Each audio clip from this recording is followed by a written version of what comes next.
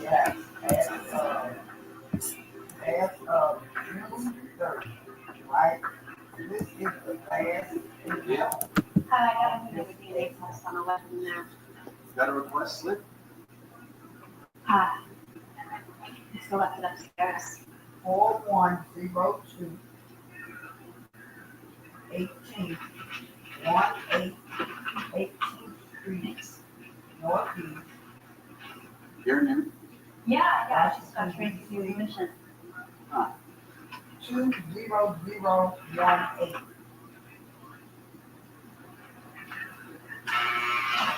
Thanks.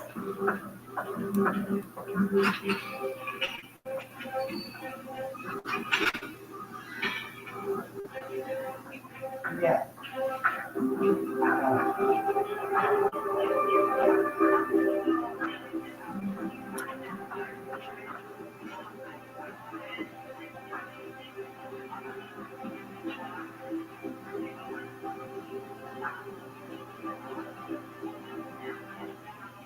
Tough not you.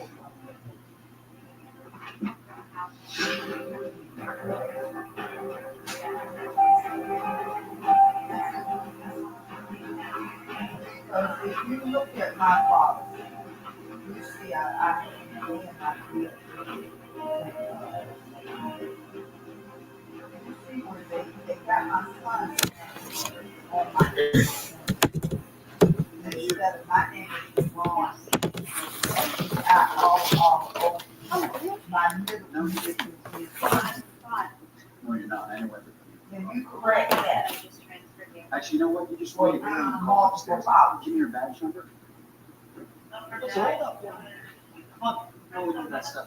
Let's go. You know her, detective? Yeah. The captain was giving me the roughies. Yeah, well, you got your work cut out Yes, for you you. see, if you look at each policy, it's correct.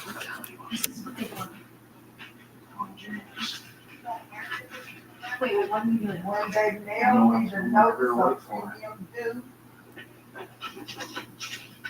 when they mail me.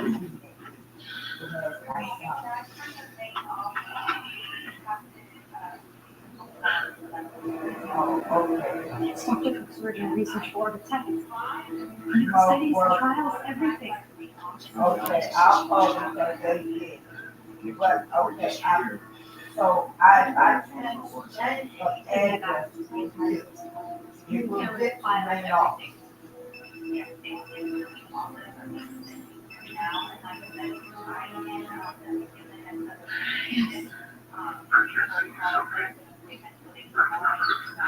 I have what you wanted. I found a flash drive. Okay. And they will call me with a date.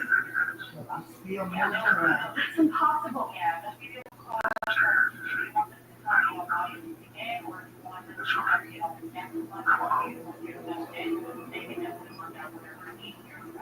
Oh, okay.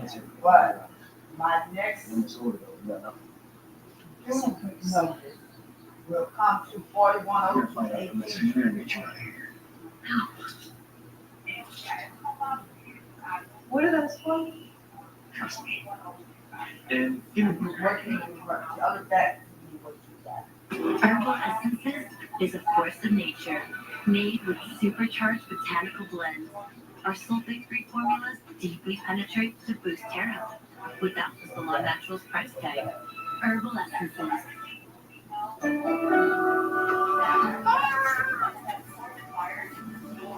Every day. We take care for you every day. Nature Made, the #1 pharmacist recommended vitamin and supplement brand. Well, look. Creamy, dreamy dessert.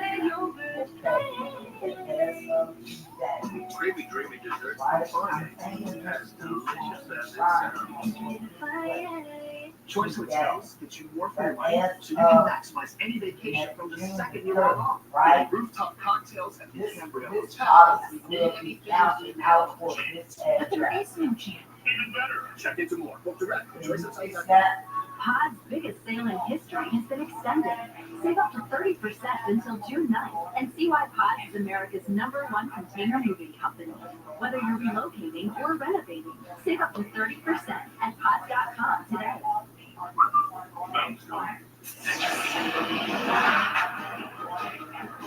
So I can call you back.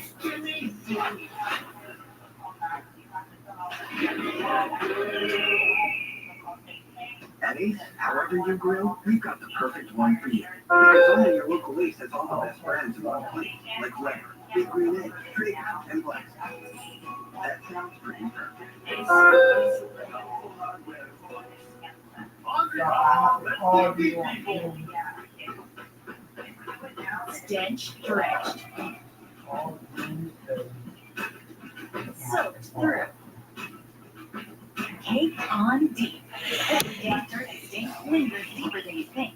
Now clean deep with new Arm & Hammer Deep Clean Laundry Detergent. Our most powerful formula yet penetrates deep into fibers and gets to the bottom of odor and mess. Arm & Hammer Deep Clean. More power to you. You founded your kayak company because you love the ocean, not spreadsheets. We need to hire. I need Indeed.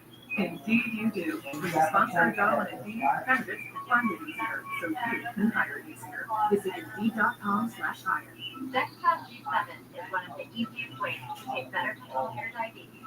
This small wearable replaces finger sticks, lowers A1C, and is covered by Medicare. Not managing your diabetes really affects your health for the future. So you get the more complications you're going to see. I knew I couldn't ignore my diabetes anymore because it was causing my eyesight so bad. For my patients, getting on Dexcom G7 is the biggest eye opener they've ever had.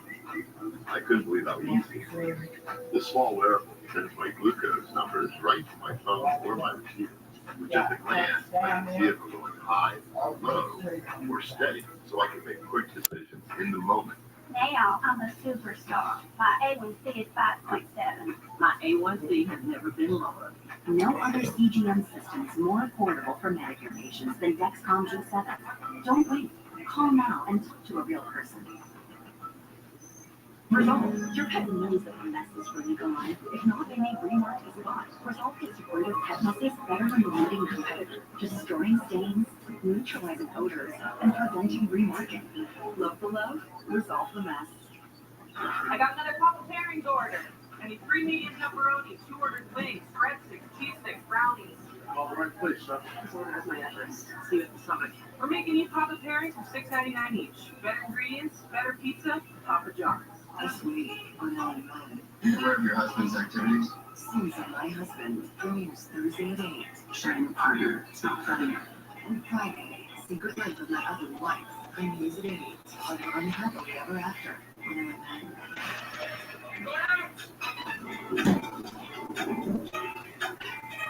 Claudia, how do you I think we know our secret things are going to change around here. From your 7 to June 14th today. I have no lifetime.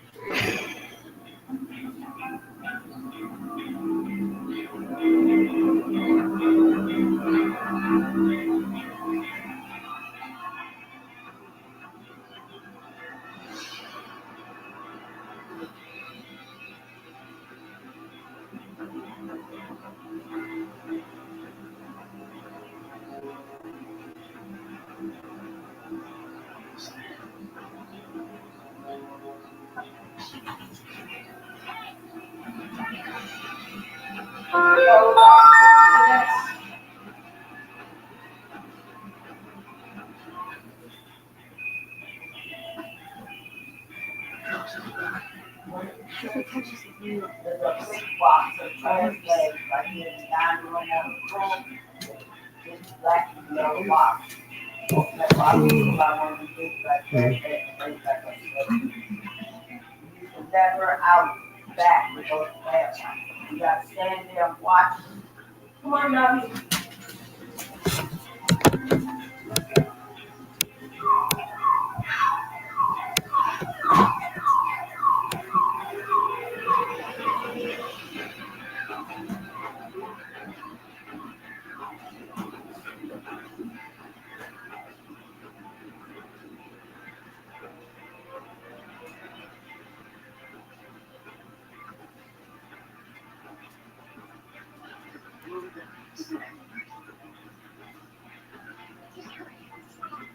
What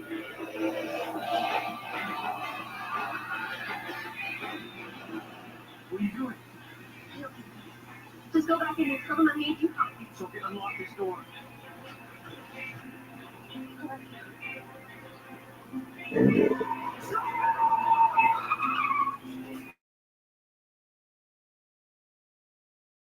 Where are you, Johnson? Screaming for your hands, sisters or something. No, not exactly. Where is she? Alright. Get the phone call. The one who's going so What? Triangulation plus for the You gotta go back and watch the first page. This thing calls from the middle of the Pacific.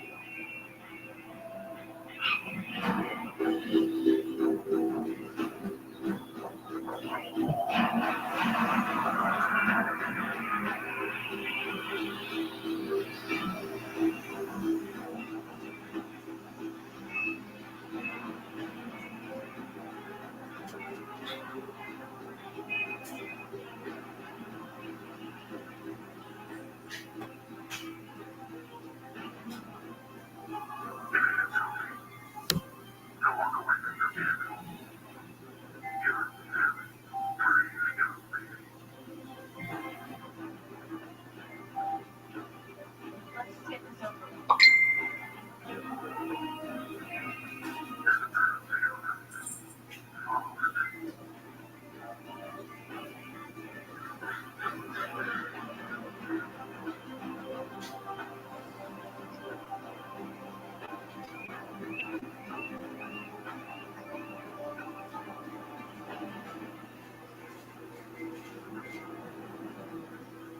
You have something to Show me Bruce first. You're first, mate. Show me Bruce, or I'll walk and give this thing to CNN. You look good. Not to meet you with orbit tech. This is all quite a bit bigger than the picture. Like who is it? I don't think having that information would help you sleep at night. Where is he?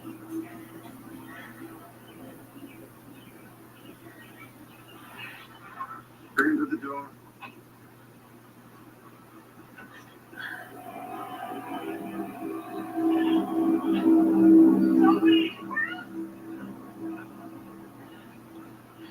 No.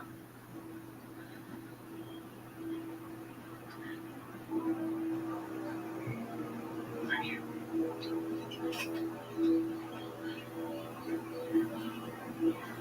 Maybe we can work together on some stuff.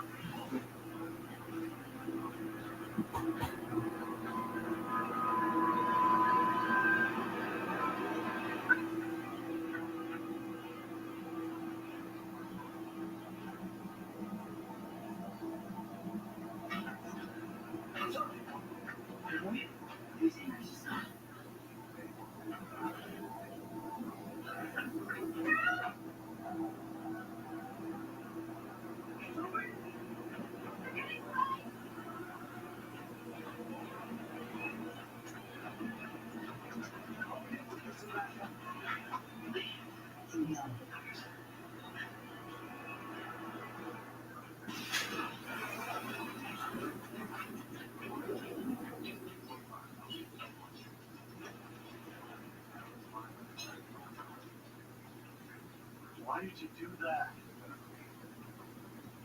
Insurance. Flash drive? Don't worry about it. Let's go.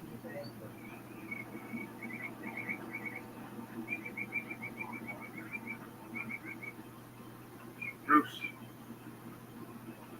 It's over. Let's go.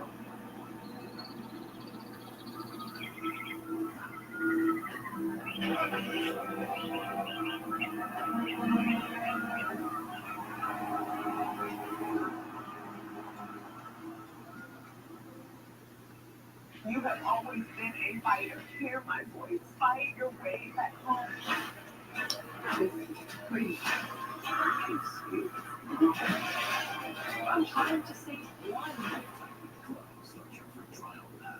Resolve. Your pet knows that the mess is really gone. If not, you may remark the spot. Resolve gets rid of pet messes better than the leading competitor, destroying stains, neutralizing odors, and preventing remarking. Love the low, resolve the mess. This sweater? New? No. I want the 30 times with Brazil. The color's still vibrant for the ladies. Oh. Besides, it's vibrant wash after wash. So let new work for longer with Brazil. Shirronespivey. At Shirronespivey, we make it easy to cut your car insurance Hey, bill. my name is Ron. Just go to Shirronespivey.com and compare dozens of quotes in 3 clicks. Cut out the middleman so you can cut your bill in half. Go to Shirronespivey.com and save up to 50% on your car insurance. Yeah. How do you sleep at night? I'm calling Not as of, if I sleep. as of, After the morning sale, gonna feel like you met for a free price at readjustable base. Get matched at Mattress Firm, sleep at night. Struggling with moderate to severe Crohn's disease or ulcerative colitis? Talk to your doctor about #1 prescribed Entyvio, offering 2 maintenance options, including the Entyvio pen. Infusion and serious allergic reactions can happen during or after treatment. Entyvio may increase risk of infection, which can be serious. TML, a rare, potentially fatal brain infection, cannot be ruled out. Tell your doctor if you have an infection, flu-like symptoms, sores, or are prone to infections. Liver problems can occur. Entyvio, relief, remission, relief. Washington, D.C. 2001. Tell me what you got. Read it back. Are you okay? My both so many in-network dogs on off dog. This one never rushed appointments, and that one makes patients feel heard. Or You got Yes, you said 18, right? So, what do you think about the Jeep Wrangler? Very spacious. Loving the saddle look. What are you going to use it for? Boarding international tours in state of the world. That's Probably his groceries. Sorry, we decided Mission Impossible Final Reckoning, and we are very excited to start.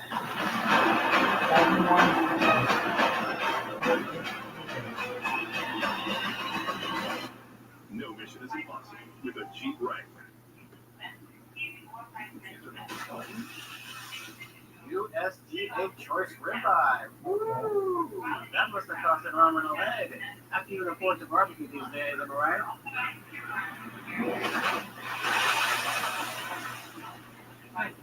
Didn't cost that much at all. Yeah, no. Kid, no jumping off the low price sign. Okay. The lowest prices of the national grocery. Listen to your mom. So yesterday's explosion is still unclear. The vehicle involved has been identified as belonging to Detective Eric Ross. Police believe the suspect in the recent murder of lawyer James Thousands was escaped custody. Sophie Anderson was a person of interest in that case, and while no connection has been established between the two, the investigation continues. Please, everyone, could I have your attention, please? This has been a harrowing experience for all of us. Had that number since I was here now. Been very difficult That's my, personally. that's my man. Not least because I considered Sophie Like a daughter. and as someone who's been very close to her and her family, I feel it would be prudent for us to show a little restraint and wait for the police press conference later on this evening. There's another matter that I would like to discuss with you, and that is future is hers. Okay. Now, I've heard a lot of rumors about financial difficulties and bankruptcies and mergers, etc. But I think you deserve to have someone set the record straight. Now, the truth is, this firm has had some hard times in life. Perhaps maybe we haven't adapted to the changing times as well as we could have. So, the board and I, this morning, we finalized a deal for a takeover from Sloan Pellet. Ever since I founded this firm with Marty Anderson so many years ago, I have poured my heart and my soul, my sweat, tears into each and every case that we have fought. And into every client that we have ever had the privilege to represent. And if any of you have any questions, I'll be happy to address them privately later on. Thank you.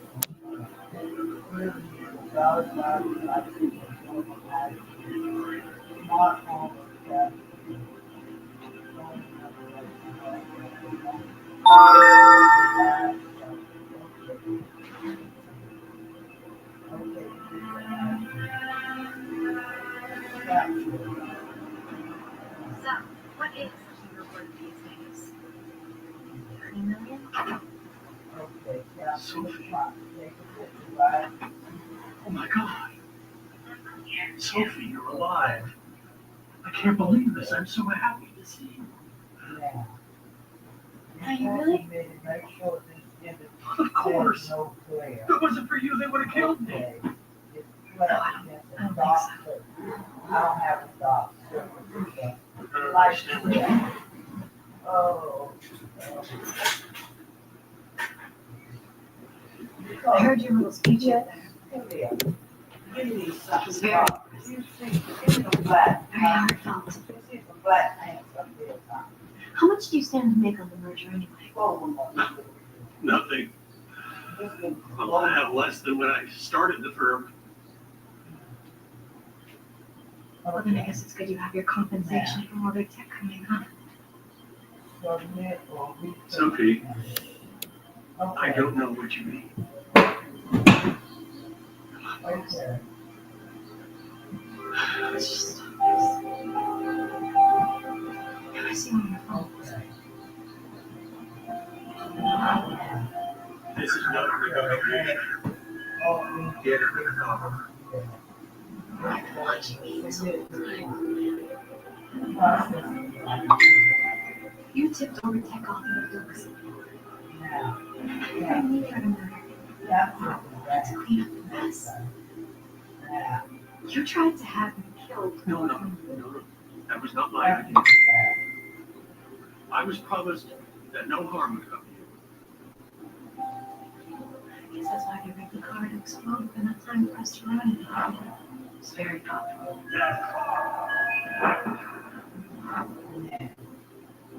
Very sloppy. How could you do this, Bruce?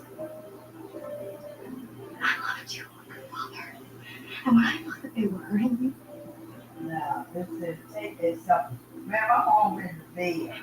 Just take this up, right? on your finger.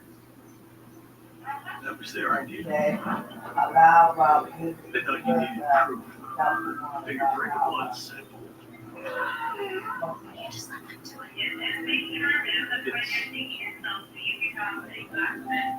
It's a great deal. Okay, take my glasses off.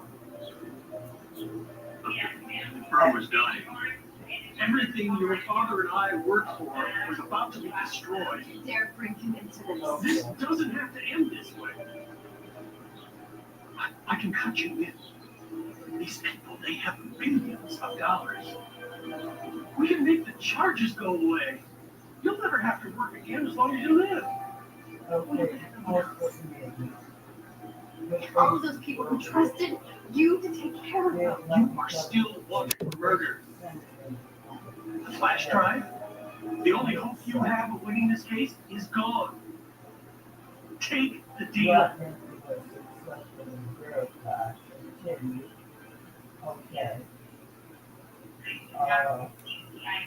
Not today.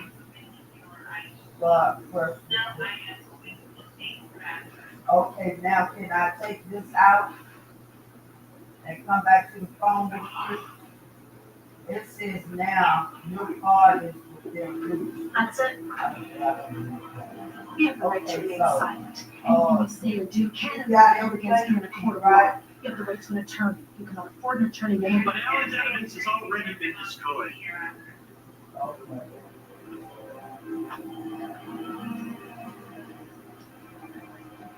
you mean this? The drive I gave your friend was just some photographs. But this? It's the one that's gonna win my case. Do you understand what's going to be led to you?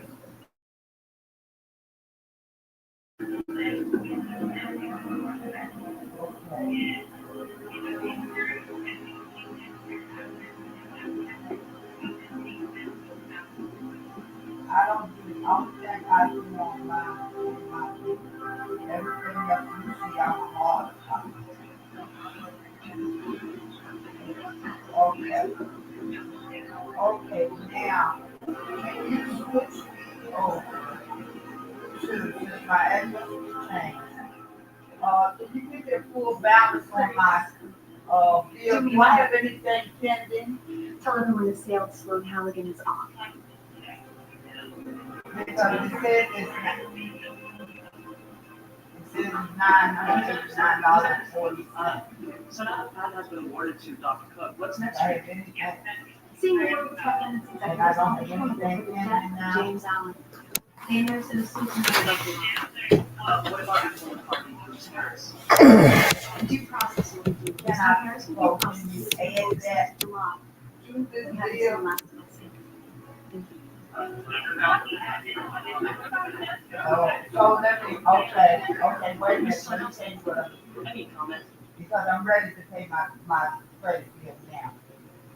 I'm gonna see if I can pay it at least $1,000 now. Okay, that was all. Nice work, Angela. Hope to see you on the battlefield Okay, again so soon. can you transfer me back to, For the ladies. pay my bill?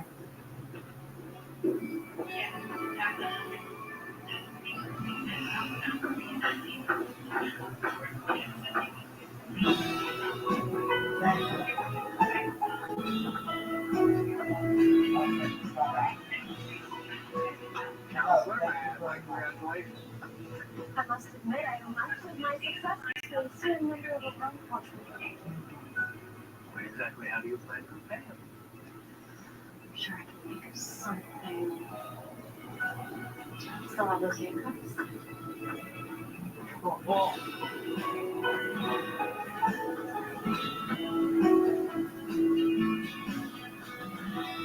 so can I ask you a question? With an interrogation? Hey, other than that flash drive, did you really get my photos? I just wanted to take some new ones then. Yeah.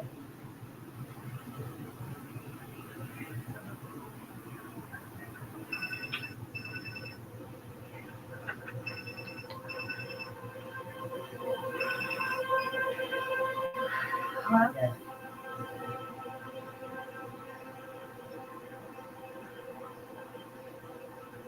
Yes. Who's that?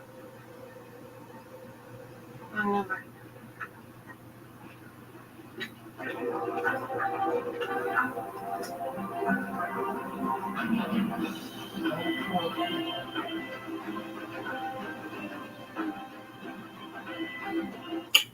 YouTube.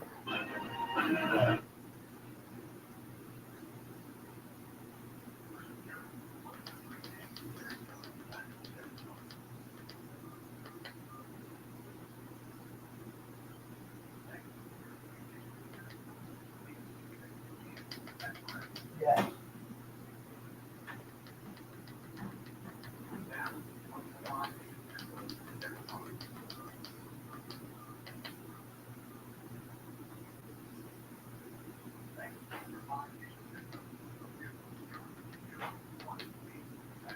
Yes.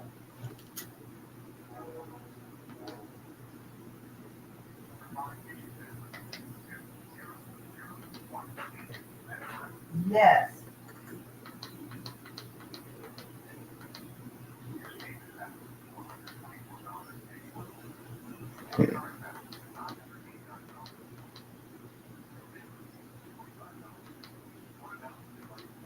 $1,000.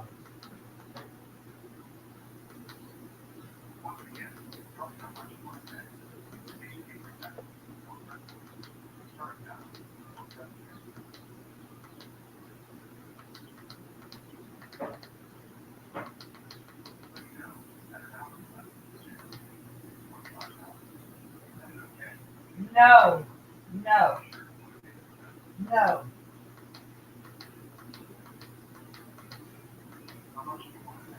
$1,000.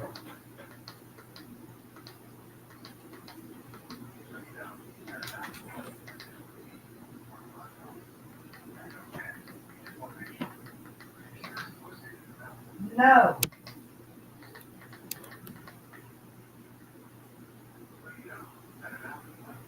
no,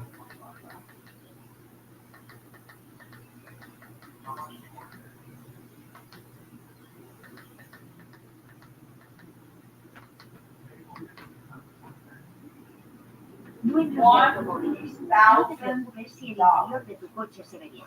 Esta crema de cuidado. And that was devastating.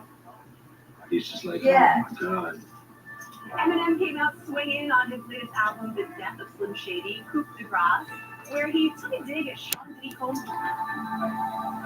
Nobody expected him. The room was tense. Eyes focused on the next witness Yeah. until the back doors opened and in walked Will Smith. Did he turn me down? No. Anyone who didn't know the story of what had went on, this is what Give me that email cool. Stop. Yeah. What? fans are now digging through his lyrics, and the clues No. are hard to ignore. Sean Diddy Combs is expected to return to court. The music hall. Hey. Well. The drama is not real.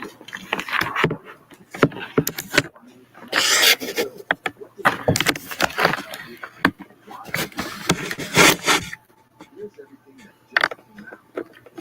As Diddy faces a growing number of federal investigations, people in the hip-hop world are starting to look back and wonder, did Eminem see this coming all along? Eminem has been throwing lyrical shots at Diddy in his music, while some people have just him being his usual controversial self. Recent events have caused many to look at his lyrics in a new light. Eminem's lines, once seen as jokes or clever punchlines, now seem to carry a much deeper meaning, especially as more serious allegations continue to pile up around Diddy and his empire. Eminem's distance toward Diddy started way back in the 90s. One of the earliest known references was in a song from 1996, where Eminem made it clear he wasn't afraid to call out Diddy by name. Even back then, he seemed willing to speak out in ways other rappers weren't. Over time, these references didn't go away. In fact, they only became sharper. By the early 2000s, Eminem had already become a major star. He used his platform to take aim at some of the biggest names in entertainment, and Diddy was often on that list. In one track, M took a shot that hinted at Diddy's influence in the industry and made fun of the people who were close to him. Another line from the same period brought up Diddy's relationship with pop stars, again suggesting something wasn't quite right behind the scenes. At first, fans thought these were just typical jabs, but looking back now, it's clear that he may have been hinting at things that are only now starting to come out in public. A turning point came in 2018. On a diss track aimed at another rapper, Eminem dropped a line that sent shockwaves through the industry. He referenced a well-known tragedy in hip-hop history and linked it to Diddy in a way that fans found very bold. Right after the line, M added that he was just playing, but many fans didn't believe he was joking. That moment made people stop and wonder just how deep his issues with Diddy went. Over the years, Eminem also mocked Diddy's reality TV shows. One of the most famous was Making the Band, where Diddy sent aspiring rappers on a long walk just to get him a slice of cheesecake. Eminem later referenced this in one of his songs, turning it into a punchline that pointed out the power games often seen in the industry. While it was it now seems to highlight how Diddy may have allegedly used his position to control and test people around him. Eminem's 2024 album, The Death of Slim Shady, features songs that appear to directly address Diddy's current situation. On one track, Eminem questions whether Diddy's actions may soon lead him to be held accountable by the law. In another song from the same album, Eminem goes even darker, using humor mixed with disturbing imagery to describe a situation that has now become all too real. Fans are now pointing to these songs as signs that Eminem was not only aware of rumors surrounding Diddy, he chose to speak about them through his music like few others would. And for longtime fans, this isn't just about the lyrics. It's about what they may have meant all along. Eminem has always had a sharp tongue, but when it comes to Diddy, his disses seem to go beyond simple jokes. They feel more like warnings that many ignored until now. As Diddy continues to face lawsuits, investigations, and public backlash, Eminem's lyrics are being shared again and again online. People are realizing that M may have been trying to tell the world something for decades. Whether it was through humor, anger, or clever wordplay, Eminem consistently called out what he saw as wrong. Now let's take a look at the spotlight on Will Smith and Diddy's longtime friendship.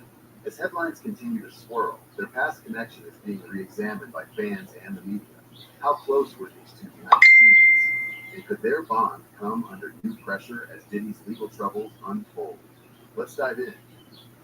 People have been talking again about Will Smith and Diddy. Old photos and interviews have resurfaced, causing many to ask questions about their relationship. The two Hey, I was stars have on known the each phone. other for a What's long time. Both men rose to fame in the music Uh, world around the thank same you. time. Diddy What's dropped his first there big for single me? in 1996, and Will Smith followed with his solo music debut in 1997. They were both major figures in entertainment and often appeared at the same events. One example was in 2003, when they were seen together at an event with legendary boxer Muhammad Ali. In 2004, Will Smith went to one of Diddy's well-known Miami parties. I'm going down knocking the door and asking, can he move up some? Reports say the party included a shocking moment where food was served off a woman's body. That's what I'm saying, so I can get in front of my door. You live in that big house down there, don't TMZ reported on this story at the time, adding to the party's wild reputation.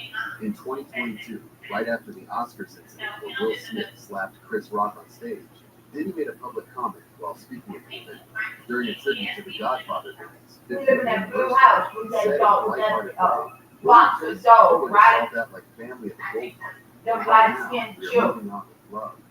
Many saw this as I'm an knocking effort on to the calm door, things down, but I see show it, I support never for both be men. blowing my A horn year last later, night. in 2023, an older interview with Diddy on Jimmy Kimmel Live Oh, also this got is attention. very In it, nice. Diddy was What asked is about it? rumors You involving need some Will help? Smith, Jada Can I help you and with it? singer Jennifer Lopez. Diddy I strongly said, sure, denied you the can claims, help me. calling them crazy, and said, "I don't know what you're talking about." You were dating J-Lo. Will Smith and Jada tried to pick her up on a threesome and move her and beat up Will Smith. Is that true?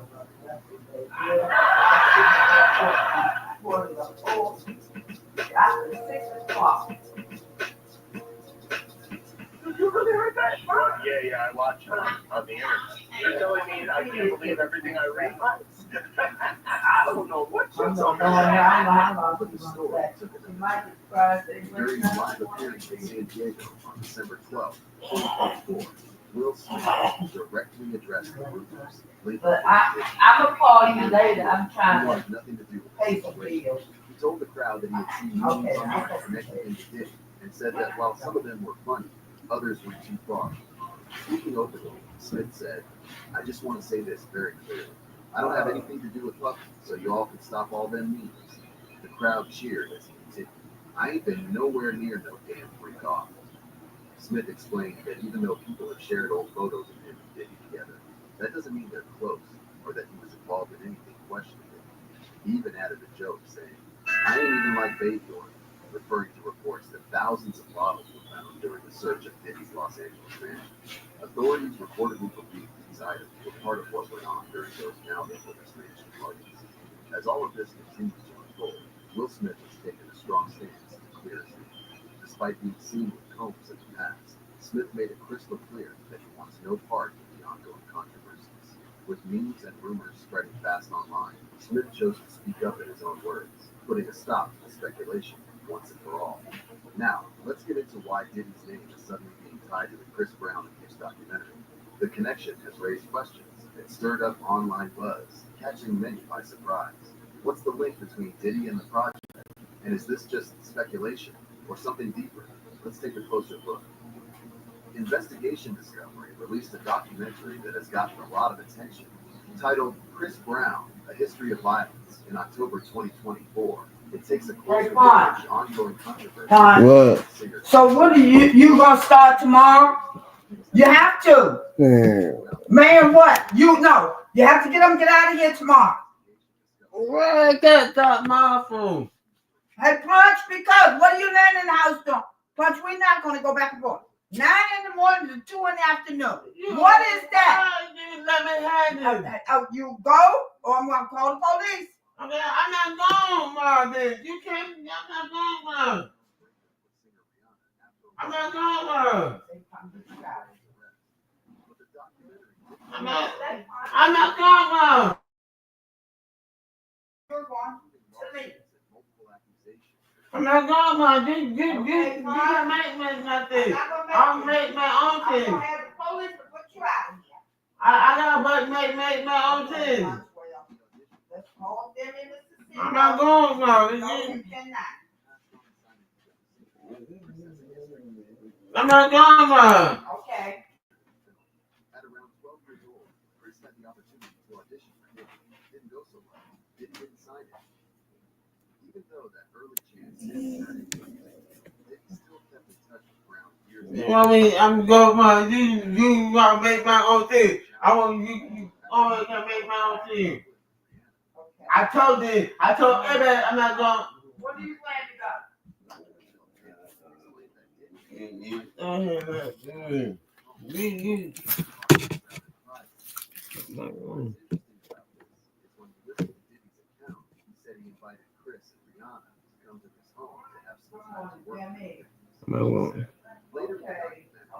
Another story. I didn't call. I'm not going. I get it. I'm not going. Was parked at Diddy Star Island. Yeah, how you now?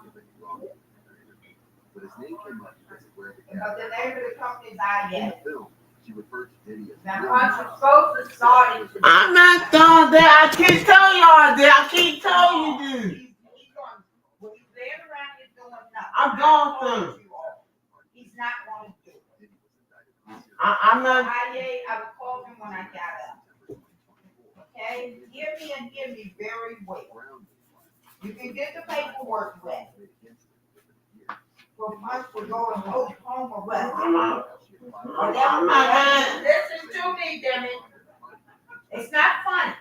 I'm not going. Because he said he's not going. When I get off the phone with you and Social Security, I'm going to call IA and tell them they can meet us at Fort Tyler. No, I'm not going. I'm not going. I'm not going. I'm not going. I'm not going. I'm not going by 9 o'clock. I'm not going. You can't make me. I cannot make him go. Listen to me, damn it, please. You cannot make me let him stay in my house. Do you understand what I'm saying? So I'm not going, man.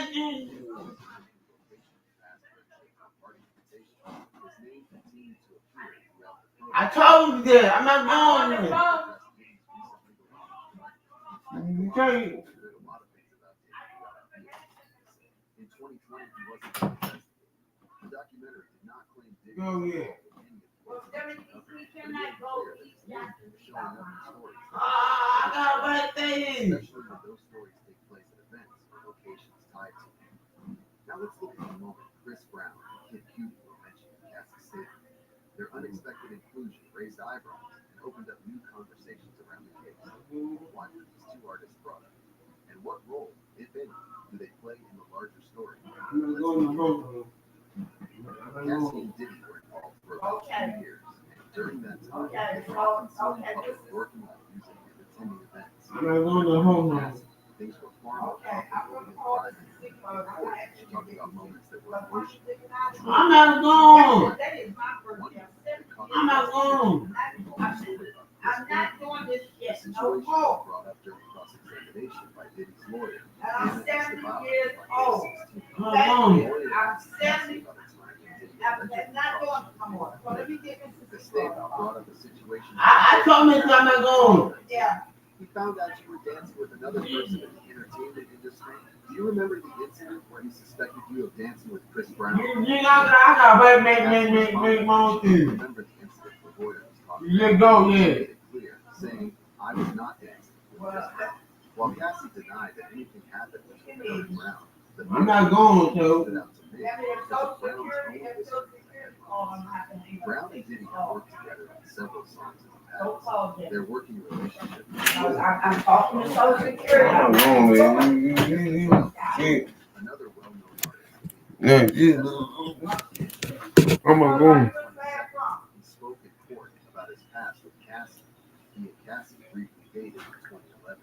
This happened during a time when she and Diddy were together. Cassie had already made headlines in late 2023 when she filed a lawsuit against Diddy. I'm not going. Y'all, maybe go. I'm not going. Listen, I told you last time I'm not going.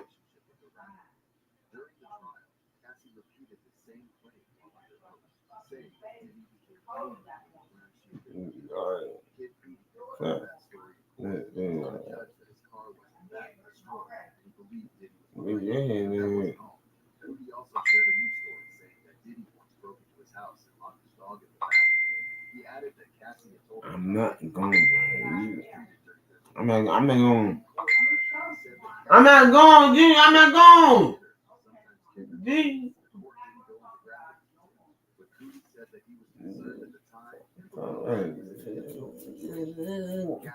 You might make me go, Mom. I'm not going. I'm not going.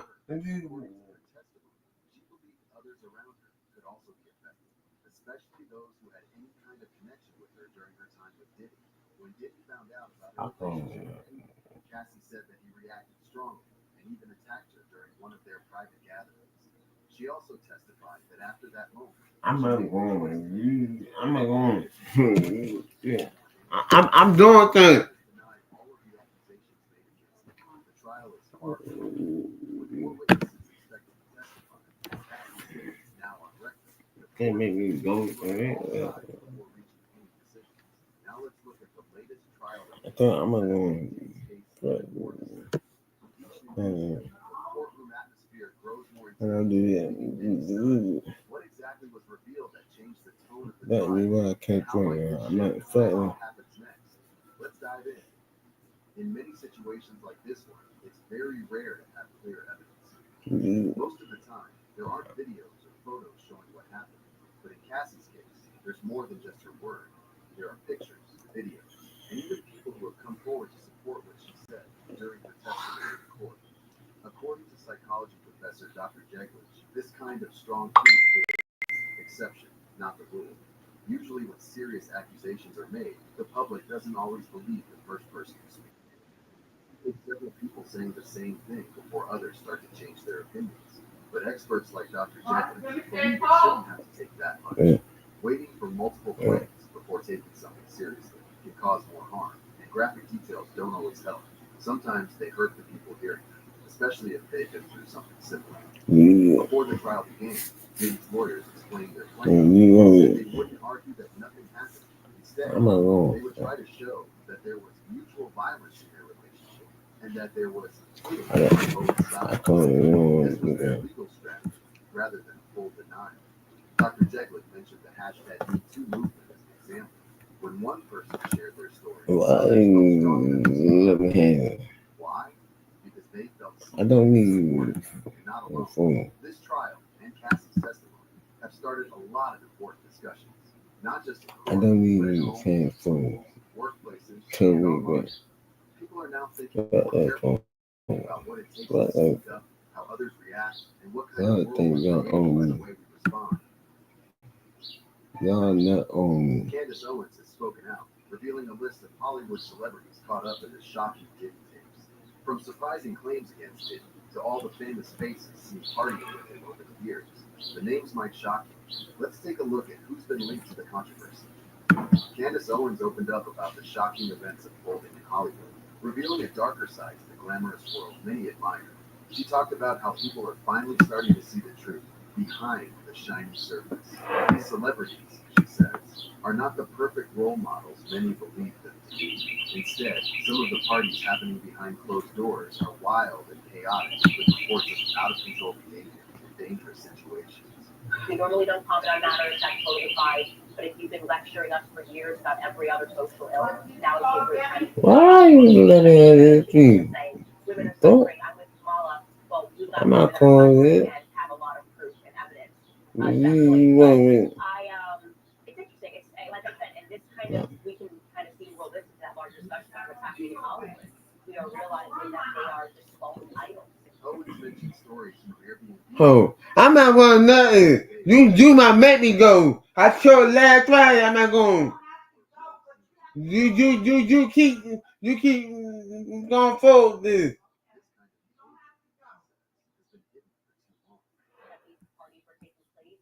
Yeah, man, I'm not. Let me see, man. You need to you take that on me. I'm not doing that wrong. I'm not doing that wrong.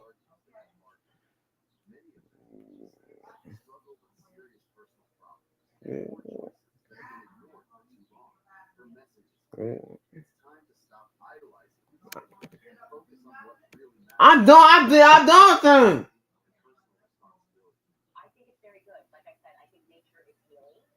I told Missy I'm not going right now. I don't need one. I don't need one. I don't need one. I don't need one. I don't need one. I don't need one. I don't need one.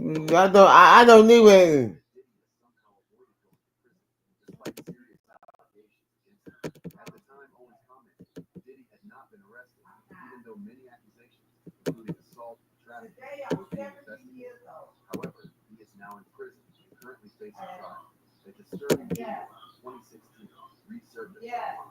This video seems to back up a lawsuit filed by Diddy's ex-girlfriend, Cassie Ventura. In the footage, Diddy is seen in a disturbing encounter with Cassie in a hotel hall. No, I'm not. I'm gone. I'm not gone. I can't tell you this. I'm not gone. I told y'all last time I'm not gone.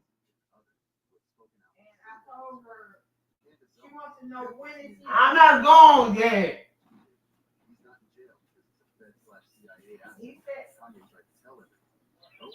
When is he going? Why y'all worry about thought? Let me see. No, I do. No. I told you last time I'm not gone. Not yet. So this is Zeke. Let me make my own thing. Let me make my own thing. I'm done. I'm done. My granddaughter is here. She's 11 years old. She got more sense than mine. Mr. Seacrow, you can get up and go. I'm not gone. I'm not gone. No, I'm not gone. Ask him what is he planning. Why you let this thing go? No, why y'all let this thing go? I told you last time. I'm not going. You not on me, man. Okay, Mr. Seacrow, can you get the paperwork ready for punch to go? I'm not going to hold on. I'm not going to hold on. Okay, that's me. Okay, I'm getting ready to do. Okay, Mr. Seacrow. Okay. I was scared for my daughter's safety. No, he's not agreeing. But I have decided he can do something. No, I don't. I'm not going. I'm not going,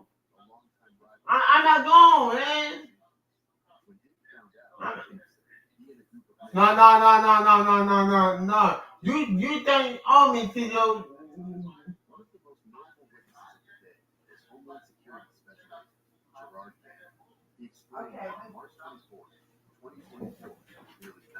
Okay, I'm gonna write this letter. I'm not going.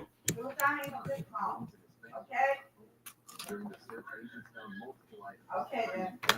I'm not playing with punch anymore. Okay, I'm not going then. I'm not going. I said, other than that, we're gonna have a police incident, and I'm gonna have the police to remove them. No. Completely. No. And I don't care where the children No. You never stay in my house. I'm not Mr. Seacrow, No, I got no. more time behind me I've been nothing but good to this boy. He lays in the room, smell it. I'm not thinking. He won't get up and do nothing. I'm still hurt. See how he's screaming out? I'm hurt. I had that art bedroom. I can't enjoy my birthday. I'm hurt then.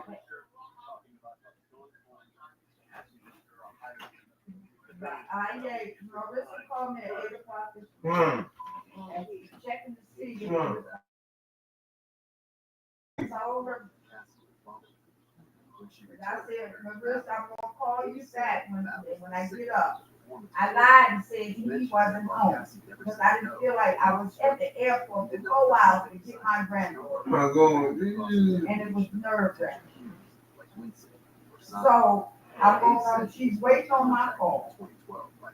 Okay, Tuesday is tomorrow. No, I'm not going. He said he's not going. How is 5 hours on upset? He can get up, Mr. C. I'm going.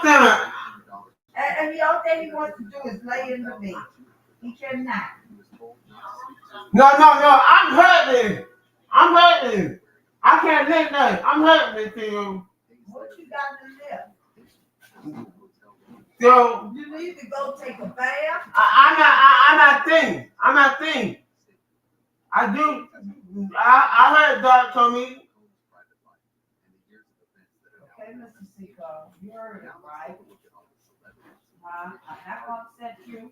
I'm going on and enjoy my birthday. I'm going to take that mattress and that bed out of his room and throw it out in the backyard. Okay? So I can do what I want to do in my house. Okay, then. If next call you get, going to be for the police. Okay, then. I'll have a good day. Bye-bye.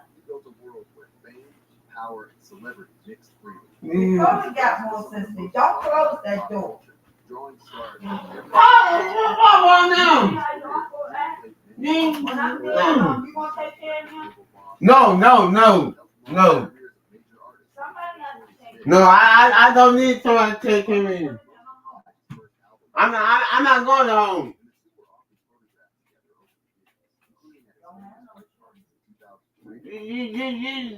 Usher also has ties to Usher lived with him for a time. Well, I'm waiting on some here. One image of him was July 2000, recently resurfaced. It's almost an hour. They call it. I'm going to eat and you be out of here. All that food that's in the refrigerator, I'm going to attend those types of parties. Over the years, Okay.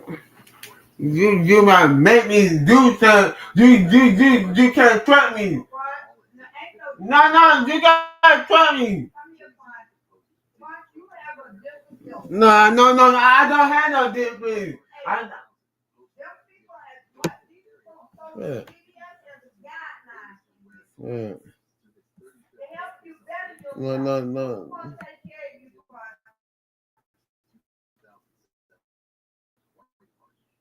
In 2014, Drake was spotted partying with Kelly Rowland at the Diddy New Year's Eve. I asked you to open that door.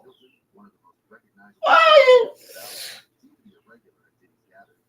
From posing with Nicole Richie at his birthday party to dancing at multiple white parties, Harris often praised his events.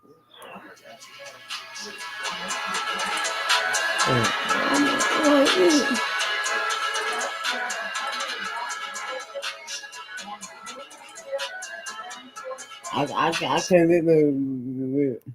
Diddy also formed a close friendship with Ashton Kutcher in 2009. Kutcher co-hosted that welcomed guests like Chris Brown, Will Kim, and Demi Moore. Kutcher once hinted at some wild memories, saying in a 2019 interview that there was a lot he couldn't I might gotta go. Over the years, these parties welcomed big names. You take it from that. You make me go to him. I know.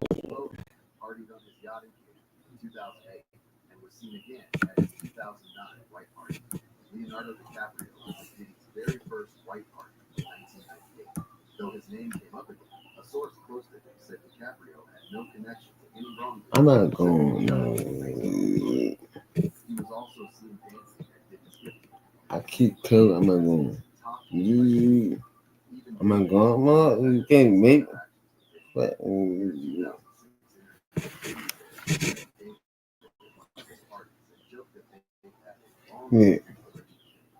Over the years, the Beckhams were spotted at several events of the rapper. You want me to get that?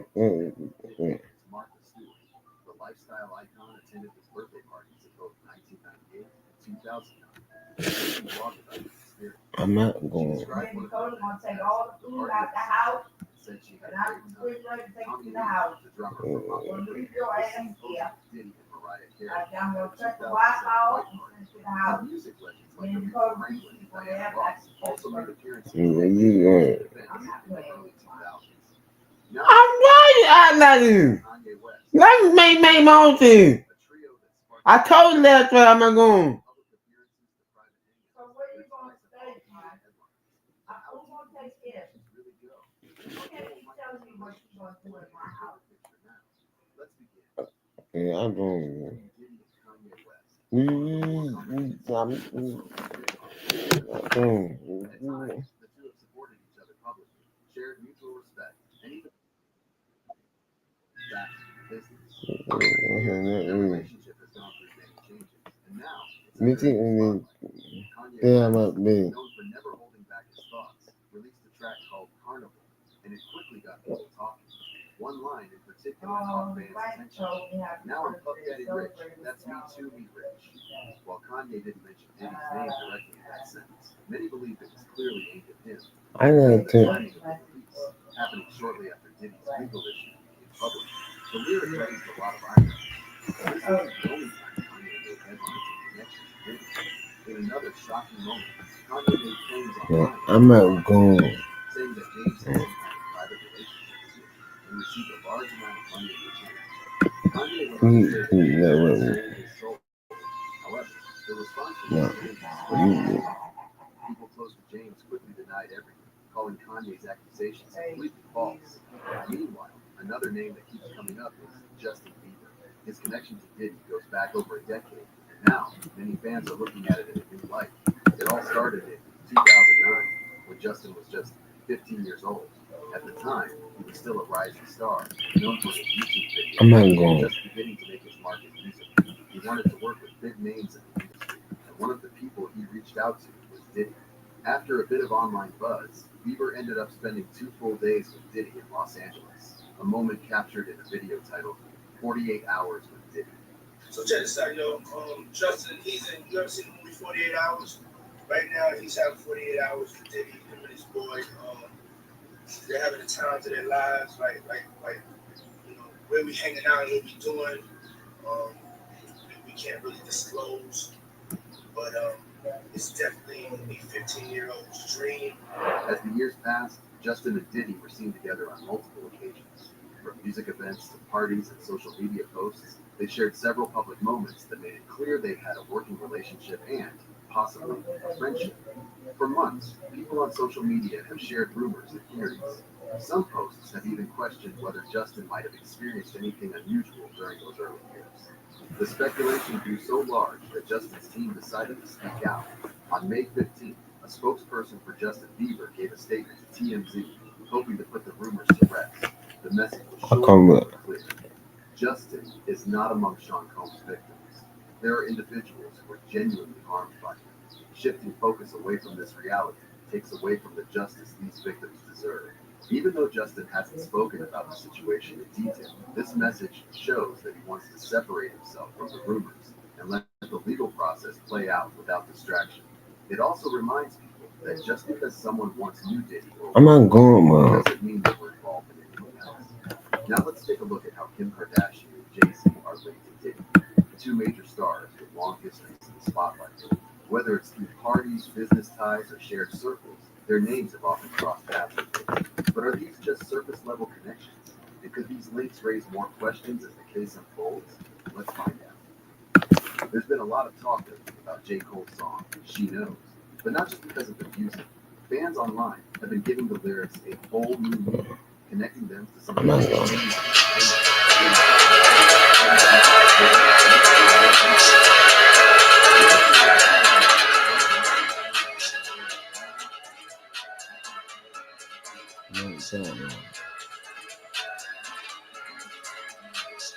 gotta get more time.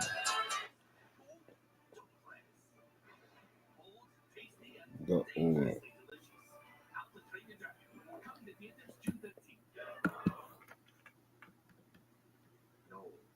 This has led some people to wonder if the song is suggesting that Beyonce and Jay-Z may have known something about the rumors surrounding Diddy and his past parties. It doesn't stop there. In one verse of the song, J. Cole mentions Aaliyah, Left Eye, and Michael Jackson, three music icons who passed away under tragic circumstances. That part of the song has triggered even more wild theories, with some fans speculating online that J. Cole might be hinting at some kind of hidden story involving Diddy.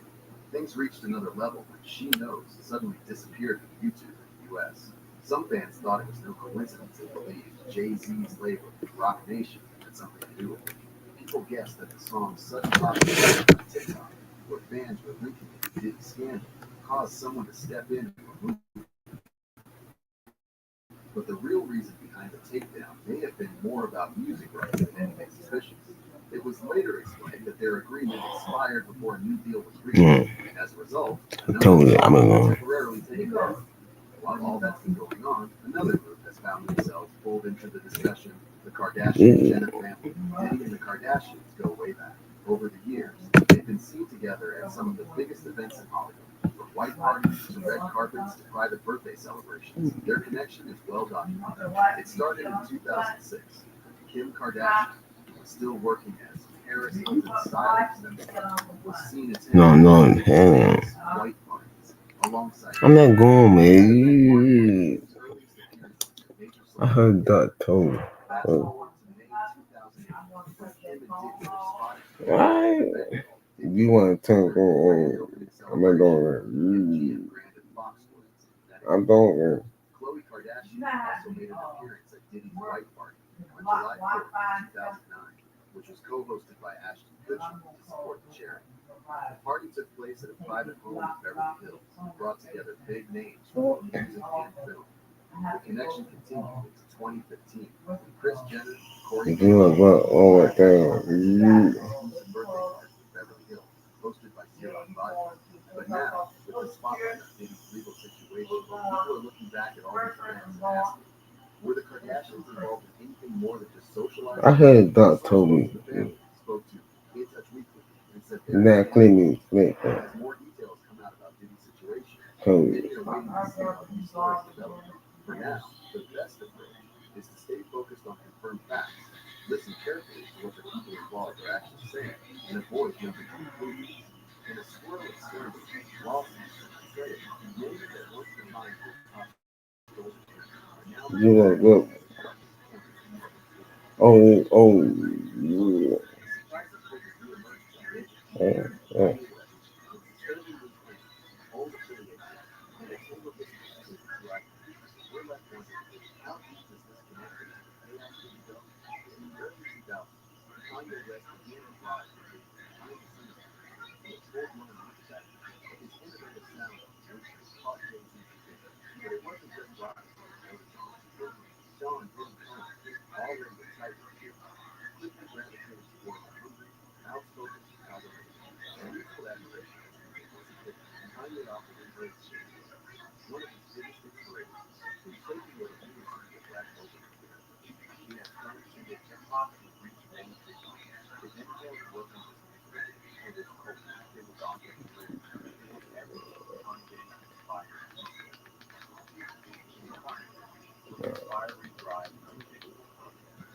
I've been to it. I mean,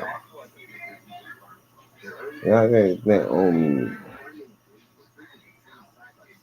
I'm not going with it. I told her I'm not doing my actually creating.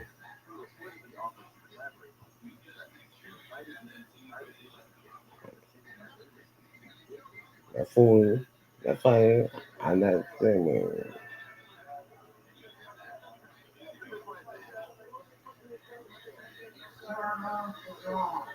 I want to repeat the shit. I'm not gonna really repeat, but I know I heard.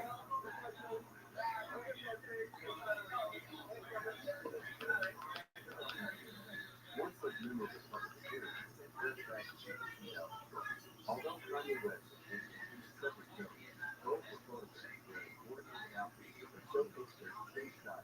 Kanye found the light and energy sweatshirt shared with dark gray, while Diddy sported a black leather ensemble accompanied by oversized denim. Their simultaneous presence highlighted their coordination and Yeah, in hindsight, it wasn't just fashion, it was branding. I'm not going one. More ageless, they were architects of culture.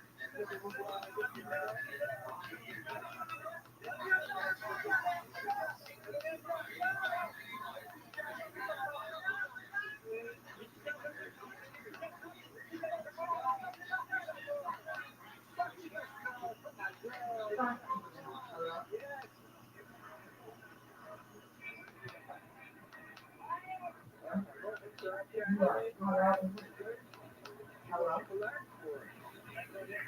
Yeah.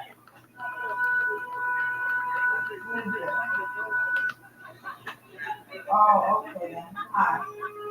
I'm talking. Change that there.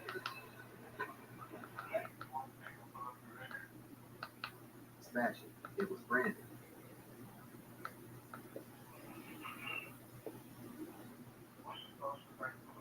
Okay, my social security number is 579-74-5045.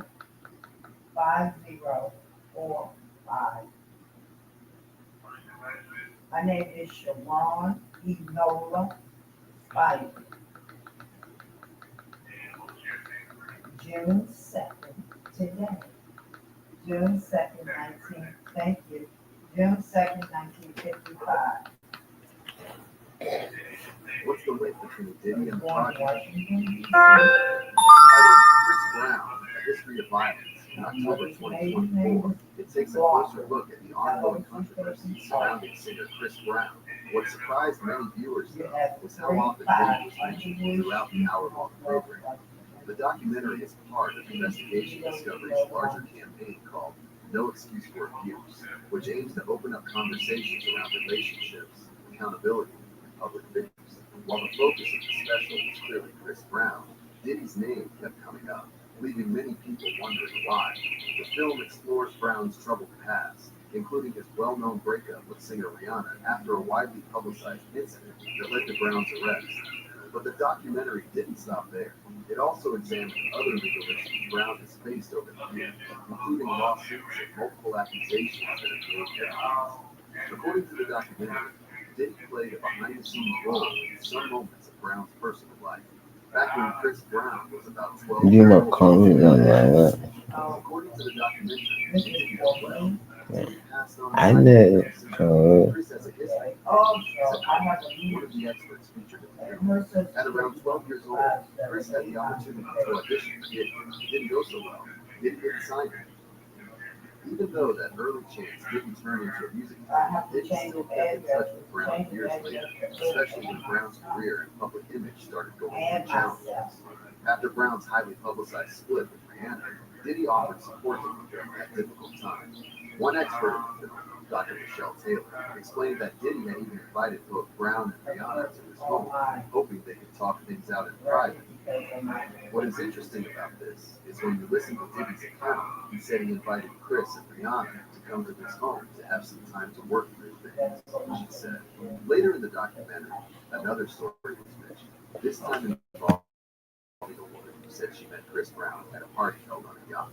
That yacht, she said, was parked at Diddy's Star Island home in Florida. She didn't accuse Diddy of any wrongdoing, but his name came up because of where the gathering took place.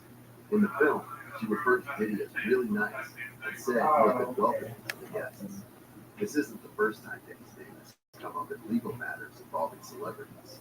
The documentary noted that 4 years after the party mentioned by the woman, Diddy was indicted on serious federal charges.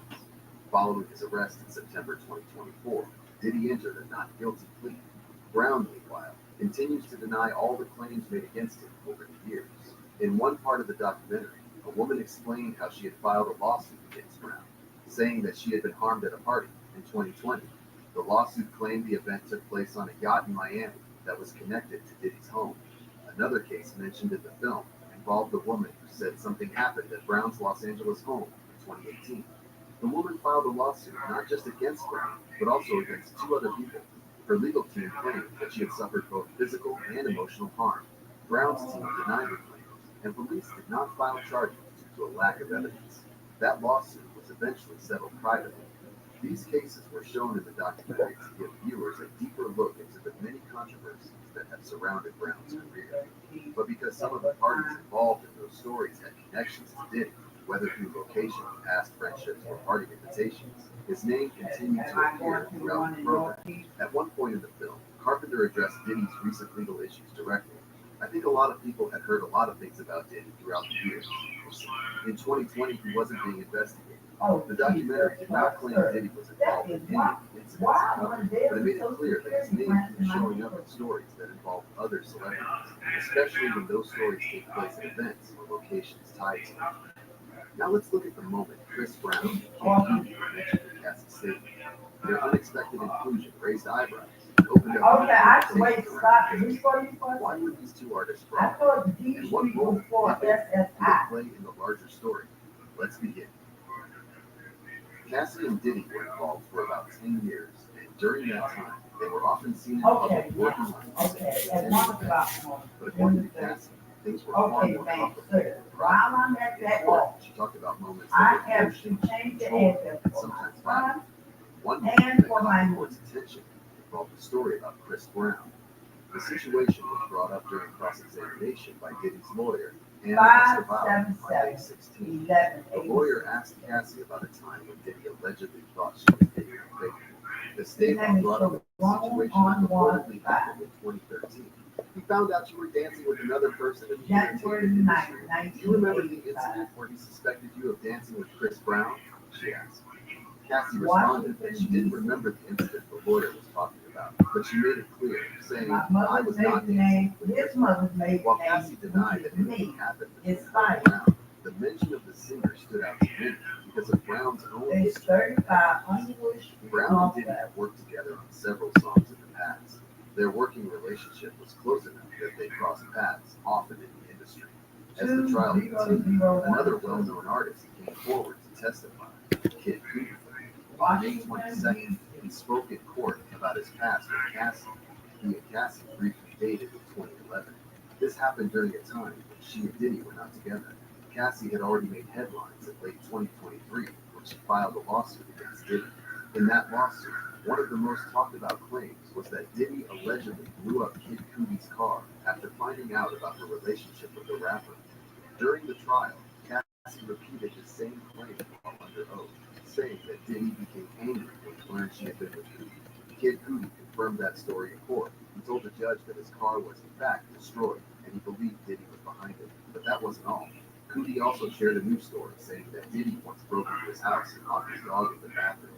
He added that Cassie had told him about Diddy's behavior and how she was treated during their relationship. In court, Cudi said that Cassie once told him that he would hit her, sometimes kick her. The court didn't go into graphic detail, but Cudi said that he was concerned at the time and believed she was in a difficult situation. Cassie also told the court that Diddy's behavior wasn't only directed at her. According to her testimony, she believed others around her could also be affected, especially those who had any kind of connection with her during her time with Diddy. When Diddy found out about her relationship with Cudi, Cassie said that he reacted strongly and even attacked her during one of their private gatherings. She also testified that after that moment, she made the choice to end things with Cudi because she didn't want to put him in any more danger. While Diddy has denied all of the accusations made against him, the trial is far from over. With more witnesses expected to testify, and Cassie's statements now on record, the court will continue to look at all sides before reaching any decision. Now let's look at the latest trial revelations that have made Diddy's case even more disturbing. With each new detail, the courtroom atmosphere grows more intense, leaving many stunned. What exactly was revealed that changed the tone of the trial? And how might this shift affect what happens next? Let's dive in. In many situations like this one, it's very rare to have clear evidence. Most of the time, there aren't videos or photos showing what happened, but in Cassie's case, there's more than just her word. There are pictures, videos, and even people who have come forward to support what she said during her testimony in court.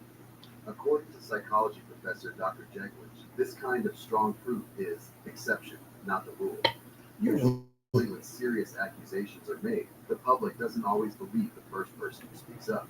It can take several people saying the same thing before others start to change their opinions. But experts like Dr. Jeglich believe it shouldn't have to take that much. Waiting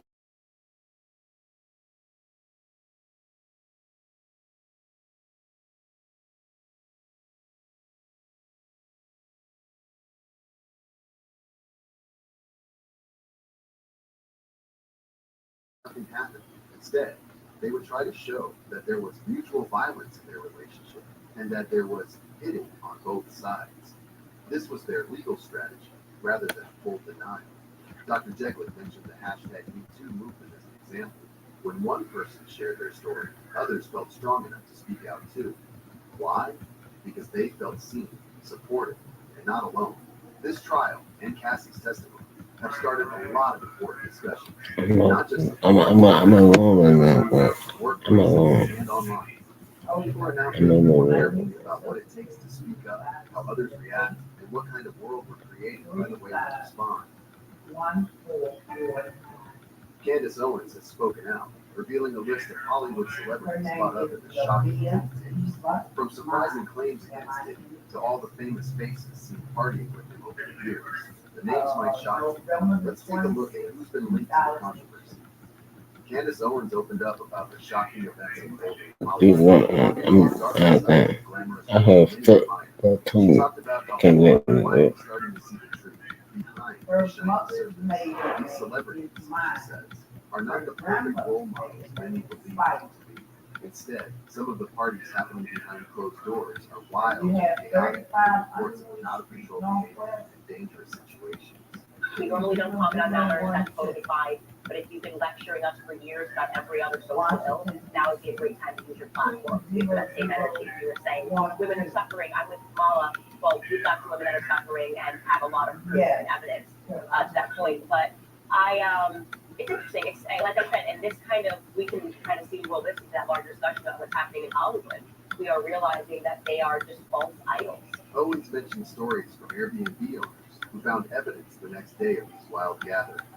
She described these as extreme parties where rules seem to be thrown out the window, with people acting without respect for themselves or others. This kind of behavior, she says, has been hidden for too long. That these parties were taking place, the amount of people who's having these Airbnb owners talk about, the cocaine they allegedly found the next day, these debauchery parties, these openly sealed. She believes this moment is important because it shows that the illusion is breaking.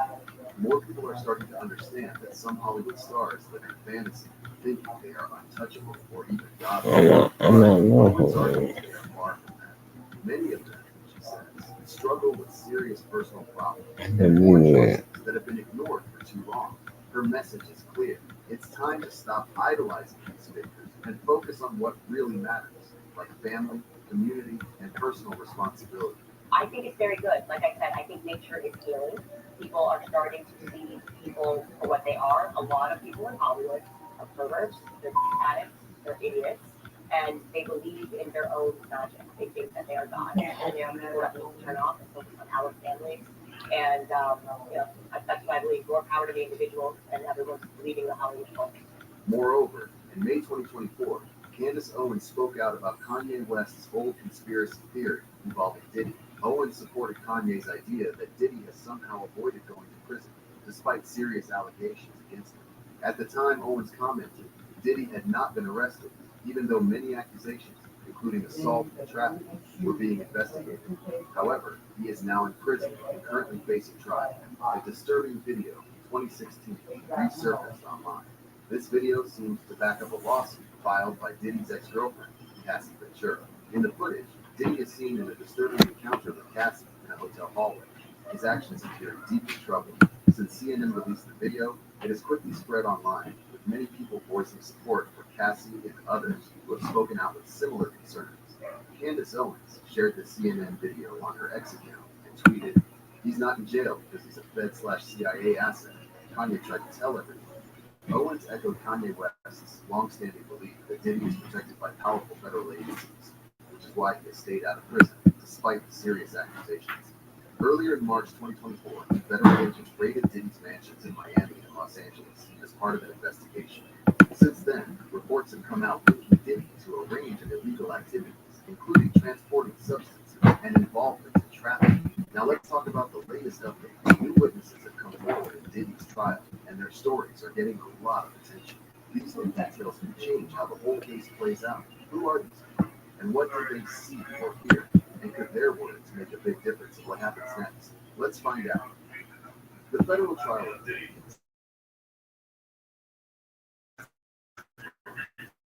These statements are part of the government's case against Combs, who is currently facing several serious federal charges. Though he has pleaded not guilty, the courtroom heard disturbing claims from people who knew him personally and professionally, many of whom described moments of fear, control, pressure, tied to the years they spent around him. One of the first people to take the stand was Regina Ventura, the mother of Diddy's ex-girlfriend, Cassie Ventura. She told jurors that she felt physically sick over the way her daughter was allegedly treated. Regina also described the time she was pressured to send Diddy $20,000 after he became extremely upset with Cassie. "I was scared for my daughter's safety," she told the court, her voice heavy with emotion. David James, who worked for Combs as a personal assistant from 2007 to 2009, also testified. He described a frightening incident that took place after he crossed paths with Suge Knight, a longtime rival of Diddy, at a restaurant in Los Angeles. When Diddy found out, James said, he and a group of men armed with guns began looking for Knight. James told the court he feared for his life during that time. One of the most notable witnesses of the day was Homeland Security Special Agent Shirronespivey. He explained that on March 24, 2024, nearly 50 federal agents were involved in a search of Diddy's mansion in Miami. At the time, Combs and his family were not home. During the search, agents found multiple items, including gun magazines and parts of AR-style weapons. The agents also found various personal items throughout the home, including lotions, oils, and other items reportedly linked to private events Combs would have hosted over the years. Another witness, Shirronespivey, a 51-year-old former dancer who used the nickname The Punisher, testifying after Cassie's mother. Hayes said he was hired multiple times to perform private routines in New York, sometimes for several days in a row. These events often involved Cassie and were directed by Combs. Hayes recalled one where Combs threw a large amount of cash on the bed during the encounter, which seemed to visibly startle Cassie.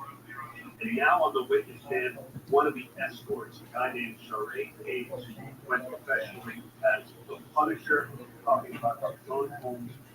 You need to you might set me up. Hayes shared that after some of his private events, Combs would leave the room and Cassie would follow him. When she returned wearing a bathrobe, Hayes said that was the signal that the performance was over. He mentioned that while Cassie never said no to any instructions, he did not perceive any signs of discomfort, even under cross-examination about potential cues like wincing or sighing. Hayes said he was first contacted in 2012 by Cassie Ventura. She said it was her birthday and invited him to create a scene in Trump Tower. When Hayes arrived, he was told he would be performing not a dance, but a private moment involving oils, with the note that a husband would eventually come out to watch. Hayes said he was paid $800 up front and later given another $1,200. He was told not to speak to or even look at the man who appeared wearing a face covering that only showed his eyes. Hayes later realized that the man was Diddy after seeing a hotel welcome screen that included his name. As the trial continues, more witnesses are expected to take the stand. Each day of testimony is painting a more detailed picture of Combs' private life and the years of events that are now under investigation. Now let's take a look at all the celebrities who have been pictured partying with Diddy over the years. From flashy events to private gatherings, these photos show just how many big names were in the circle. But what do these old party pictures really reveal? And could past connections come back to raise new questions now? Let's take a look. For years, Diddy was one of the most influential names in entertainment. From music and fashion to business and Hollywood parties, he built a world where fame, power and celebrity mixed freely. His events were some of the most talked about in pop culture, drawing stars from every corner of the industry. Throughout his career, Diddy played many roles: rapper, producer, record label boss, and mentor. He helped launch the careers of major artists like the Notorious Big, Mary J. Blige, and Usher. He produced most of Blige's first album back in 1992, and the two were often photographed together over the years, including at his famous white party in 2003 and 2004.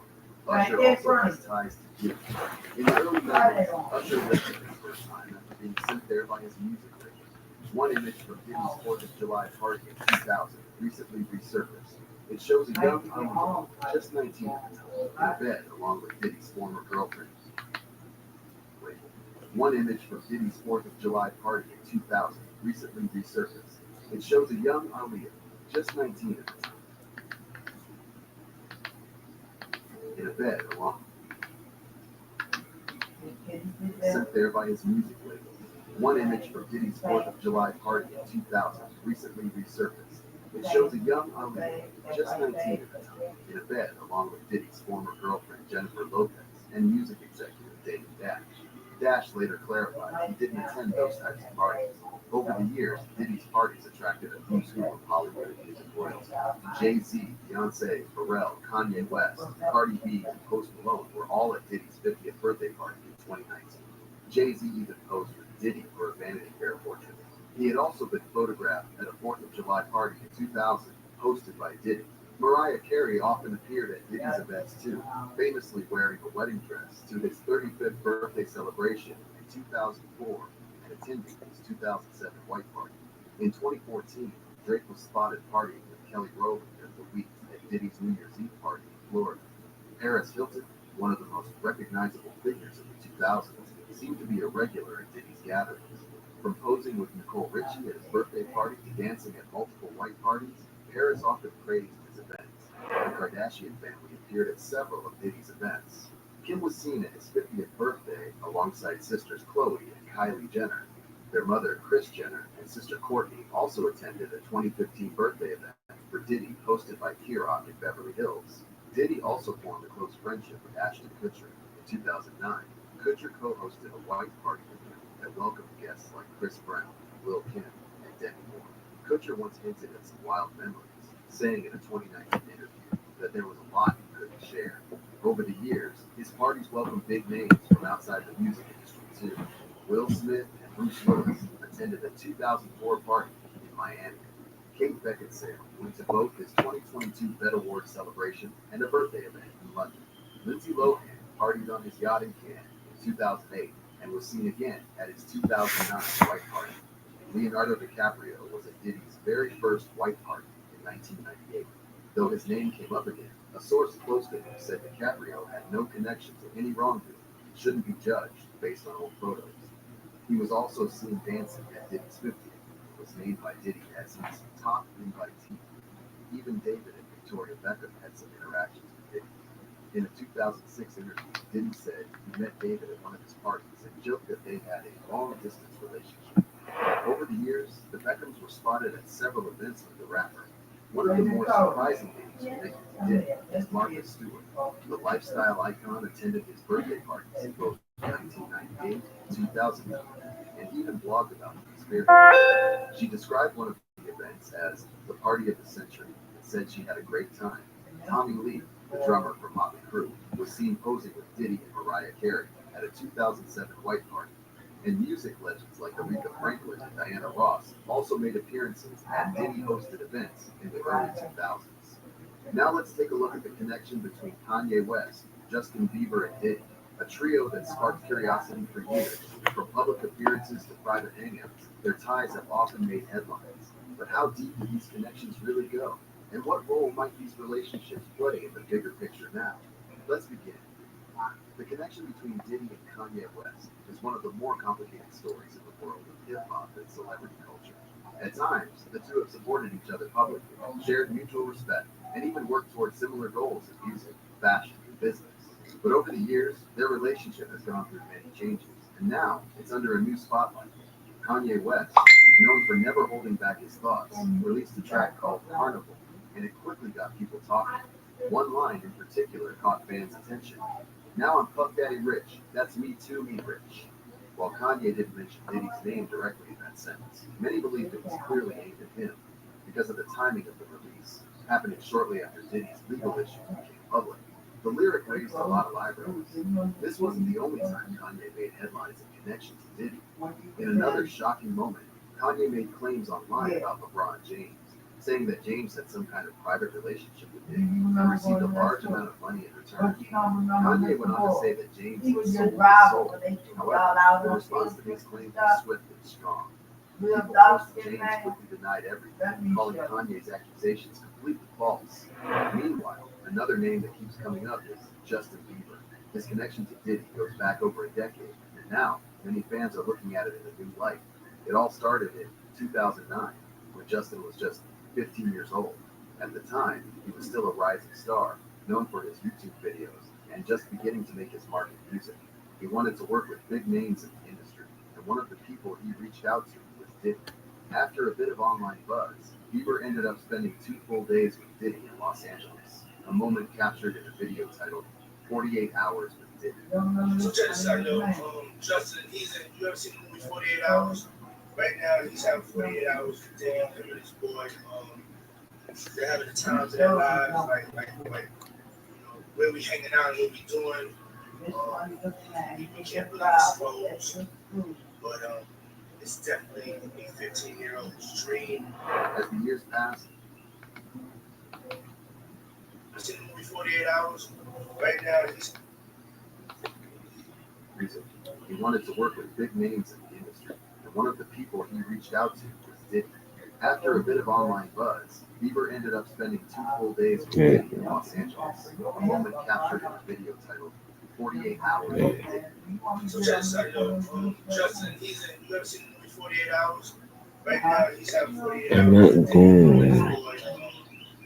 They're having the times of their lives, like where we hanging out and what we doing. We can't really disclose. Justin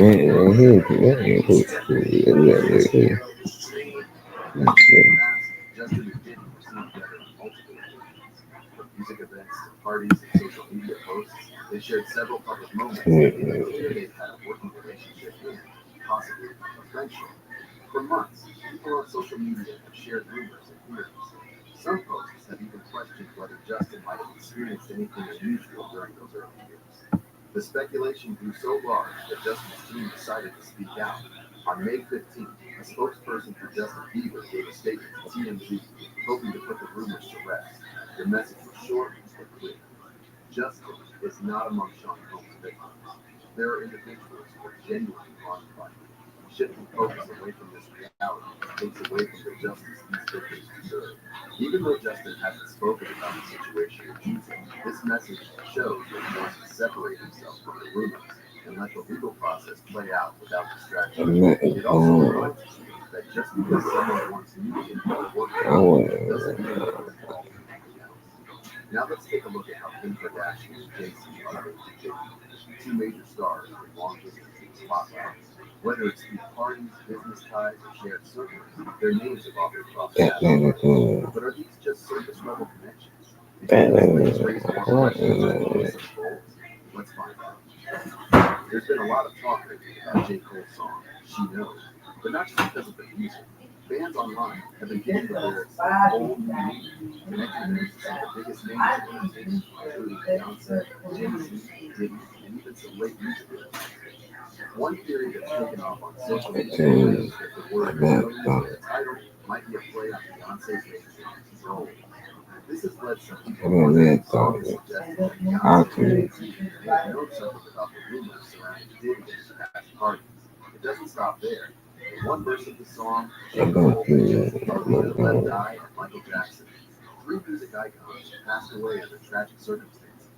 That part of the song was triggered even more widely, with some fans speculating online that J. Cole might be hinting at some kind of hidden story involving Diddy. Things reached another level when She Knows suddenly disappeared from YouTube in the US. Some fans thought it was no coincidence and believed Jay-Z's label, Rock Nation, had something to do with it. People guessed that the song's sudden popularity on TikTok, where fans were listening to Diddy's scandal, caused someone to step in and remove it. But the real reason behind the takedown may have been more about music rights than anything suspicious. It was later explained that their agreement expired before a new deal was reached, and as a result, a number of songs were temporarily taken down. While all that's been going on, another group has found themselves pulled into the discussion, the Kardashian-Jenner family. Diddy and the Kardashians go way back. Over the years, they've been seen together at some of the biggest events in Hollywood. From white parties to red carpets to private birthday celebrations, their connection is well documented. It started in 2006 with Kim Kardashian, still working as Paris Hilton stylist at the time, was seen attending one of Diddy's famous white parties alongside Hilton. That event marked one of Kim's earliest appearances at major celebrity gatherings. Fast forward to May 2008, when Kim and Diddy were spotted together at an event called Diddy's Day during the grand opening celebration of the MGM Grand at Foxwoods in Connecticut. Khloe Kardashian also made an appearance at Diddy's White Party on July 4th, 2009, which was co-hosted by Ashton Kutcher and supporting charity. The party took place at a private home in Beverly Hills, brought together big names from both music and film. The connection continued into 2013 when Kris Jenner, Corey Gamble, and Kourtney Kardashian attended Diddy's exclusive birthday party in Beverly Hills, hosted by Shirronespivey. But now, with the spotlight on Diddy's legal situation, people are looking back at all these events and asking, were the Kardashians involved in anything more than just socializing? And said they're in. As more details come out about Diddy's situation, many are waiting to see how these stories develop. For now, the best approach is to stay focused on confirmed facts, listen carefully to what the people involved are actually saying, and avoid jumping to conclusions. In a swirl of scandals, lawsuits, and betrayal, names that once defined hip-hop's golden era are now being dragged through the darkest corners of public scrutiny. As Diddy's legal nightmare unfolds, a surprising figure reemerges at the end of the storm, Kanye West, with disturbing new claims, old affiliations, and a tangled history between the two icons. We're left wondering, how deep does this connection to the chaos really go? In the early 2000s, Kanye West began to rise from being a behind-the-scenes producer to a full-blown music artist. Okay, I been called from there. But it wasn't just rock noticing his potential. Sean didn't already typing he gravitated toward the hungry, outspoken Chicago musician. The mutual admiration wasn't hidden. Kanye often referred to him as one of his biggest inspirations in shaping what it means to be a black vocal. He had transcended hip-hop and reached mainstream life. His influence wasn't just music, it was culture, it was entrepreneurial, it was everything Kanye inspired. Kanye, with his fiery drive and unshakable confidence, saw a vision in music, but also as a figure he was loved. Their early friendship thrived in public. Kanye and Diddy were frequently seen side by side at award shows, exclusive listening parties, and fashion weeks.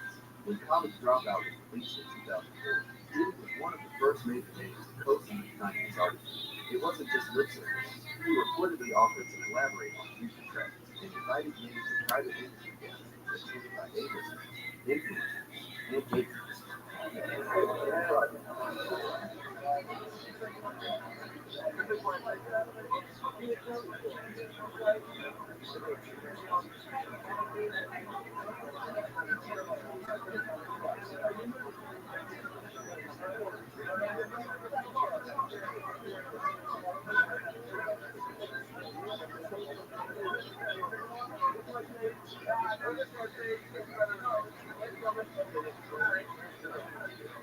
One such memorable public appearance was at Paris Fashion Week in 2012.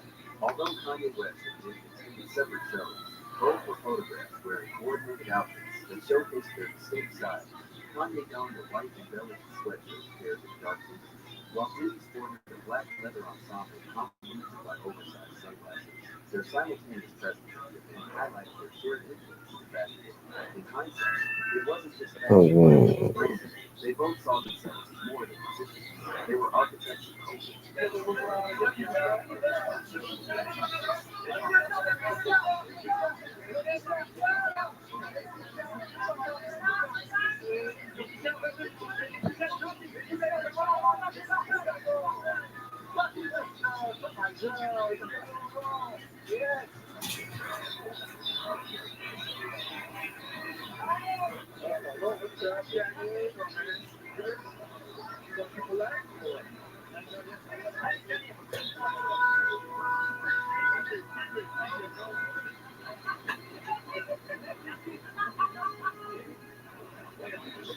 But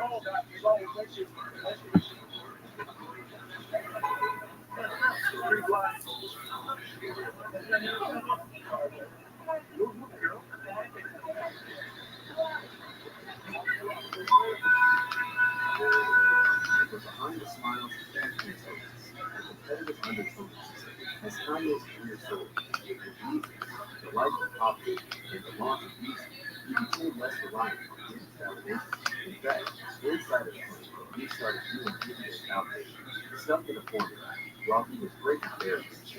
Meanwhile, Diddy allegedly felt Kanye was growing too erratic. Kanye or cancel him, but at the same time, you know what I'm saying, you gotta understand like your actions, you know what I'm saying? So I couldn't put out the Kanye and nothing t-shirt. I couldn't do it on today and I want to put out my first t-shirt to Kanye. I'm still I need a couple of days to get over this t-shirt.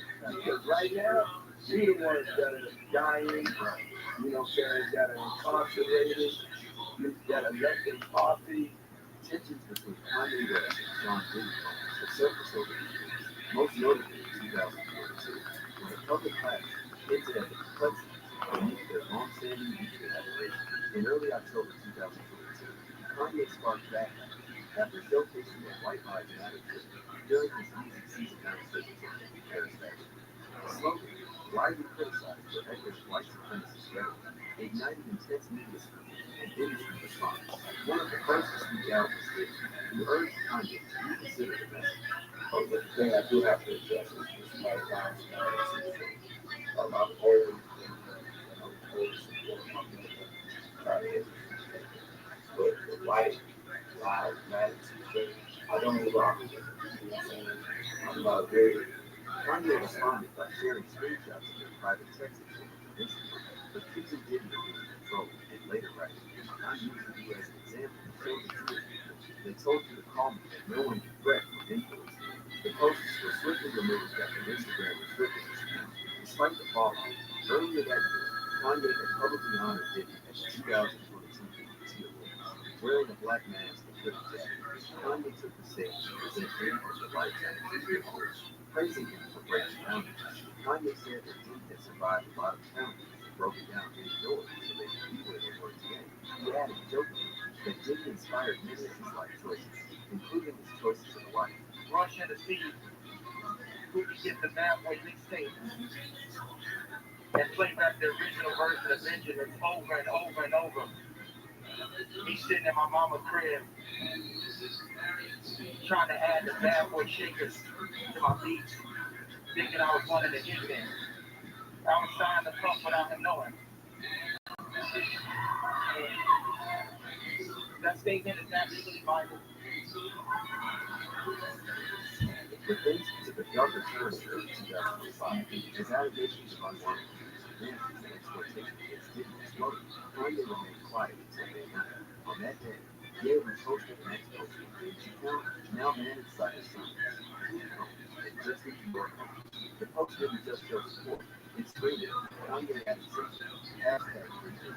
That one hashtag pulled him back into the narrative.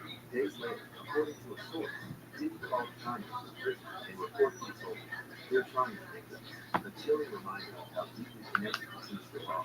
The call came just weeks after Kanye released his new song, Lonely Road, Still Go to Sleep, March 15th. It featured his daughter, Northwest, and the songwriting credit he did. The timing wasn't subtle. The song dropped during one of the most intense waves of public scrutiny Diddy ever faced. Critics questioned whether Kanye was sending a message of solidarity or simply maintaining a long-standing business. Either way, the optics were loaded. And just when you thought it couldn't get murky, a horrifying lawsuit filed by Kanye's former assistant. It alleges that she was impaired by substances and had a forced separation counseling with Kanye at a party co-hosted by Diddy. The filing described an atmosphere of manipulation, narcotics, and exploitation, implicating both men either through direct action or silent participation. As these revelations swirled, it's clear their relationship wasn't just personal. It was symbiotic, powerful, and now dangerous.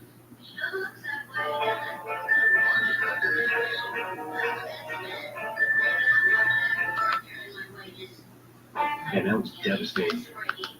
It's just like, oh my God, Eminem came out swinging on his latest album, The Death of Slim Shady, Coup de Grace, where he took a dig at Sean Diddy Combs. Nobody expected him. The room was tense, eyes focused on the next witness until the back doors opened and in walked Will Smith. Diddy, legend.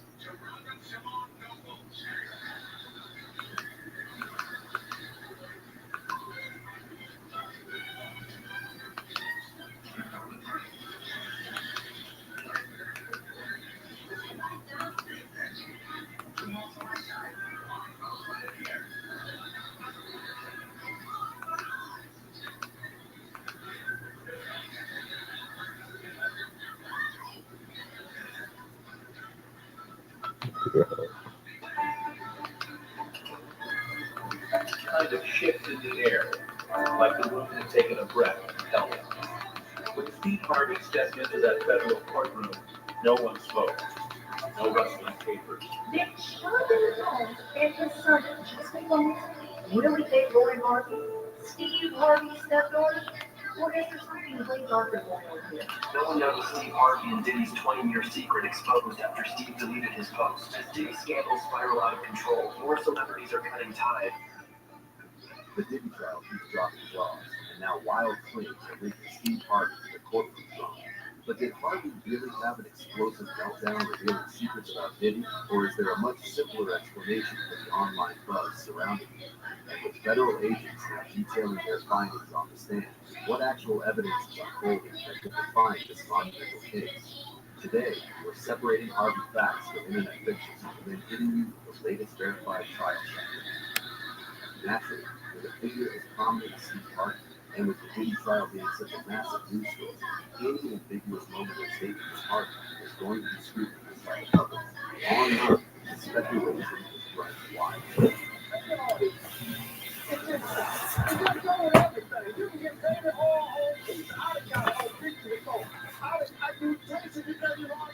Is this clear evidence of Harvey knowing something about Diddy's alleged activities? Could he have been aware of, or even peripherally involved in the alleged freak-ups that witnesses like Cassie Ventura and Daniel Phillips have described in such records? This is typical of how online communities react when any potentially ambiguous content from a major celebrity surfaces during high-profile stories involving their associates. Former Golden State singer Aubrey O'Day is celebrating Diddy's downfall today. Aubrey O'Day reacted to Sean Diddy Combs' arrest in New York by sharing a message about I want to be for how you feeling now? I'm just on. Threads pop up on Reddit, X, TikTok, and YouTube comment sections, with users offering up countless theories, ranging from the plausible to the utterly outrageous. This intense scrutiny highlights how quickly narratives can be built and disseminated online, often with little from the factual basis, fueled by the public's hunger for information and desire to connect any of their dots. However faint, people are dissecting these past interviews and embodying anything they can find to try and connect the dots. It's important to state that as of now, Steve Harvey has not been named as a witness in this trial, nor has he been implicated in any of the serious allegations by any credible, verified sources connected to the court proceedings. However, that doesn't stop the court of public opinion from checking. The question everyone is asking is, if Steve Harvey does know something, what is it? Will he ever speak on it publicly or formally? His long relationship with Diddy certainly adds another layer to this question. While Steve Harvey hasn't been a figure in the courtroom during Diddy's trial, he and Sean Combs do have a well-documented history of association, both professionally and on a more personal, familial level. Their paths have crossed numerous times over the decades. They consider the same high-profile events, award shows, industry parties, and celebratory gatherings. These weren't just accidental run-ins. They were often photographed together, appearing comfortable and familiar. This suggests a level of mutual respect and camaraderie. Adding another layer to their connection, Diddy famously dated Steve Harvey's stepdaughter, Lori Harvey, for a period. In August 2019, TMZ published photos of Sean Combs and Lori Harvey having an intimate dinner in Verano, Italy, with none other than Steve Harvey and his wife Marjorie Bridges present. The photos show them all dining together, laughing, and appearing very much like a blended family enjoying a vacation. This dinner clearly indicates a personal, familial connection between Steve Harvey and Diddy, at least during the time Diddy was involved in the story. Steve Harvey, in past interviews or public statements prior to Diddy's current legal crisis, has generally spoken positively about Diddy's ambition. They move in overlapping circles of influence. This established history of both professional acquaintance and through Lori Harvey's past relationship with Diddy is why Steve Harvey's name might come up in general discussions about Diddy's life. It doesn't, however, imply any involvement in the alleged activities Diddy is on trial for, nor does it lend any credence to the unfounded rumors of a courtroom confrontation. Their relationship, as far as public verifiable information goes, has been that of industry peers with a past family relationship. In today's digital age, social media often becomes a key exhibit of recording public opinion, and that's no different when it comes to Steve Harvey and his connection with Diddy. There's been online chatter and speculation that Steve Harvey and some other celebrities may thrive in the past social media posts Diddy or expressing support for him, especially as the allegations against Diddy are too and the federal investigation of it goes. Now, verifying widespread deletion of specific old posts can be tricky without a dedicated forensic analysis, which isn't typically done by news outlets unless it's a major provable pattern. Celebrities often curate branding, decluttered, or simply moving on from past associations as new situations arise. If Steve Harvey did remove some old photos or mentions of Diddy, it could be interpreted in several ways. Some might see it as a few movement, listing someone facing extremely serious federal charges, a way to protect his own brand and reputation. In this case, it's a common sense reaction to the crisis. Others might speculate it implies something more, perhaps an attempt to erase a closer association he's comfortable with now, or even, as some more extreme theories suggest, an attempt to hide it. It's important to note that without concrete, verifiable That ain't my cool, man. specific pattern of Diddy-related deletions by Steve Harvey, and a stated or obvious reason directly linked to the trial's allegations, No, man. is largely in the realm of online observation and speculation. What is clear is that any public figure with past ties to Diddy is having their digital footprint scrutinized by an eager public looking for clues or signs. Any perceived change, like a missing photo, can quickly become a topic of intense online discussion, No, man. whether it's truly significant or not. Now, we got to address one of the stranger, more specific theories that has been floating around some corners of the internet, attempting to link Steve Harvey to the details emerging from the Diddy trial, the baby oil case. As we know from the trial testimony, particularly Ventura and Daniel Phillips, the alleged extensive use of baby oil was a prominent and unusual detail in their descriptions of the alleged freak-offs. Cassie testified that Diddy wanted participants to listen with multiple bottles allegedly during single encounters. This specific detail, because of its oddity, is stuck in the public imagination. That Hey, it's cool. Yo, no. The fuel for this particular bit of internet speculation appears to be on video. Hey, no. From around 9 years ago, Steve Harvey talks about or makes comments related to baby. All the time, because it's stuff. If you don't really have the experience with it, you don't know what it is. But you got to be a pretty hard impression. Yeah, that's hard. You need to microwave this thing off before you come in there. Now, most people don't have the microwave in their bedroom. I just saw one for No. I thought that. I thought that, man. I thought that.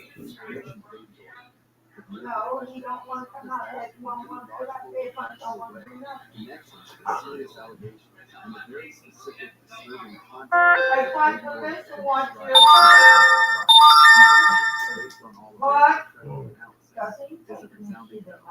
Attempting to link a potentially unrelated year-old comment by Steve Harvey, which, if it exists as described, was likely made in a completely different, possibly ignorant or innocuous context, to the testimony about alleged forceful and recorded encounters involving large quantities of baby oil in Diddy's trial, is a significant and unfounded This is a prime example of how internet speculators can seize upon an We were going to Myrtle Beach and Florida, but I didn't know I was gonna close on the house. or to spread misinformation. There is zero credible evidence presented by any reliable source that links any past comments Steve Harvey might have made about baby oil to the specific allegations against Sean Combs or the events described by trial witnesses. It's crucial to distinguish between the celebrity possibly making unrelated I can't leave that head there. product years ago and a sworn testimony in a federal trial detailing the alleged use of that same product in a context of alleged severe misconduct, undue influence, and exploitation. To conflate the two, or to suggest one implies knowledge of or participation in the other without any factual bridge, is baseless. The baby oil regarding Steve Harvey and Diddy appears to be a clear instance of internet rumor taking a small, out-of-context piece of alleged old information and trying to twist it into something salacious relevant to a current scandal. It's a distraction from the actual verified facts being presented in court against Sean Combs. So, having addressed the various online claims and theories surrounding Steve Harvey, let's get grounded in the actual verified developments from Sean Diddy Combs' federal trial as it moved into its third week. After the explosive and emotional 4-day testimony of Cassie Ventura concluded on Friday, May 16th, the prosecution continued to build its case. On Monday, May 19th, singer Dawn Richard, formerly of Danity Kane, returned to the stand to complete her testimony. The day was largely consumed by a rigorous cross-examination of Diddy's defense attorney, Brian Steele. Steele focused heavily on Richard's Combs and Bad Boy Records, her own 2024 civil lawsuit against Combs, which includes allegations of inappropriate advances in career sabotage and alleged inconsistencies between her trial testimony and allegedly mistreating Cassie in 2009 and other statements or actions. The defense's goal was clearly to portray her as a biased witness and an axe to grind or a financial gain. On redirect, the prosecution allowed Richard to reiterate her fear of Combs' influence as a reason for her past silence regarding the alleged assault. Defense attorney Nicole Westmoreland reportedly spent considerable time trying to impeach Dawn Richard's credibility by focusing on her own multi-million-dollar civil lawsuit against Combs filed in 2024. Westmoreland suggested the trial testimony in that separate case, implying that she might be exaggerating or shaping her accounts to benefit her own. She also pressed Richard on specific details of the alleged 2009 mistreatment of Cassie, questioning the exact location of her house, what she could genuinely see and hear, and whether her memory might have been influenced by subsequent conversations with media reports. She pointed to alleged inconsistencies between what Richard told investigators years ago and her current testimony. For example, the defense highlighted that in the initial interview, Richard might not have mentioned Combs explicitly warning them about death if they spoke, a detail she included in the trial testimony. Richard, often visibly emotional but reportedly firm in her core account, countered that she was testifying to what she witnessed. She explained any discrepancies by citing the trauma of the event, the fear she felt for years, and the difficulty of recalling every precise detail perfectly over a decade later. She reportedly stated that the essence of her account regarding the alleged assault and the subsequent alleged threat had remained consistent. The testimonies of Cassie Ventura, Daniel Phillip, and Dawn Richard clearly formed part of the prosecution's methodical effort to establish a pattern of racketeering activity under the RICO charge. They are attempting to show that Diddy allegedly used his power, influence, resources, and employees to repeatedly pressure, control, and exploit individuals, often using substances and the threat of career sabotage or reputational damage. The introduction of testimony from Homeland Security investigations agents detailing the raids and the seizure of electronic devices, followed by digital forensics experts, signals a critical phase in the prosecution's strategy. After presenting the often emotional and personal accounts from alleged victims and eyewitnesses like Cassie Ventura and Dawn Richard, the government is now attempting to layer in what they hope will be seen as objective, corroborating evidence. By detailing alleged transactions, financial trails, or other data extracted from phones and computers, prosecutors aim to demonstrate the alleged planning, coordination, and concealment involved in criminal enterprises. This type of evidence can be powerful in showing the pattern and enterprise elements of RICO, moving beyond individual pieces accounts to what the prosecution will argue is a documented system of alleged exploitation. looked at me, I've been because the girl is up. During her Going, second testimony ready in for the school at criminal 5 o'clock. trial, a 41-year-old was found to And alleged she 20 said from 7 o'clock or so, she sent her. I can't do that. And then she Can't do going, and then she got home at 8, sometime 9 o'clock at night. And she going, and we shopping for this. 24 raids on Sean Combs' home and the So evidence she knows to get this with phase me. of the trial is When I used to play with, and I was playing trying with to people. corroborate the testimonial accounts, physical and digital evidence. On Tuesday, May 20th, continuing into So, Wednesday, yeah, when she was Special going, Agent Gerard I know was she involved in knows the that. planning and Oh, execution that. of the raids in Combs' Los Angeles and Miami properties, took the stand and detailed the meticulous process of searching the sprawling mansion, describing the layout of the homes and where various items of interest were allegedly found. The prosecution presented photographs and inventory lists provided to scenes, which reportedly included numerous electronic devices such as cell phones, computers. No, I'm not, I'm just. Agent Gannon testified about the procedure Yeah, used I to don't preserve this really. digital evidence, Time which I prosecutors meditate, hope say will my use prayers, and do all that. for financial Before I woke her up, she charges. woke up. Beyond electronics, he also testified about other items allegedly found, Why including was significant late? I amounts was of at, cash, various prescription and non-prescription substances, some of which were previously detailed by another agent regarding Combs' arrest, and, according to some reports, firearms.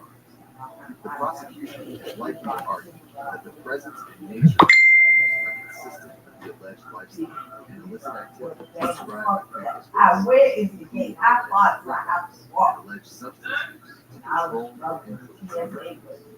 On Wednesday, May 21st, and reported in I said, maybe I can Thursday, walk. May 22nd, the focus You know, shifted they want toward to get digital to the forensics. The prosecution called Joshua Crawford, a digital forensics expert,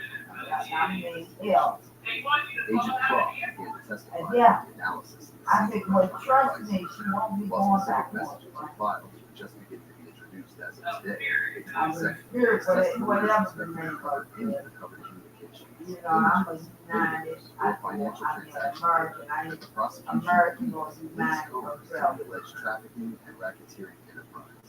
This could include alleged communications with associates about arranging travel for women, procuring substances, or discussing the alleged intimate encounters. The defense, during their cross-examination of these law enforcement witnesses, has reportedly focused on challenging the scope of the search warrants, the methods of evidence collection, and the chain of custody. They are also likely to argue that the presence of certain items like cash So, or but how the baby going, is she's not about inherently what, indicative 5 of now, criminal 6? activity for a wealthy individual like Combs, or that digital communications contracts. This testimony I saw it on. is less about emotional narratives and more about the technical, physical, and He said, digital give me background all the prosecution is trying to build to support the accused's stories and prove the existence and operation of the alleged.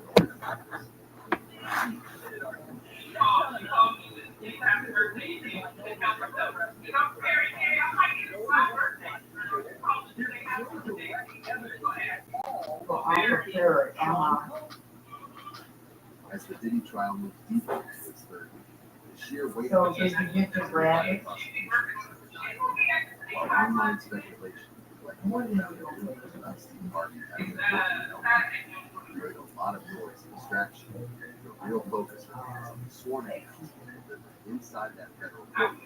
The details, often harrowing narratives from Cassie Ventura, Daniel Phillips, and Don Richard painted a consistent, albeit alleged, picture of control, manipulation, and serious misconduct.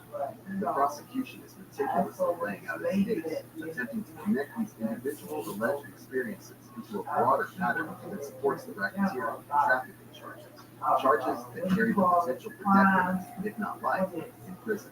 Each witness is a building block in a complex argument, aiming to show not just isolated incidents, but an alleged ongoing criminal enterprise. The defense, for its part, is a Each witness is a building block in a complex argument aiming to show not just isolated incidents, but an alleged ongoing criminal enterprise. The defense, for its part, is aggressively challenging these accounts. Through intense cross-examinations, they are working to undermine witness credibility, highlight inconsistencies, suggest financial or personal motives for the accusers, and reframe the alleged activities as part of a consensual, if unconventional lifestyle rather than criminal. They are emphasizing the long passage of time for many of the allegations and the complexities of memory and relationships. It's crucial to remember that Sean Cohen is presumed innocent until proven guilty on all charges. The burden of proof lies entirely with the prosecution. The jury will eventually have to sit through weeks, possibly months of testimony, examine all the evidence presented, including any recordings, documents, and financial records, and weigh the credibility of every witness. This trial is far from over. We are still expecting more witnesses from the prosecution, including potentially other alleged victims and former associates. After the prosecution rests, the defense will have the opportunity to present its own case, which could include their own witnesses, although it's not yet known if Diddy himself will take the stand, a risky but sometimes impactful move. The Steve Harvey rumors were a non-starter, a distraction. The real story is unfolding daily, with profound implications for everyone involved and for the broader entertainment industry. It's a stark reminder of the importance of due process and the need to base our understanding on verified facts emerging from the trial, not on fleeting sensations. Singer Cassie Ventura, who was at the center of the case against Diddy, took the stand on May 13th. It was the second day of Diddy's high-profile trial in Manhattan. Cassie is almost 9 months pregnant. She's 38 years old and still showed up in court to speak out against Diddy. She came up a lot yesterday, and now we're testifying for the prosecution. I think their argument is this divides the ball with her testimony. So what is she testifying so far? Well, first of all, she's quite pregnant. She's about 8.5 months, 9 months pregnant. She's 38 years old. She explained that she was with Diddy for about 10 years, even though there was a 17-year age gap between them. She said their relationship was on and off, but during that time, Diddy allegedly introduced her to things she wasn't comfortable with. When asked to describe the relationship, Cassie said there were violent arguments that allegedly ended with him dragging or kicking her. She said this didn't happen just once, it happened too frequently. She explained that she was with Sean Combs for 10 years. We're talking about a So where's 7-year age difference. She admitted that during the course of their relationship, he introduced her to certain things. She asked to describe the relationship she had with him. Quote, there were violent arguments that would usually result in some sort of physical abuse, dragging, different things of that nature. Again, why is this important? Throughout their time on the stand, Cassie got emotional. She teared up, took deep breaths, and gently rubbed her pregnant belly while trying to stay calm.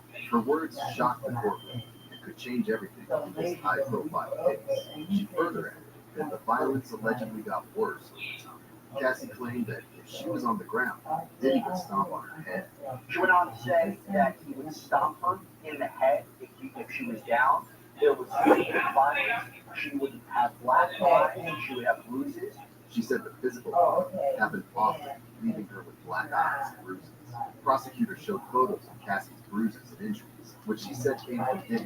One picture showed a cut near her eyebrow that left a scar. Cassie also said that after one incident in Las Vegas, a security guard cried when he saw her face covered in blood. Shockingly, Cassie was asked to explain what a freak off meant. She said it allegedly involved hiring another person to take part in private moments while Diddy watched and gave instructions. According to Cassie, this became something she allegedly had to do often, and over time, it felt more like a job than a choice. The prosecution described what a freak off was, and she said, quote, it basically entails the hiring of an escort and setting up this experience so that I could perform for Sean. It involved Combs being able to watch the other person and actually direct us on what we were doing. Eventually, it became a job. Pretty much.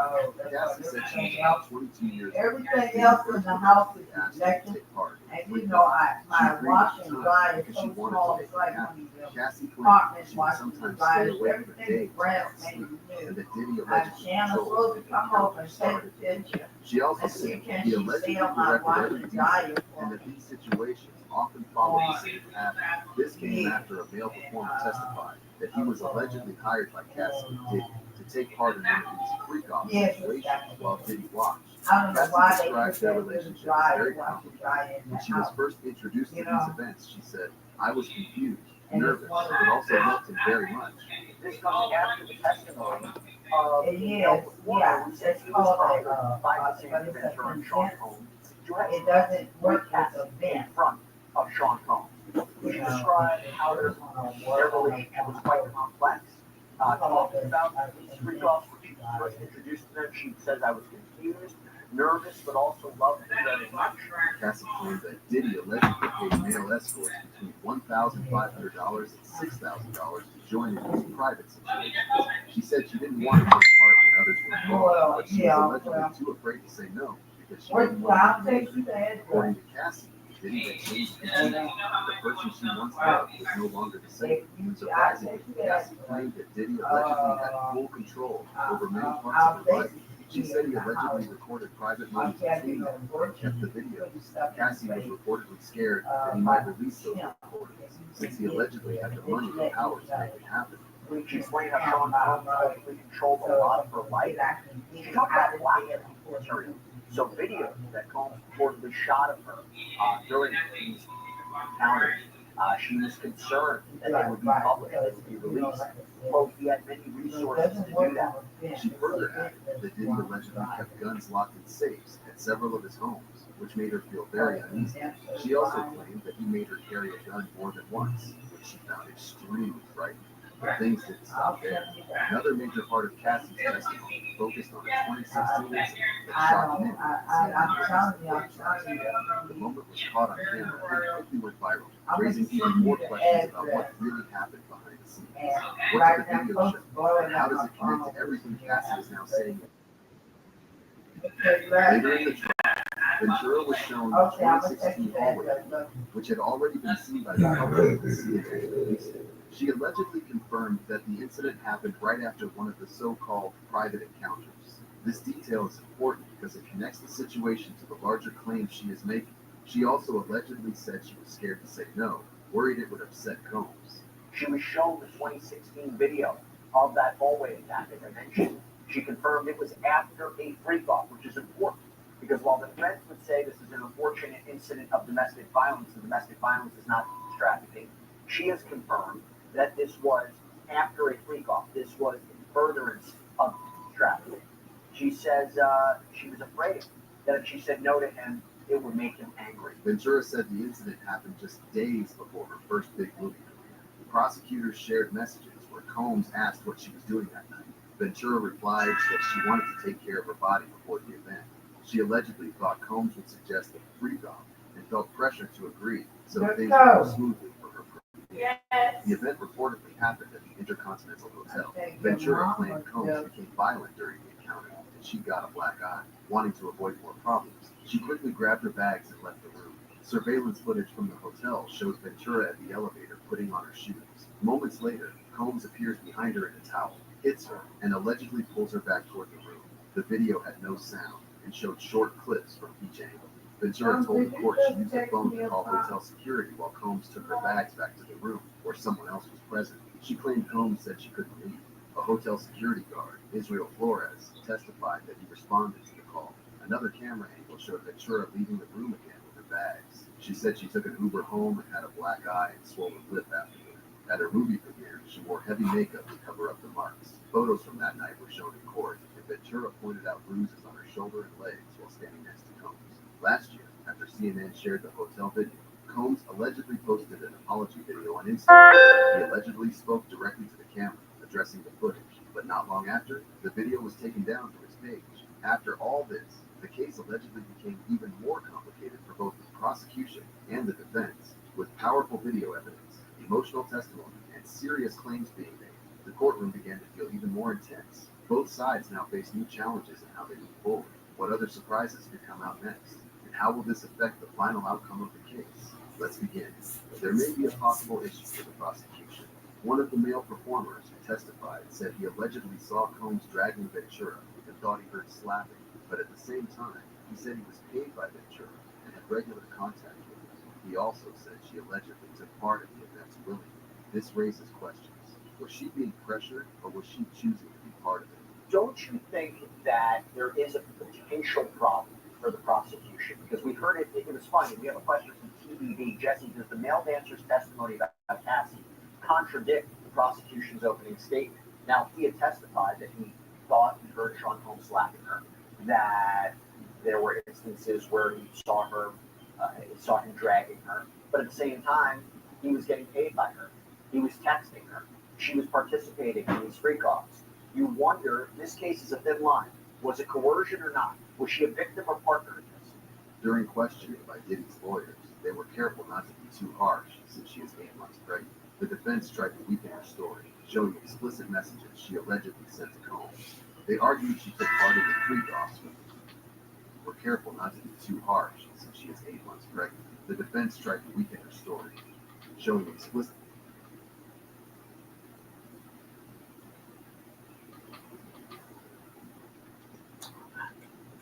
messages she allegedly sent to Combs. They argued she took part in the freak-offs willingly. Ventura said those messages were just words.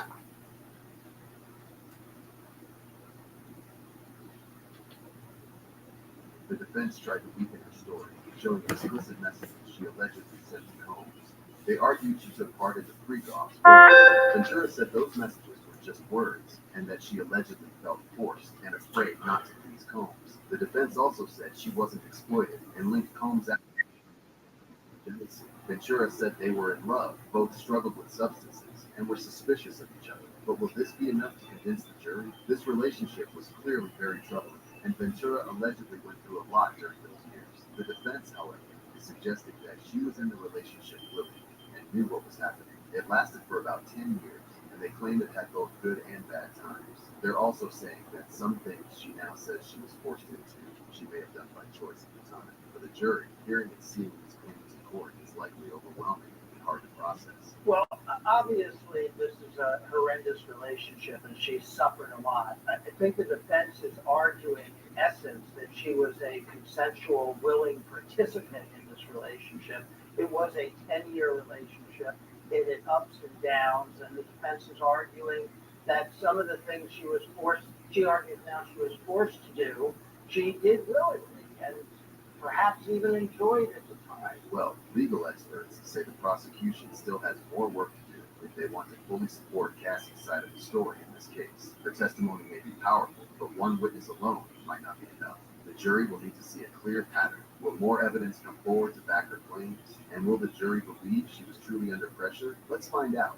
Diddy is facing serious federal charges. He's been accused of allegedly being involved in trafficking through force, fraud, or pressure. He's also charged with racketeering conspiracy, which includes a list of other alleged crimes like kidnapping, arson, bribery, and obstruction. Prosecutors claim he and others worked together as part of a larger criminal plan that included transporting people for illegal.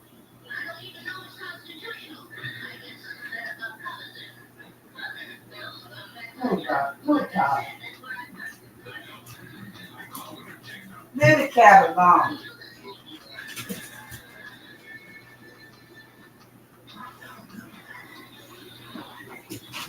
Oh God, I'm sick on my stomach. Oh, I'm gonna put your bag.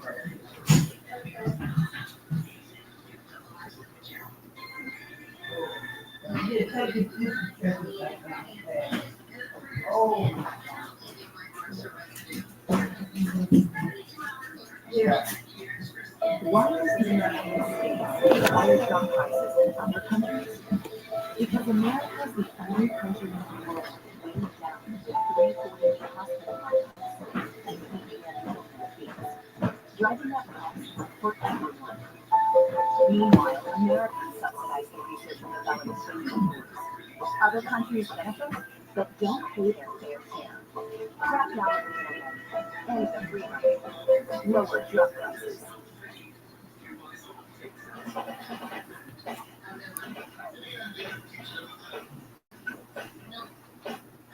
And I just want to say how much I appreciate for doing the kinds of work that he's doing, because he doesn't have to do this. He got a problem. If you don't correct it, no problem at all. John Diddy Combs allegedly carried films with Barack Obama's face on them. David Williams James shared that he often carried around 25 to 30 undisclosed pill bottles, including a set of pills that had the 44th president's face on them. It's been a shocking twist that no one saw coming. Former President Barack Obama's name is now circulating explosive news. Allegations of wild parties, ecstasy pills laced with powerful substances shaped like Obama, and a growing web of disturbing claims have dragged the former commander-in-chief into a scandal with massive implications. Is this guilt by association or something far more calculated? The courtroom atmosphere turned electric when David James, Sean Diddy Combs' former personal assistant, dropped a jaw-dropping revelation. The embattled music mogul allegedly took ecstasy pills shaped like Barack Obama's face. The testimony, given during a federal trial involving allegations of exploitation and a racketeering trial in Manhattan, left the jury stunned and instantly dragged the former president's name into one of the biggest celebrity scandals of the decade. There were various pills, but one was in the form of a former president's face, James stated under oath. Which former president? Asked prosecutor Christy Slaughter. James didn't flinch. President Obama. The exchange, brief as it was, echoed loudly across the courtroom and beyond. It wasn't the only shocking detail James provided. His testimony painted a disturbing portrait of Combs' everyday lifestyle. He alleged that Combs took heavy substances every day, including Percocet, Viagra, ecstasy, weight loss pills, and even sperm counting. According to James, these were all carried in a custom toiletry bag that accompanied the Bad Boy Records founder on his travels. That bag, he testified, regularly contained 25 to 30 different bottles of pills. He had this system, James explained. If we were flying somewhere or staying in a hotel, that bag came with us. And I had to make sure everything he needed was inside, every bottle. James alleged that Combs often took the pills in hotel suites, at business meetings, and even during casual outings. One of the pills, notably, was shaped like Obama's face, an eerily specific and culturally loaded choice that has since taken on a life of its own online. As the rapper's federal trial for sex trafficking and racketeering continues, his former assistant, David James, shared that he often carried around 25 to 30 undisclosed pill bottles, including a set of pills that had the 44th president's face on them. James said on the witness stand for People magazine, who had reporters in the courtroom, there were various pills, but one was in the form of a former president's face. And when asked to specify the former United States leader, James noted President Obama. E-News has reached out to Obama's team regarding James' testimony, but has not yet heard back. The visual alone of a powerful mogul allegedly popping pills shaped like a former president is enough to ignite public outrage and speculation. But this goes deeper. James wasn't just Combs' assistant. He was, according to prosecution star witness Cassie Ventura, the man who helped orchestrate some of the most depraved aspects of Combs' alleged double life. Freak-offs, as they were termed, were substance-fueled exploitative parties allegedly organized by Combs and executed with James's logistical help. Ventura, who dated Combs for nearly a decade, referred to James as the trusted assistant who helped set up these events. In that context, James' testimony hits harder. He wasn't a detached observer. He was allegedly part of the machinery that enabled the very behaviors now under legal scrutiny. And the pills? They were just one layer in a complex and disturbing ecosystem of mistreatment, manipulation, and unchecked excess. What makes the mention of Obama's likeness so significant is not just the celebrity symbolism, it's the implicit suggestion of power, influence, and invincibility. For a man like Combs, who allegedly told James that Ventura was young and moldable, it's easy to imagine how that power dynamic extended to all areas. Oh, if you have a rare coin, never do this to it. This has to be the most viral toy ever. If you guys have any kids or grandkids, look at this thing. All right, so let's see if we can put a penny into this and see if it will suck it up with the penny. Uh-oh, you have to push the penny in. It's like a coin bank with slime. Oh, the penny's stuck. Oh, definitely giving this to my niece. She's going to love this. She loves slime. Oh. All right, if you guys want one, get one in the TikTok shop below. It's tagged to this video. I guess she was taking the piss in the mouth instead of the fist in the mouth. But Dude is a demon, bro.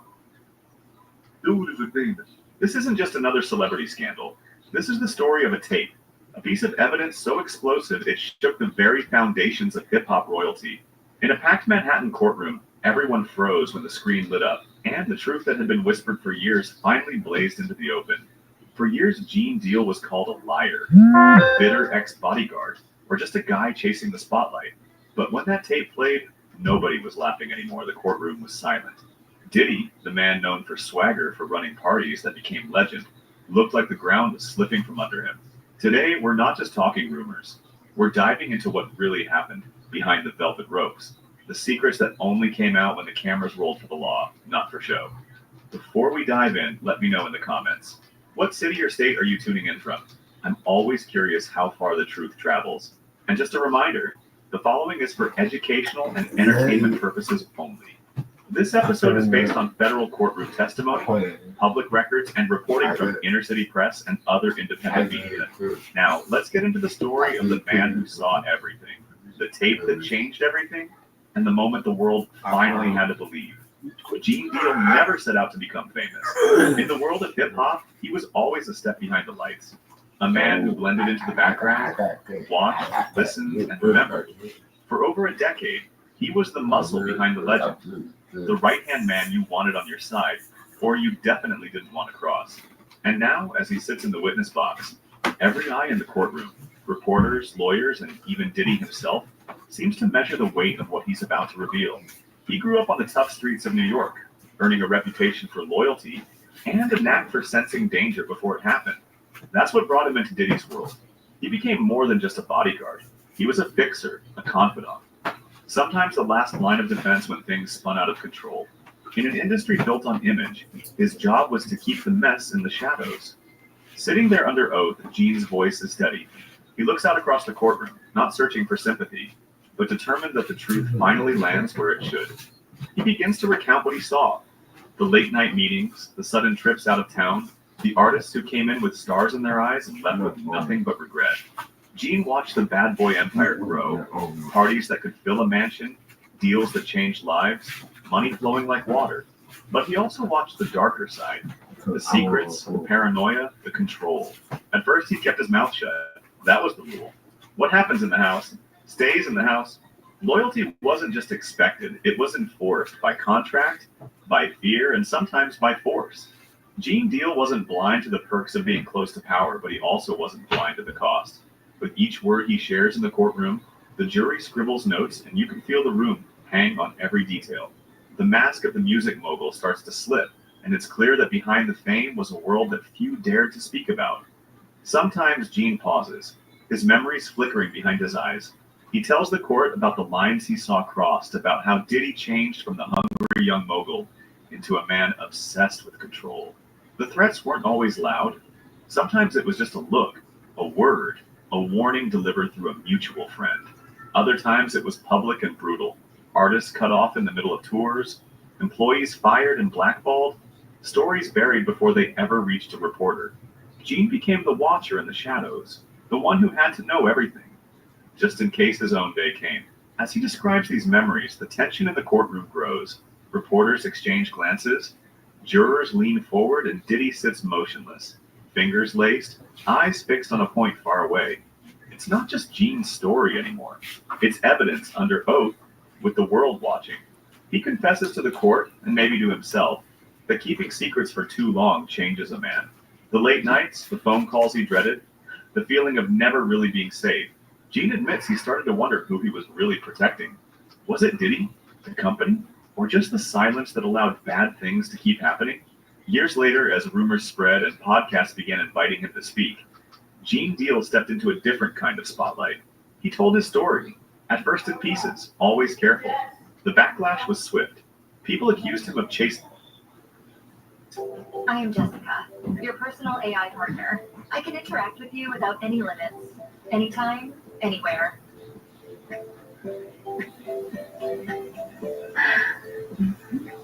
What is real anyway? Well, we have this little stuff that we do. Just to say, let me make sure somebody who is a major part of my family is all right.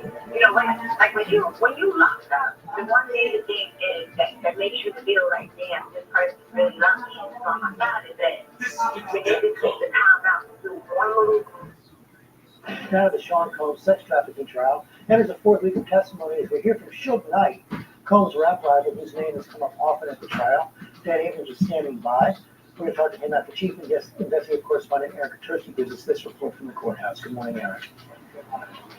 And good morning to you, George. Long before federal prosecutors put Sean Combs on trial here, his chief hip-hop competitor told us that Combs was known in the industry for some of the very conduct that could now put him in prison. Can't nobody hold me. This morning, as the fourth week of testimony begins in the Sean Combs trial in New York, his West Coast rival and Death Row Records founder Suge Knight is speaking out from behind bars in California, telling ABC News Combs' sexual appetites were an open secret beginning in the 1990s. Everybody that top of the industry and say, hey, I want to have sex with everybody. The rivalry between Combs and Knight, notoriously marked by the shooting deaths of Biggie Smalls and Knight's artist Tupac Shakur, has come up at trial. Capricorn Clark became Combs' assistant after working for Knight and testified that on her first day, Combs took her to Central Park. He told me he didn't know that I had anything to do with Suge Knight, and if anything happened, he would have to kill me. And I would like to say, well, Capricorn could have did anything else she wants to do. She did try. If you go get a job at Universal, probably make a phone call, you're not getting that job. If you go get a job at a talent agency or a movie business, it's something they take off. Knight has come up during trial at least 50 times. Another former assistant, David James, testified he once spotted Knight at Mel's Diner in Los Angeles and was then forced to accompany Combs, who he said was armed, to confront him. If there's anything that suggesting that I was doing anything illegal, I'm going to say definitely not. Knight, who spoke to us from a California prison where he's serving time for a fatal hit and run, expressed some sympathy for Combs. I don't feel that they should take Puppy and lock him up and throw away the key. I think he can do so much good right now. Him telling the truth about the industry. And despite their long-standing rivalry, Suge Knight told us he does not hate Sean Combs. Now, a new week of testimony begins here this morning with Combs' former assistant testifying under the pseudonym Mia, back on the witness stand and under cross-examination. Guys? Okay, Aaron, let's bring in Dan Abrams for more on this. Suge Knight, important witness for prosecutor. Look, Suge Knight's basically saying at this point, from behind bars, you have to understand there's more context here. He's not the only one who was doing things like that. He's sort of walking a very fine line, suggesting that he should testify, right? He's not going to testify in this case. And I don't know that I would take legal advice from Suge Knight from behind bars right now. But it is interesting when you look at the context more culturally of the hip-hop world to listen to Suge Knight. I think it's less significant with regard to the actual trial. Well, how successful have prosecutors been in proving racketeering and sex trafficking? More successful than I thought they were going to be. I mean, when we talked about this early in the case, I was talking about how hard the RICO, the racketeering part was going to be. But you're seeing now witness after witness come forward talking about his employees assisting in this, right? Now you have the enterprise. The enterprise is the people who work for him doing the things he's telling them to do. And then you have potential crime after crime after.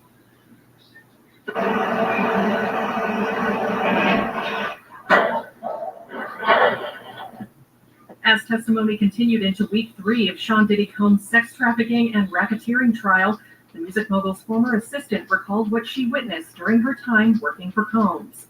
Capricorn Clark took the stand May 27th, and the rap mogul's former assistant, who worked for Combs on and off from 2004 to 2020, told the court she witnessed him assault his then-girlfriend Cassie Ventura, including after he learned about her romance with rapper Kid Cudi, whose real name is Scott Mescudi, in 2011. Clark testified for NBC News. He came at her 100% full force. He repeatedly kicked her. Each kick, she would crouch more and more into a fetal position. She added, he said if I jump in, he was going to me up too. Clark also stated that she helped Ventura buy a burner phone for her relationship with Mescudi out of fear for her safety. She also noted that she didn't call the authorities amid the assault, but contacted Ventura's mom, Regina Ventura, during the incident. Clark testified, I told her mom, I said, he's beating the out of your daughter. I'm in over my head. Please help her. I can't call the police, but you can. She said, I'll handle it, and we hung up. She alleged that Combs had fired her in 2012 for not telling him about Ventura and Muscatti's relationship, arguing that she lost everything, including her health insurance, 401k retirement savings, her car, and her credit cards. Clark told jurors, he said I would never work again, and all these people weren't my friends. He would make me kill myself. Clark said she returned to the fold as creative director for Ventura from 2016 until 2018. Clark alleged that after Combs found out that Ventura and Muscatti had been dating, he went to the rapper's home with a gun on December 22, 2011. She testified, he just said, get dressed, we're going to go kill Muscatti. I said, I don't want to go. And he said, I don't give a what you want to do. He was livid, furious, mad at me. I had never seen anything like this before. I never saw him come to my house. I never saw him with a weapon. Clark said that she allegedly called Ventura to let her know that Combs brought her with a gun to Cuddy's house to kill him. She also accused Combs of threatening to kill her and Ventura. Clark said that the incident took place after the rap mogul allegedly broke into Muscatti's home, recalling, he was very angry, he was very upset. He said, I should kill you, and I should cut her face. On May 28th, Judge Aaron Subramanian swiftly denied the defense's May 28th request for a mistrial. Combs' team objected to testimony from arson investigator Lance Jimenez, a prosecution witness called to speak about Kid Cudi's car being set on fire in January 2012, after the official said that fingerprints lifted during the investigation had been destroyed. Defense attorney Mark Agnafilo argued that the testimony about the lost fingerprints should be stricken from the record because it suggested that someone in the court was responsible for the destruction. The judge sustained Agnafilo's objection, but denied co-counsel Alexander Shapiro's move for a mistrial. As celebrity stylist Deontay Nash took the stand during Week 3, he shared insight into the brief romance between Michael B. Jordan and Cassie Ventura. Nash explained of their budding romance during cross-examination, dating, talking, getting to know each other. He also testified that he did hook up Ventura with the Black Panther star in 2015 after the singer split from Combs. A former personal assistant of Combs, who went by the pseudonym Mia during her testimony, alleged on the stand that the rap mogul had sexually assaulted her multiple times while working for him. She told the jury that the first alleged assault was by her employer at his 40th birthday at the Plaza Hotel in New York. Mia said, alleging that she did not consent to the experience, he put his arm next to my head up against the wall and leaned in to kiss me and put his other hand up the side of my dress. I was shocked and I froze. I didn't even process what was happening. The former employee also testified that she was once forced to perform oral sex on Combs in an attack, which she said made her feel like trash. Mia also told prosecutors that she had witnessed her former employer attack his then-girlfriend Cassie Ventura on multiple occasions. Mia said, I've seen him throw her on the ground. I've seen him crack her head open. I've seen him chase her, things like that. Mia also alleged in an October 2015 WhatsApp message read during his trial that the rap mogul didn't sound in his right mind. Mia wrote to Combs' then chief of staff, Christina Karam, he is slurring his words. He threatened my job and he threatened to kill me. He said he was on the phone with HR. In other calls, he threatened to fire me. In response, Karam wrote, if you don't call him in the next 2 minutes, you don't have a job. Combs has pleaded not guilty to sex trafficking, prostitution, racketeering conspiracy, sex trafficking by force, fraud, or coercion, as well as transportation to engage in prostitution.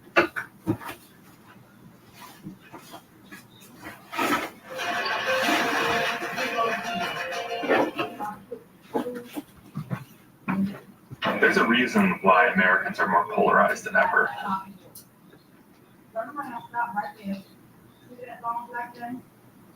Yeah, sliding out. Okay, the top drawer right there. Chris Brown takes ASAP Rocky to court to claim paternity of RZA. After DNA test shows he's the real father, Rihanna breaks silent. In a stunning twist that has sent shockwaves across the celebrity universe and beyond, it appears the battle for baby RZA has moved from the studios to the courtroom. That's right, Chris Brown has officially taken ASAP Rocky to court to claim legal paternity of the young mayor's boy, after an alleged bombshell DNA test reportedly revealed that he, not Rocky, is RZA's biological father. And if that weren't enough drama for one day, Rihanna, queen of shade and silence, has finally broken hers. And what she said, really, it's got the Navy and the internet absolutely unhinged. It all began when whispers of a secret paternity test began circulating in the dark alleys of Hollywood gossip blogs. The story. Chris Brown had allegedly insisted on testing little RZA's DNA, convinced that the child resembled him more than just a little too much.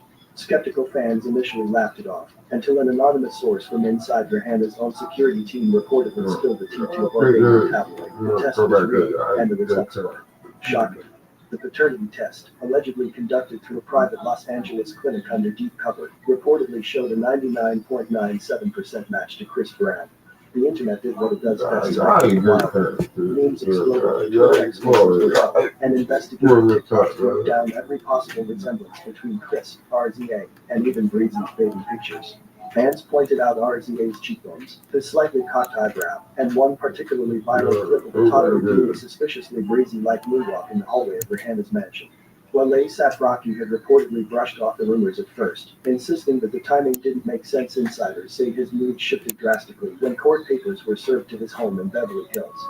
That's right, Chris Brown filed a formal petition to claim parental rights over RZA at Elston Mayers.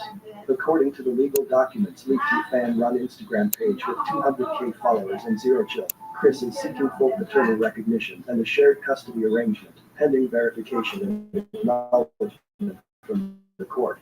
The move reportedly blindsided Rocky, who was in Milan shooting a fashion campaign for Balenciaga when the news broke. Eyewitnesses claim he dropped his phone mid-pose and muttered, "Ain't no way, bro," before storming off set. Meanwhile, Rihanna, who has been visibly pregnant with the couple's third child, remained unusually quiet. That silence, however, ended 2 nights ago when she posted a cryptic Instagram story. A throwback photo of her and Chris Brown laughing backstage at the 2007 MTV Moz with the caption, "History repeats itself if you ignore the signs." The post was deleted within minutes, but not before screenshots spread like wildfire. The Navy immediately went to work decoding the meaning, but most seemed to agree. Rihanna was breaking her silence in the most Rihanna way possible shape first, clarity never. The close friend of the singer, who requested anonymity but is totally known for leaking stories to the press, claimed Rihanna has suspected the truth for months, but was terrified of the fallout. According to the source, she and Chris had reconnected in late 2023 after a surprise run-in at a Rock Nation brunch. They talked. There were tears. There was closure. But there was also something else. The source wouldn't elaborate, but let's be real, this is Hollywood.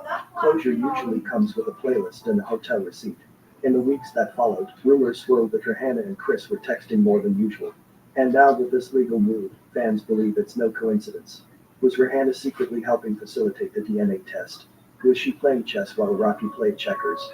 One TikTok theorist believes Rihanna's recent Fenty collection was full of hidden messages: a baby shirt, emblazoned with daddy issues, a pair of toddler shoes called Run It, and a lipstick shade named DNA Don't Lie. Coincidence? Unlikely. Rocky, for his part, has not taken the news well. Sources say he's gone full-on emotional rapper mode, writing cryptic verses in his notes app, turning down calls, and reportedly unfollowing both Rihanna and Chris Brown on Instagram. One source even claims Rocky called Tyler, the creator, for emergency therapy via Discord. And while the courts will decide the legalities, public opinion is already split. Team Rocky loyalists argue that fatherhood is more than DNA, that he's been there since day one, that RZA calls him dad, and that love can't be measured in genetic code. Team Breezy, however, is ready for their paternity victory lap, posting side-by-side photos of RZA and Breezy's toddler years with captions like "It's the genes for me." Legal experts say the case could get messy. Since Rocky is listed on the birth certificate and has publicly acknowledged RZA as his son, courts may consider it a legitimate bond unless Chris can prove he was denied access or misled. And considering Rihanna's involvement, or lack thereof, there may be a mountain of celebrity drama to unpack before any judge bangs a gavel. As for RZA, the toddler remains blissfully unaware that he is the center of what might be the most sensational paternity case since Maury retired. Reports say he's currently obsessed with Bluey, thinks broccoli is evil, and recently learned how to say Rihanna in full sentences, much to his dad's confusion. Meanwhile, social media is ablaze with reactions. Cardi B tweeted, "Plot twist of the year." Someone put this on Zeus. Nicki Minaj posted a cryptic lyric on Instagram. DNA done did it, now the crib split. And Diddy, who has somehow inserted himself into this chaos with a reaction gif, simply wrote, "Told y'all Hollywood was one big family reunion." In a rare public moment, Chris Brown was seen outside a courthouse in La, wearing sunglasses and holding what appeared to be a baby-sized Lakers jersey. When asked by reporters what he hoped to gain from the trial, he smirked and said, "Just trying to do right by my son, if he is mine. But I already know what the answer is." Rihanna, meanwhile, was spotted shopping for baby girl Londesies at a boutique in Beverly Hills, completely unbothered. When asked if she had anything to say about the court drama, 10 out of 10 friends say you have to go to that wing place and that pizza shop. Did y'all know that Khloe Kardashian was on tour with Diddy when she was 16 years old? Week, I've been sent this clip of P. Diddy and Kris Kardashian chatting literally hundreds of times. The Kardashians are in full panic mode right now after the internet made shocking connections between them and Diddy. From Diddy being allegedly behind Kim's adult tape to Diddy having a not-so-secret crush on Kris Jenner. The Kardashians' not-so-secret association with Diddy is about to cost them seriously. So join me today as we look into why the Kardashians are working overtime to distance themselves from their longtime friend Diddy. Now, we all know the Kardashians are one of the most connected families in Hollywood. I mean, you don't get to their position without knowing the who's who of Hollywood. However, I keep this Ciroc because I had this one nightmare that Diddy might just pop in my dressing room at any time. You have to have it. It just has to be. Good idea. Instead of saying, what's the problem? Let's talk about you. Yes, it is. So, all of you can talk and go think of something else to talk about. But I'm going to work at home. You know where to find me, and I will not be treated like this in my own office. So, have a great day. Oh my God. Travis Scott is apparently pulling receipts that might just rock the entire entertainment industry. Word on the street is that Kylie Jenner was allegedly sold off to Diddy. Saying war he helped your baby's mother's mother. Yeah, that was hard. That was hard. And it could all point back to Kris Jenner pulling the strings from behind the scenes. Yes, you heard that right. What does that mean? Yeah, I mean, you know what it means. So, and I put like, Corey know what it means. Could it be a strategy to elevate Kylie's brand? Or is there something far more sinister? Open a Chime checking account in 2 minutes and we'll spot you up to $200. Apply now. Ever been going somewhere and suddenly needed Wi-Fi but couldn't find a connection? Meet Instabridge. During day one of Sean Combs' criminal trial, we heard some celebrity names come up. They were listed on a people and places list that was given to prospective jurors as names that might come up during the trial when it kicks off next week. Because I saw you at a Diddy party, Tyler. And you had a glorious time. Rumor that have been going on about my relationship status. Let me make it clear to you all. I'm not gay. For those of you spreading rumors, y'all love it, Kelly, because you find out I'm gay, that's a big lie. The Diddy trial will forever change how you see Tyler Perry. And it starts with what he's not saying.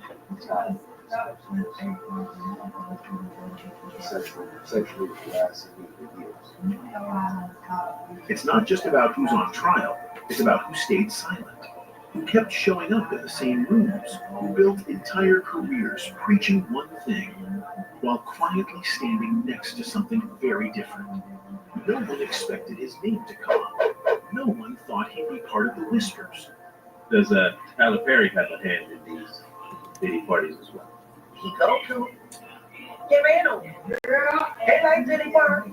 But now, the silence is starting to sound like something else, and the image he spent decades protecting might not survive what's coming next. The Diddy trial has put nearly every celebrity in his orbit under a microscope. But out of all the famous names connected to him, one silence stands out the most: Tyler Perry. Perry hasn't released a single statement, not even a vague social media post. And that's got people talking, because for someone who built an empire off Christian values and moral lessons, being this quiet in the middle of one of the industry's biggest scandals feels off. Especially when you look at who's speaking up. Cassie, through her lawsuit. Jaguar Wright, through her interviews. Christian Keys, through his commentary. But Tyler, nothing. And this isn't just about missing tweet. It's about proximity. Because Tyler Perry didn't just know Diddy. He shared his spaces. The elite gatherings, the private events, the same rooms where, according to multiple court testimonies, some of Diddy's worst behavior happened. Because I saw you at a Diddy party, Tyler. And you had a glorious time. It's not just hearsay. Over the years, Tyler Perry and Diddy were repeatedly spotted at the same exclusive events. BET Awards, private mobile parties, Even space is curated by mutual power players like Jay-Z and Beyonce. That's what makes Perry's silence louder than most. Because while he hasn't been accused of any crimes, and no court filings name him directly, fans are asking the same uncomfortable question. If you weren't part of that world, why were you always invited to it? Does Tyler Perry have a hand in these Diddy parties as well? He go to him. Hey man, they like Diddy party. The deeper this trial goes, the more people start digging into those behind-the-scenes layers. Because for years, Perry's brand has been built on morality. The Christian playwright who rose from homelessness to billionaire status. The man who gives back, who builds studios, who helps Meghan Markle and Prince Harry escape British tabloids. But when real names start getting named, and Tyler Perry still doesn't say a word, people can't help but wonder what he's trying to protect, his image or something deeper. And that brings us back to today. With us, week 2 of testimony in the Sean Diddy Combs trial, starting with multiple witnesses who say they saw Diddy being physically violent toward his ex-girlfriend, Cassie Ventura. As Diddy's trial exposes more disturbing allegations, social media timelines have started to light up with Perry's name. Not because he's accused of anything, but because his silence doesn't match his brand. Because the company he kept is starting to look darker. Because this time, people are actually paying attention. Tyler Perry has always said his work is fictional, but to a growing number of viewers, that's starting to sound like a cover. For starters, his BT Plus series, Ruthless, centers around a fictional religious cult called the Rakudushis. We're all chosen. Your children are chosen. From the outside, it's just entertainment. A high drama show full of twisted rituals, control, abuse, and blind loyalty. But for many fans watching in 2024, it doesn't feel so fictional anymore. The show's portrayal of spiritual manipulation, sexual coercion, and ritualistic behavior isn't just uncomfortable, it's familiar. Because these are the same types of behaviors being described in the lawsuits against Diddy. The same atmosphere of silence, the same obsession with control, the same talk of initiation. And it's raising the question, why did Tyler Perry, a man known for family dramas and faith-based messages, suddenly create a series about a cult? Tyler Perry's latest movie, yeah, God. Yeah, in the first 8 minutes, just what the, I mean. But maybe it hits a nerve because it's hitting too close to home. According to Boondocks producer Carl Jones, Perry has long had a reputation for running his sets in a different kind of way. Former cast members talked about mandatory prayer circles, intense loyalty tests, and even the feeling that you were being watched during auditions. And so Gary was telling us about all of the stuff that he was experiencing, like the prayer circle, how they all were like in this prayer circle, and Gary was talking about how, you know, he was not engaged in the prayer at all. Like he was like looking around, you know, looking at the people in the circle and stuff like that, and he didn't get a call back. And just like that, Tyler's film Ruthless stops feeling like fiction. It starts feeling like an autobiography with a script. Now add in the fact that Perry still hasn't said a word about Diddy's trial, despite multiple people calling out the very same behaviors Ruthless dramatizes. And the questions just keep piling up. It's not confirmed, but all evidence suggests that Perry has seen, or at least heard of, the type of environments Diddy was hosting. So why replicate that darkness in a show and still stay silent in real life? Some conspiracy theories go even further. They point to the timing of Ruthless premiering during the early days of increased scrutiny on elite black Hollywood circles. They cite Perry's access to the same exclusive parties that Diddy allegedly used for recruitment and control. They connect dots between art and experience, and suggest that Perry may have been closer to that world than he wants to admit. Still, Perry has never commented on any of this. He hasn't addressed the cult comparisons, the Boondocks episode, or the real-life parallels between his show and what's now being revealed in courtrooms. But that silence it's not protecting him anymore. The more people rewatch Ruthless, the more they notice just how specific it is. Not just in the storyline, but in the mood. The manipulation, the hierarchy, the way fear is used as a tool, the way women are controlled and men are tested. None of that feels random. Perry's shows always had a strange edge to them, but Ruthless felt personal, like he saw that stuff, or lived near it. So even though Perry isn't being charged, even though he's not in the headlines, even though the show is technically fiction, fans are starting to ask the question out loud. What kind of man makes a show like this, in a time like this, and says nothing? Because right now, the ruthless characters aren't the only ones being scrutinized. So is their creator. For over a decade, rumors about Check out these deals of the week at Walgreens.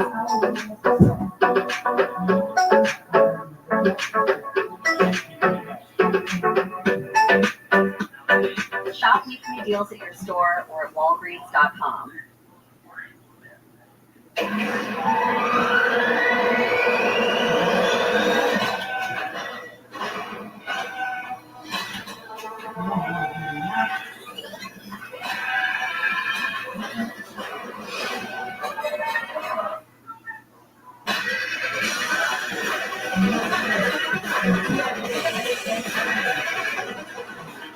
electrified.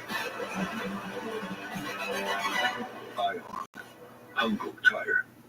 Rumors about Tyler Perry's sexuality have followed him. And while Perry has always kept his personal life private, that silence hasn't stopped the speculation. Especially now that his name keeps popping up in conversations about Diddy's inner circle. Let's be clear, Perry has never confirmed or denied any of the rumors. But the public's interest in this topic didn't come out of nowhere. It started with Medea, Perry's most famous character. A gun-toting, God-fearing grandmother played by Perry in drag was always polarizing. This is my house. You live by my rules when you're in my house. Some fans loved her. Others, like Spike Lee, accused Perry of reinforcing harmful stereotypes. But over time, Medea became more than a character. She became a symbol. And for critics, she was also a question mark. Why was a straight Christian man so committed to this persona? Then came the Boondocks. In 2010, the show aired an episode titled Pause, which featured a character named Winston Jerome, a cross-dressing playwright who led a cult-like theater group and manipulated young male actors under the guise of Christian values. Fans instantly saw the parallels to Perry, and according to Carl Jones, one of the producers, Perry was furious about it. So furious, in fact, that he called the network and demanded they never air the episode again. And they called us kind of like screaming at us, like, yo, for real, like, no bullshit. Like, you can't do that. Don't try to play no fucking games. Like, you can't. Jones later revealed that they had to change the character's name because the original script directly used Tyler Perry, and the character initially looked just like him. Even then, Perry wasn't just mad about being parodied. He was reportedly concerned that some of the material hit too close to home. I asked Jesus, how can I further spread your message home? And he said, cross-dressing. And this is where things get messy. Because when Diddy's trial started bringing up dark rumors about private parties, ritualistic behavior, and male-on-male acts framed as initiation or submission, some of those same whispers found their way back to Perry. Again, Perry hasn't been accused of anything, but people noticed that he and Diddy were frequently spotted at the same Hollywood functions, the same elite rooms, the same invite-only parties now under fire. So when Christian Keys started talking publicly about what really happens behind those closed doors, some fans weren't shocked. For context, on December 16th, actor Christian Keys posted a video that shifted everything. In it, he didn't name names, but he didn't need to. He said he had been abused by a male figure in entertainment, someone he once considered a brother, a mentor, someone powerful, famous, and deeply respected. And immediately, fans pointed to Tyler Perry. sexually harassing me for years. Christian had spoken before about how much he respected Tyler, called him a mentor, said he helped open doors, and then, out of nowhere, he accused an unnamed mentor of serious abuse, while mentioning that his lawyer had the evidence, the video, the names, and the full breakdown in case anything happened to him. His exact words: "Several family members and my attorney have the proof. If anything happens to me, that information will come out." The reaction was immediate. Fans flooded Perry's social media pages. Accusations spread, and Perry, usually silent about internet rumors, broke character. In an unprompted response, he addressed the speculation about his sexuality and said the rumors were a big lie. Rumor that have been going on about my relationship status. Let me make it clear to you all. I'm not gay. For those of you spreading rumors, y'all love Kelly because she find out I'm gay. That's a big lie. But Christian's claims weren't about sexuality. They were about power and abuse. The deflection raised more questions than it answered. This came at a time when Diddy's trial was already confirming the existence of NDAs, manipulation, and coerced silence. Christian's video didn't exist in a vacuum. It existed in the exact same world Cassie was testifying about. And now, with both Jaguar and Christian drawing invisible lines around the same culture, it no longer felt like separate incidents. It felt like a pattern. It's not confirmed. But all evidence suggests the speculation about Perry's sexuality and social circle isn't just about who he loves. It's about power, influence, access. In this industry, rumors often follow power. And Perry is one of the most powerful men in Hollywood, especially among Black creators. That power protects him, but it also isolates him. Because now, as people question how Diddy maintained so much silence for so long, they're also wondering about Perry's silence. Why hasn't he said anything? Especially when he spent his entire career telling stories about redemption, integrity, and faith. Some fans say the reason is simple. Perry has nothing to say because there's nothing to hide. Others say it's the opposite, that he's staying quiet because he knows the conversation is too close for comfort. And that brings us back to the rumors. For years, Perry's name has been whispered in conversations about down-low culture in Black Hollywood. The coded interviews, the unspoken rules, the fear of being outed or excluded. But what used to be gossip on anonymous blogs is now being discussed out in the open. Because when an empire like Diddy's starts crumbling, the people around him get examined too. And if Tyler Perry built his brand on being a clean, Christian, self-made man, what happens if the public starts to believe that was just the surface? The truth is, Perry's legacy might survive the whispers. But with Diddy's trial dragging more names into the public, the lines between gossip and exposure are getting harder to draw. And the people who used to laugh off the rumors, they're not laughing anymore. In fact, one person who is particularly angry at Tyler is Monique. For years, Monique was labeled bitter, difficult, angry. People said she was just mad she wasn't getting work, that she was ruining her own career. But in 2024, with Diddy's trial tearing through Black Hollywood's inner circle, a lot of people are going back and watching her interviews again. And this time, they're seeing it differently, because Monique didn't just call out unfair treatment. She named names. She said Tyler Perry blackballed her, that he slandered her behind closed doors, that he promised to apologize publicly and never did. And she says she has the audio to prove it. Let's go back to the beginning.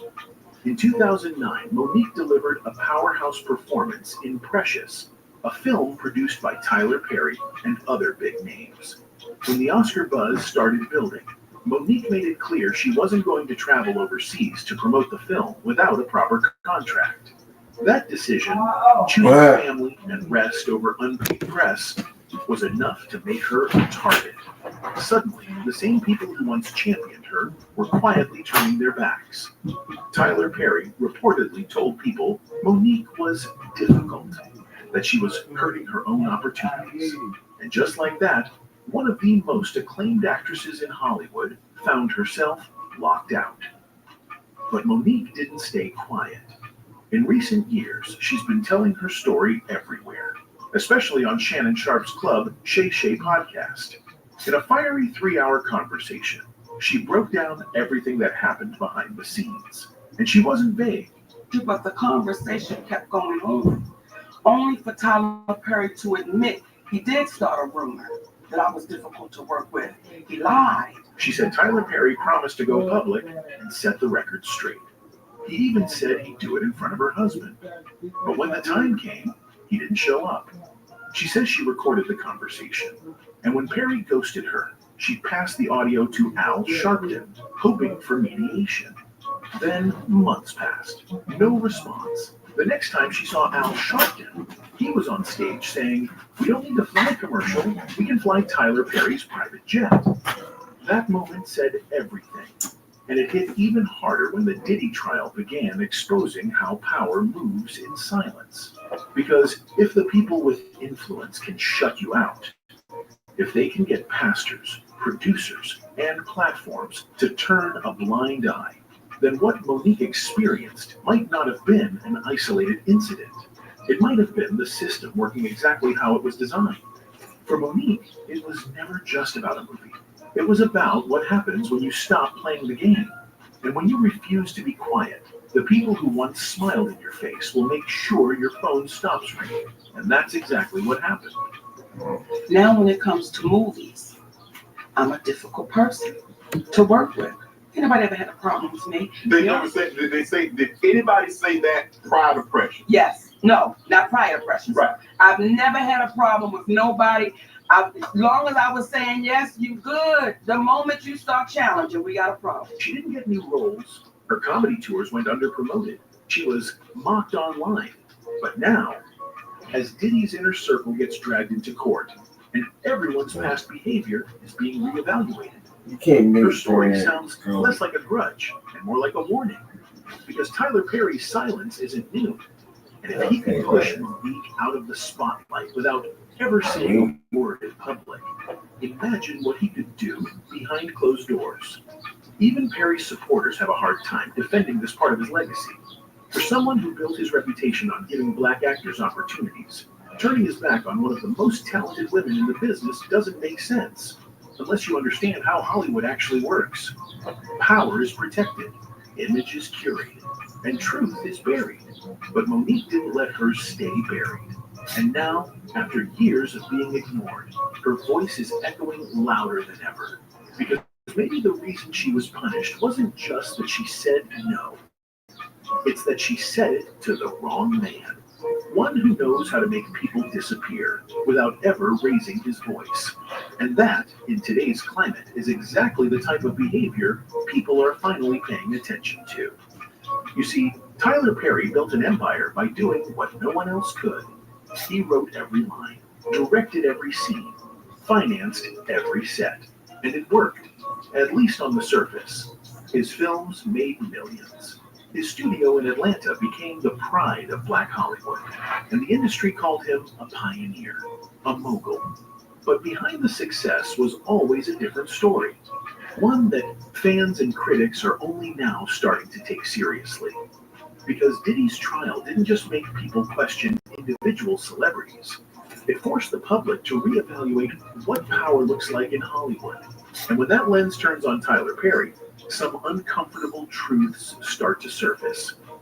Take his labor disputes. In 2008, Perry's production company was accused of firing writers who tried to unionize. The Writers Guild of America filed an unfair labor practice claim, arguing that 4 writers were terminated after seeking contract negotiations. Perry's team said the issue was performance-related, but many saw it differently. Years later, Perry made headlines, again for choosing non-union writers over experienced professionals. His defense, he wanted full creative control, but critics said it was about money and power, and that cutting corners on writing meant sacrificing quality. In 2023, comedian Lonnie Love reignited the debate, publicly calling out Perry after his film Divorce in the Black earned a 0% critic score on Rotten Tomatoes. I love that Tyler is paying black actors now, she wrote on X. But I wish he would hire black writers and directors with experience. She wasn't alone. Fans quickly jumped in, saying Perry's insistence on writing everything himself was hurting his legacy. Some said his movies felt rushed, shallow, or predictable. Others called them formulaic, saying Perry cared more about volume than substance. And yet, even as his creative decisions drew criticism, Perry remained protected, insulated by wealth, praise, and powerful friends. Until now, because Diddy's trial opened the floodgates. Suddenly, the public isn't just asking, did this person commit a crime? They're asking, how much did they see? How deep were they in that world? What did they ignore to stay successful? And for Perry, that's a dangerous question, because his success has always come with contradictions. He's praised for uplifting black voices, yet accused of perpetuating stereotypes. He claims to stand for morality, yet stayed silent while working with people now under investigation. He built a brand on Christian values, while writing shows like Ruthless, which depict cult abuse and spiritual corruption in disturbing detail. And then there's his friendship with Meghan Markle and Prince Harry. In 2020, Perry offered them his $18 million mansion and private security during their exit from the royal family. The press framed it as generosity, but Perry quickly backtracked in interviews, saying, I didn't help them. Meghan's from California. She knows it well. Even that kindness became strategic, carefully edited for the public, downplayed when it became inconvenient.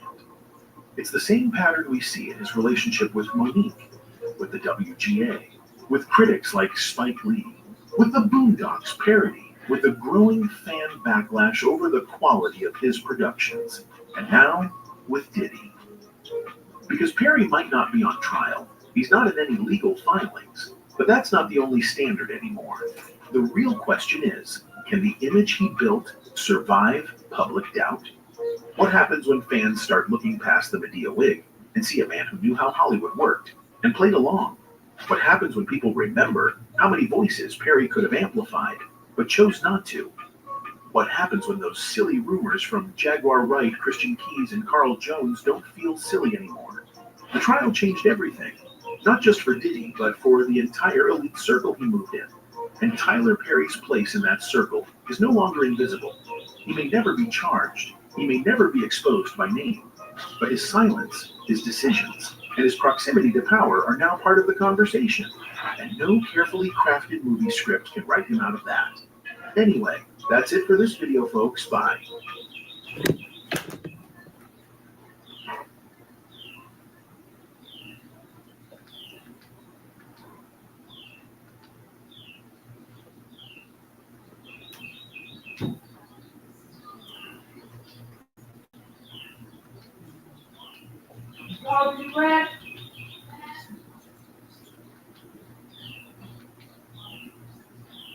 And Biggie, Deal said.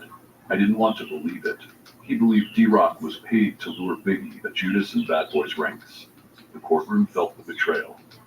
The judge called for silence as whispers grew. Deal described a 1997 talk, Diddy saying, Biggie's too big.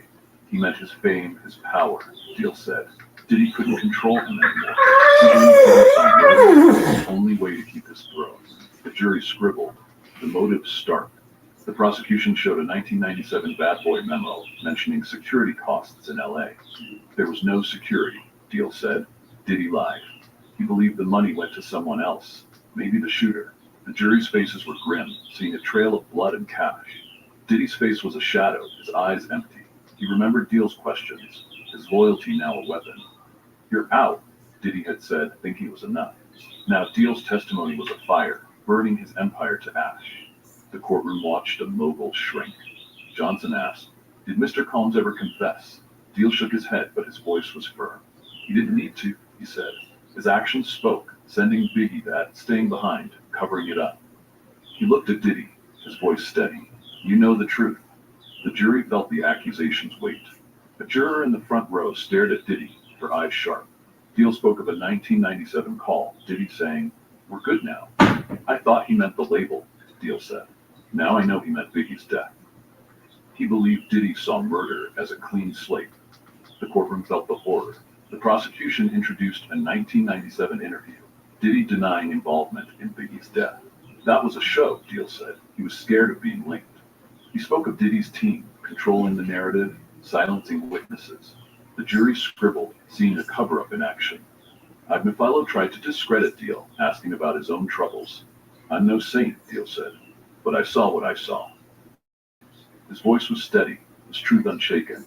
Biggie was my friend, and Diddy took him. The jury nodded, his pain resonating. The gallery was electric, reporters typing. Diddy's Biggie plot revealed.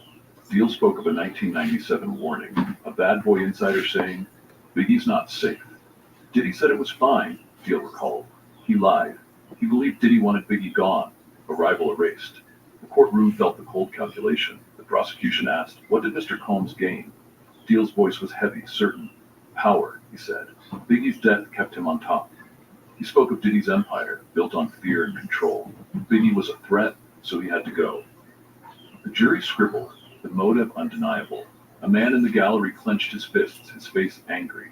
Deal described a 1997 call, Diddy saying it's handled. I thought it was about a deal, Deal said. Now I know it was about murder. He looked at Diddy, his voice firm. You can't hide forever. The judge's gavel fell, but the room stayed alive. Deal's testimony was a mirror, reflecting Diddy's sins. He spoke of a 1997 meeting, Diddy and a stranger, talking about ending it. I heard Biggie's name, Deal said. I knew then he was doomed. The courtroom felt the finality. The prosecution showed a 1997 photo, Diddy at Biggie's funeral, head bowed. That was for the cameras, Deal said. He didn't mourn, he planned. He believed Diddy used grief to hide guilt, a mask for the world. The jury's pens moved, capturing the deception. Diddy's lawyers filed motions, desperate to limit Deal's impact. But the judge's rulings were clear. The truth was admissible. Agnafilo's face was drawn, his strategy in tatters. Diddy sat alone, his empire in ruins. The courtroom saw a man facing judgment. The jury's faces told the story. They believed Deal. His pain, his guilt, his truth had reached them. The juror in the back stared at Diddy, her eyes unflinching. Another clutched her pen, her knuckles white. The verdict was forming, and it wasn't in Diddy's favor. Outside, X-posts exploded. Diddy killed Biggie, one read. Gene Deal's a hero, another wrote. Fans debated, some calling Deal a snitch, others a truth teller. The courthouse steps were chaos, cameras flashing, voices shouting. The world was glued to the drama. The prosecution's table was calm, their plan working. Deal's voice tied Cassie's, Don Richards, and others into a web of betrayal. They hinted at more witnesses, maybe D-Rock, maybe Cootie. The jury felt it, the case building. Diddy's fall was closer than ever. Diddy's scream lingered, a cry of a king dethroned. Deal spoke of a 1997 call, Diddy saying, we're untouchable. He thought he was, Deal said, not anymore. He looked at the jury, his voice clear. Biggie's watching, and he wants justice. The gallery whispered, the energy seismic. Deal described a 1997 talk, Diddy saying, Biggie had to go. I thought it was a joke, Deal said. It wasn't. He believed Diddy saw Biggie's death as a necessary sacrifice. The courtroom felt the cold truth. The prosecution asked, what's at stake now? Deal's voice was raw, powerful. Everything, he said. Biggie's name, the truth, the industry. He spoke of a system that protected Diddy, but no longer. It's time to end it, he said. The jury nodded, ready for justice. As the courtroom emptied, a single juror lingered, staring at the stand. Deal's testimony had cracked open a hidden world, one where power killed dreams. The trial was a spark, igniting a reckoning. Diddy's role in Biggie's death was exposed, but the industry's sins were next.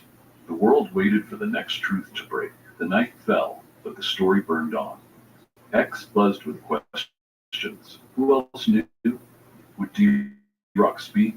The trial was a fire, and Deal had lit the match. Diddy's empire was ash, but Biggie's legacy demanded more. A truth that would shake the music world forever.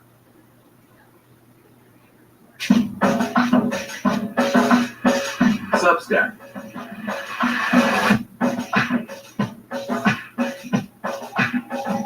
Download now. Open a Chime checking account in 2 minutes, and we'll spot you up to $200. Apply now. What? Can you Can you dump this trash and stuff, please? Huh?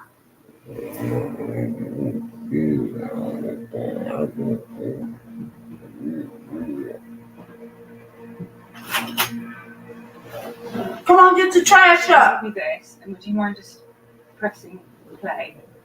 I'm gonna turn that Wi-Fi off. When ready.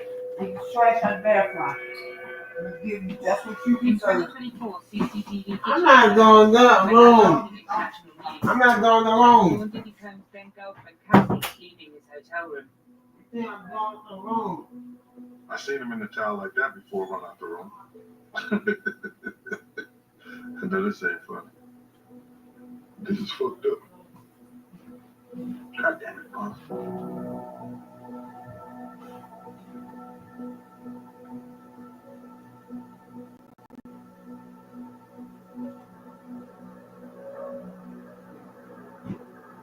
It's enraging.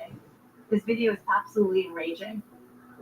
Ventura is seen picking up a hotel phone. Holmes seems to walk back to the hotel room, then returns and appears to shove her in a corner. Moments later, he can be seen throwing an object in her direction. I can't believe this video remained secret for such a long time. March of 2016, and we just not seeing it now in 2024. Come on, man. The video triggered a wave of new allegations, and Diddy is now facing a major federal case. A trial date has been set in the sex trafficking case of hip-hop mogul Sean Combs. Combs pleaded not guilty today. The charges included racketeering, conspiracy, and sex trafficking. I was hired as a go-go dancer at Diddy's private white parties. They just left me with a bunch of trauma, and people weren't ready to hear it 20 years ago. This is a familiar story, yet another powerful man facing accusations of exploiting his position. What's your relationship like with him? Like a protector, big brother. Do you ever feel guilty for not saying anything at the time? You hear a lot of rumors in rap. If nobody press charges or nobody is around to say that rumor comes from me, how do we know that it's true? But you did hear rumors. I'm still hearing rumors. How did we allow this to happen? How did we not see this? Who knew about this?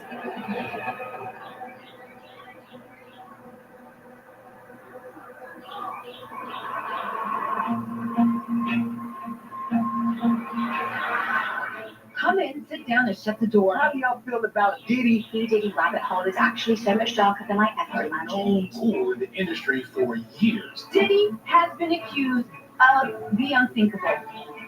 We are following a big story developing. His monstrous ass down in federal prison right now. Custody on federal charges of racketeering and sex trafficking. Sean fucking Combs. Also known as Diddy. Puff Daddy. Puff Daddy. Diddy. P. Diddy. Puff. Puffy.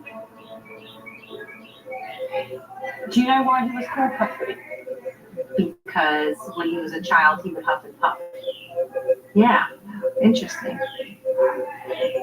A lot of the insiders in hip hop who may know him on a personal level feel like it's not okay to talk about him and what's going on right now. People think that you have to keep your mouth closed. They're like, don't speak about it. But they are going to have to speak about it. Because now hundreds of alleged victims are suing Diddy for sexually violent offences in civil cases. Whereas the federal case accuses him of doing this on a huge scale and operating like a mob boss. Today I'm announcing the unsealing of a 3-count indictment, charging Sean Combs with racketeering conspiracy, sex trafficking, interstate transportation for prostitution. The reports are saying Diddy got arrested today. But before all this happened, Sean Diddy Combs was the richest rapper of all time, with an estimated net worth of $1 billion. I'm all in New York. This is crazy right now. His influence was felt in every corner of culture. I would like to unveil the Sean John collection. Puff was the man, and he exemplified success and black excellence. There's no expense being spared. We had a black billionaire's lunch. For Sean Puffy Combs to be a black man who was achieving the levels of success that he was, we all wanted to see him win.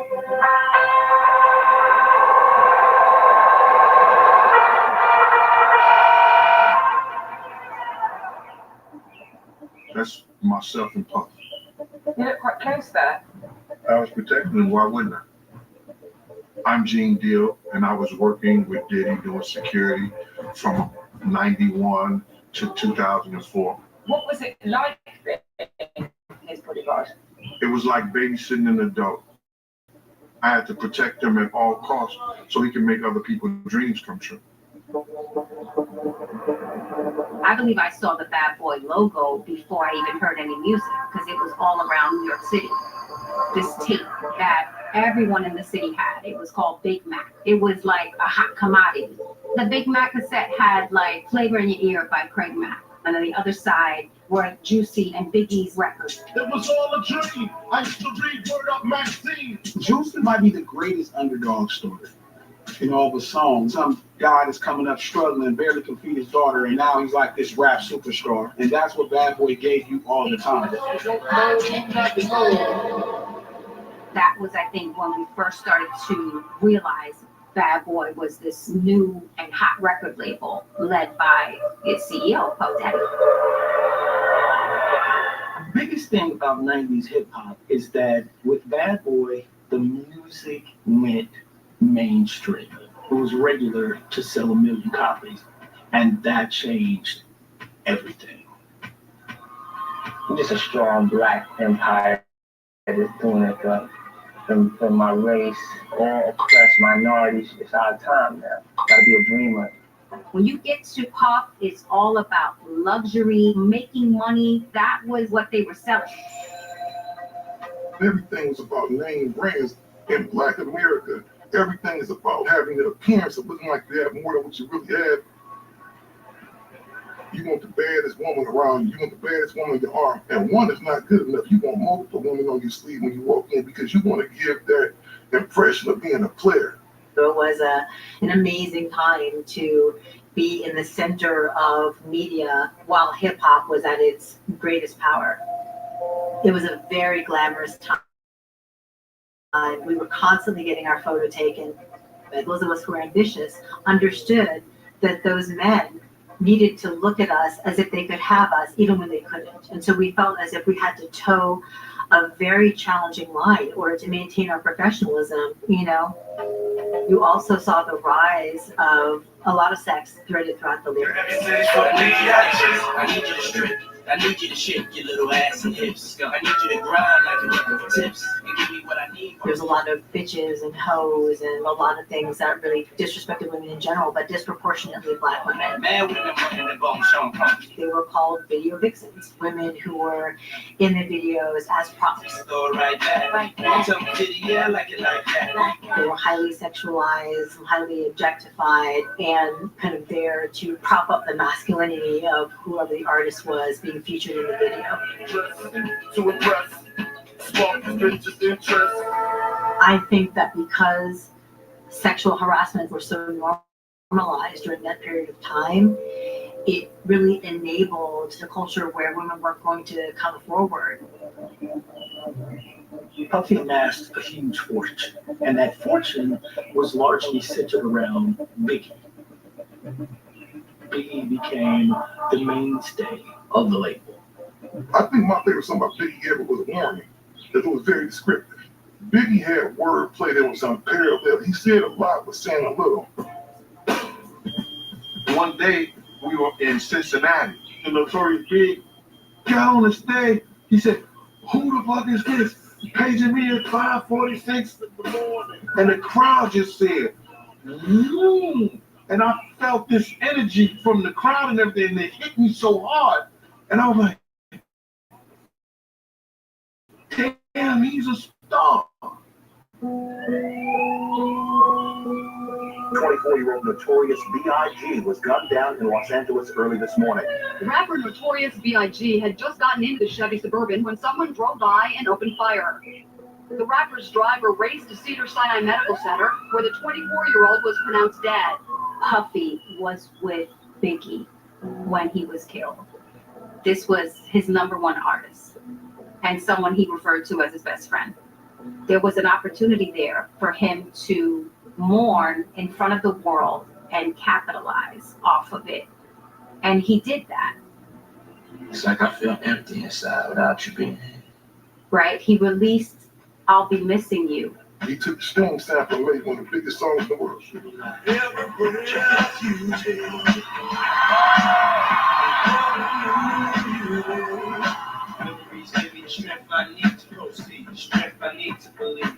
That was one of Bad Boy's biggest hits to date.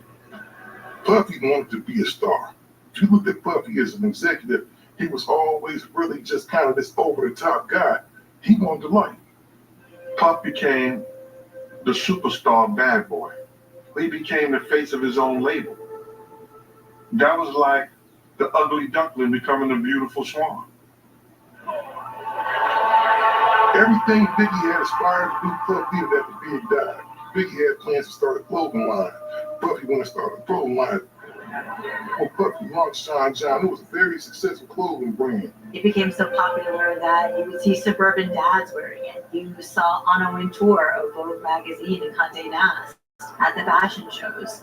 It's not a hip-hop line. Anybody could wear it, any race, religion, creed. We started to drive culture in a way that we couldn't have predicted. Everything that Puff did was a moment. It was a movie.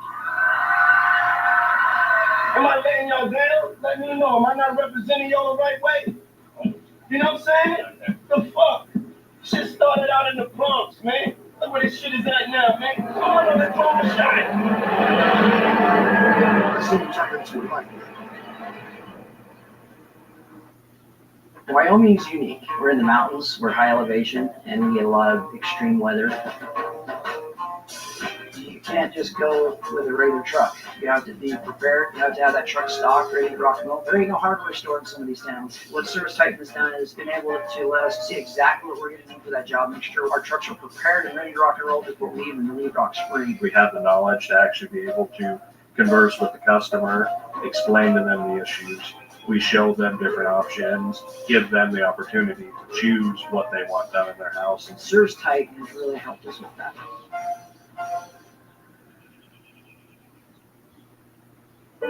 When I first found out that I was pregnant, I was able to go through Blue Cross Blue Shield to figure out what kind of services were offered. Everyone tells you how expensive everything is, but it was so significantly less than what we were expecting. Since Blue Cross Blue Shield covered so much, was a weight off of our shoulders.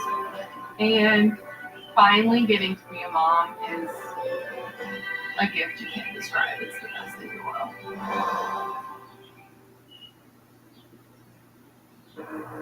One of music's biggest stars is being accused of rape and abuse. Hip-hop mogul Sean Diddy Combs was sued in federal court yesterday by former partner and singer Cassie. She is accusing Combs of over a decade of violent behavior and disturbed demands, including sex trafficking. When Cassie filed her lawsuit, that was the first time I had Cassie sued Diddy for $30 million. Very few people believe that lawsuit. She's trying to get money out of this. The acclaimed music producer vehemently denying the allegations, his attorney calling them offensive and outrageous. The next day, he settled that case. The settlement was announced late last night, and then I really believed it because I was like, that was fast. And then the video came out. In the surveillance video, Combs can be seen grabbing Ventura and throwing her to the ground. As Ventura lies on the ground, Combs then kicks her twice. We had no idea what was really going on behind closed doors.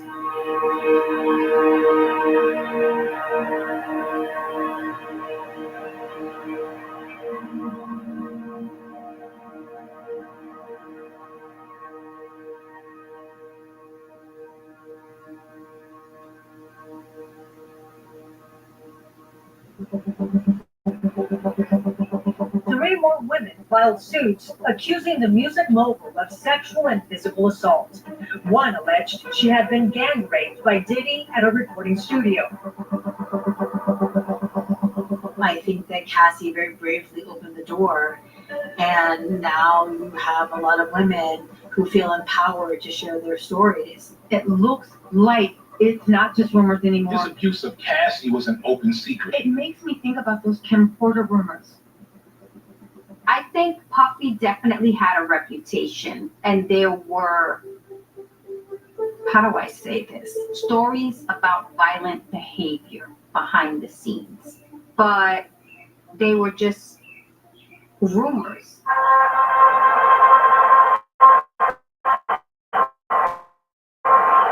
Before Diddy was in a relationship with Cassie, he had started a family with Kim Porter.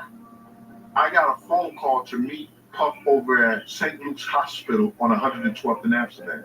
I could see that Kim had bruises on her face and she was really shook up.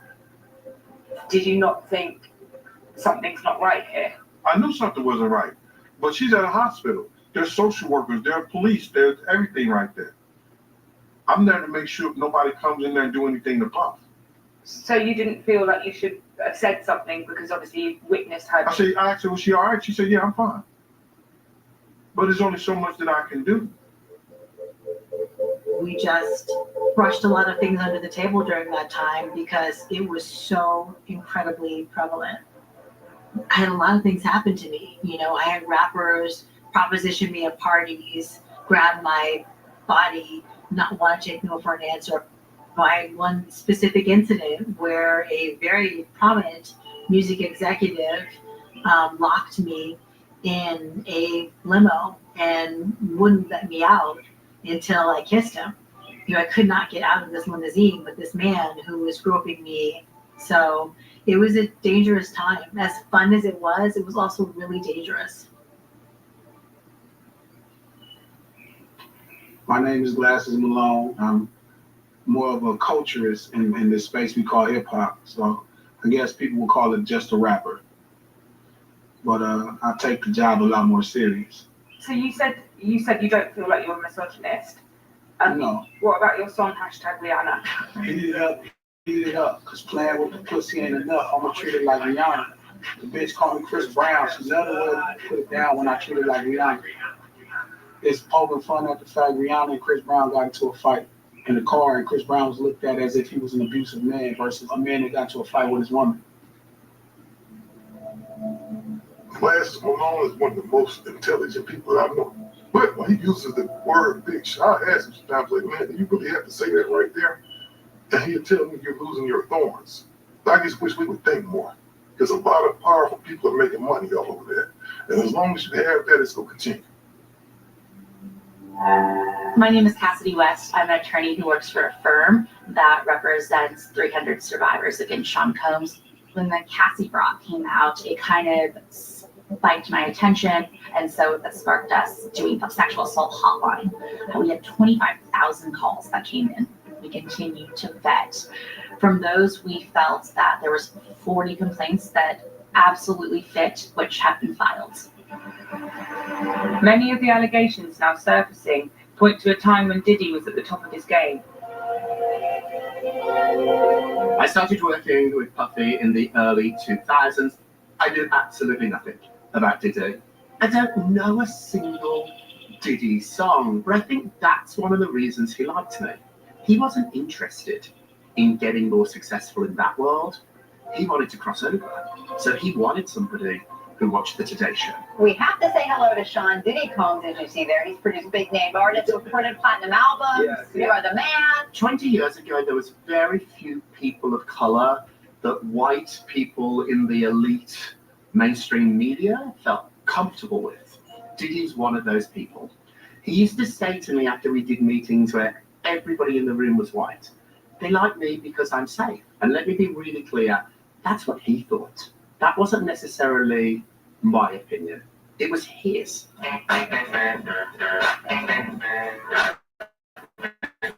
Diddy even played this in one of his most memorable videos.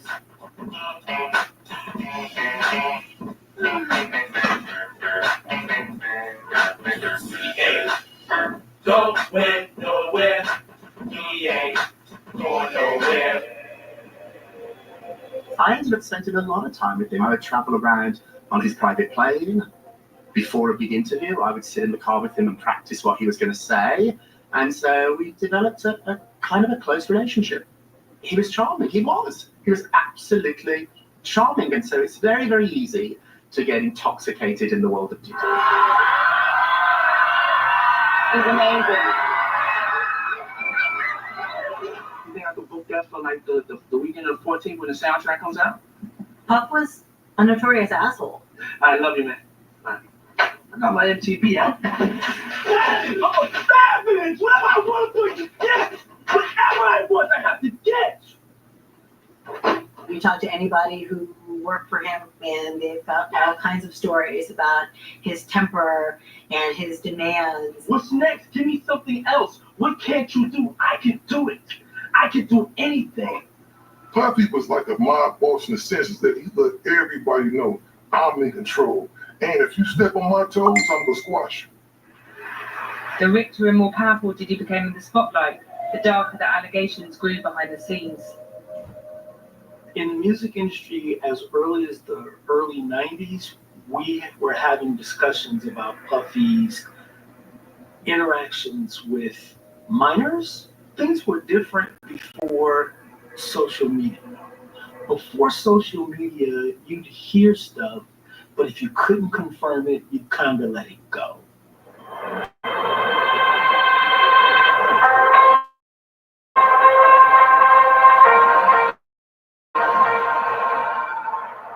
One of the accusers says Combs assaulted him when he was just 10 years old. He says that he first met Combs at an audition of sorts in a hotel room in New York. That is when he says that Combs gave him soda. This accuser says that he froze in terror as he was sexually assaulted. He says that he lost consciousness and that when he woke up that he was in pain. Now, Combs' attorneys deny these claims. When I reached out, the profile of some of the survivors were minors. You don't want to believe that that's something that can happen to a child. It's not necessarily about sexual preference, but truly about power. Where is this actually going? Who was this person? Is Puff not the man we thought he was all these years? I love it. I'm Sean Diddy Combs, proud owner of Ciroc Vodka. The endorsement of Ciroc Vodka made him a ton of money. You know, I'm an entertainer, I'm more like a ringmaster. And so the ringmaster vibe goes from the performance to even business. Hey, yo. We need to pass some Ciroc out over there. Ciroc and Diddy became inseparable, with him constantly promoting it. The partnership took sales from 300,000 to over 2.5 million cases per year. It made him a billionaire. Another layer of complicity is brands partnering with him when there are rumors going around. Maybe they did turn a blind eye to it. This tastes good. Ciroc Vodka. Do they do their due diligence? There's enough out there for a lot of these brands to know. I think the corporations just look at it like it's dollars and cents for them. It was Diddy's infamous parties that made him a magnet for brand money. You're cordially invited to celebrate the birth of Sean Puffy Combs. Sean, P. Diddy, Puff, Pastry Combs. Puff the Magic Dragon. I think that video feeds into the duality that we have to now reckon with when we think about Puff. We have these allegations against him, and then we have Puff, who was able to create these parties that everybody clamored to go to. The white party cemented Puff as one of the most important figures in culture at the time. Diddy's white parties were an extravaganza. Puffy knew that parties, big, fabulous parties that were very difficult to get into, was a way to make himself the king of New York, and they were great. This is the legendary white party. This is the real white party. Make some noise if you've been here before. I was in charge of the guest list. It made me really powerful. One publicist offered me $10,000 in cash to get their client in. Didn't get in. The number one rule, you had to wear white, head to toe white, white shoes. If you turned up with a black belt on your white jeans, I'd tell you to take the belt off. But there was other rules too. You had to be clean shaven. He liked people to be waxed. Your shoes could not be scruffy. Your hair had to be done. He liked men and women both wearing makeup. He also liked you to be moisturized. With hard work, you will succeed and even thrive. By adapting to a fast-changing work environment, at House Call Pro, we're here for you. Powerful software, strong community, and real value. The first white party I ever went to was as editor-in-chief of Honey, and my new boss asked me to go to the party with him literally the day before the actual party. So I remember going to a department store and buying a strapless, white dress because I had nothing to wear, and being so incredibly nervous because I had never been in an environment like that in my entire life. We pull up to Puff's mansion in the Hamptons. There's every manner of artist and executive and model and movie star wearing white. You had everybody from Ashton Kutcher. I think Martha Stewart showed up at one, and I was freaking out. And then I knew Puff, and it was so nerve-wracking. You could just feel the energy swirling around him. This was a man of incredible charisma. He was the ringmaster. We had everything from topless mermaids swimming in the pool to lights and acrobats and fire dancers. I remember I went to one Puff parties with bottles of champagne stacked up. They had the food on the lady. It was some crazy stuff. If you wanted to play with your nose, that was there. If you wanted to service of a woman, that was there for you. Pretty much it was like Sodom and Gomorrah. I don't know that I even finished a glass of champagne that night because I was too scared to lose control at all. Why were you scared to lose control? I was being ogled, by a lot of people in a way that made me feel very uncomfortable. People thought it was acceptable to talk to me in a way that was very disrespectful. They felt that it was acceptable to grab me or to proposition me and to get angry when I would say no. The kids had like an hour left. So get extra comfortable, kids, because after that, y'all gotta know it's a wrap for y'all. If this thing turns into something that we know get older, y'all don't want to come to. Okay? There was a sort of a undercurrent of danger, and I just remember feeling as if I wanted to keep my wits about me at all times. My name is Adria Shireen Marcy English, and I was hired in the early 2000s to be a go-go dancer at Diddy's private white parties. Now people are open to hearing what has happened to me. People weren't ready to hear it 20 years ago.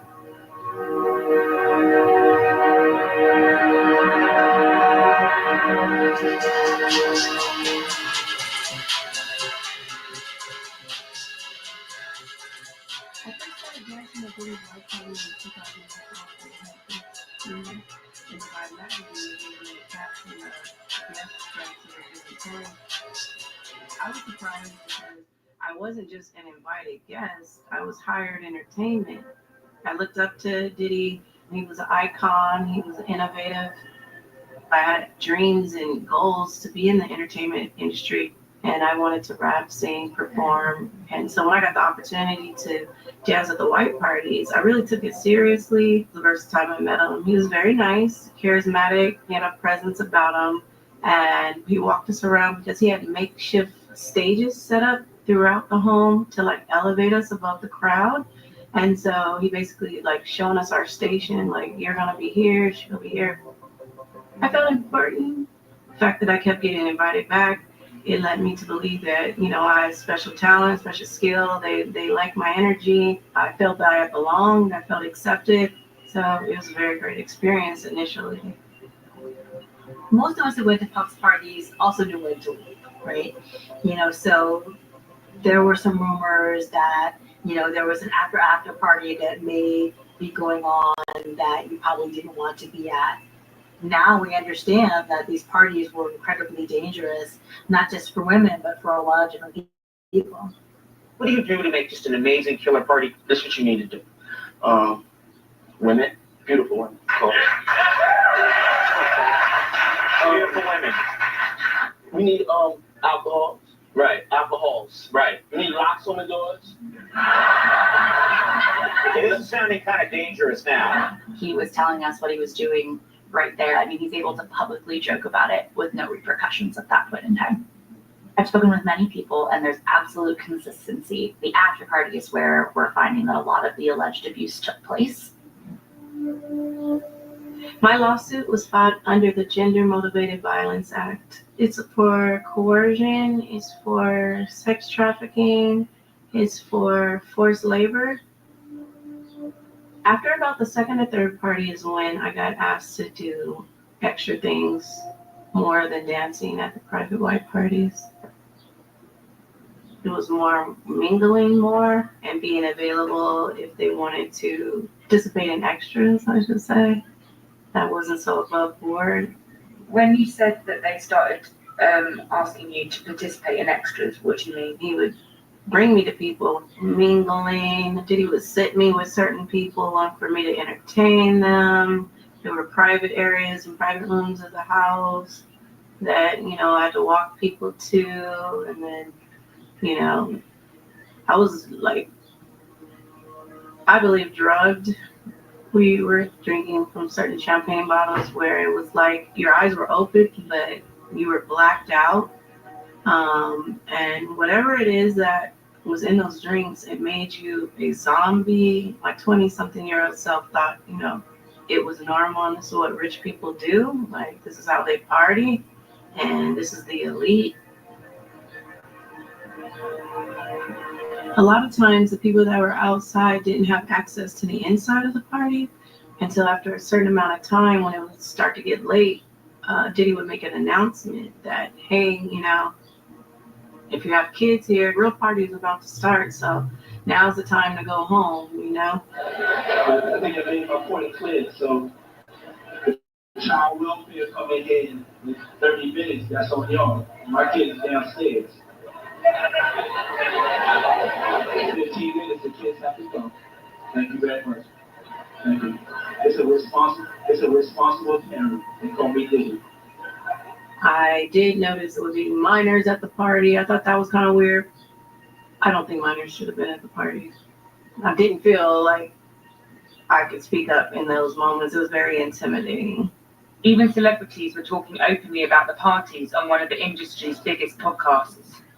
I moved to New York City, and I lived with Sean Puffy Combs for a year. We're sending you over to something called Puffy Flavor Camp. In the 90s, do you understand what that's like? Puffy's place was like just filled with chicks and orgying like nonstop. Hey, it was curious. I got a chance to see some things. Yeah, but you were 13. What were you I saying? went there to see the lifestyle. It was pretty wild, and I didn't necessarily understand.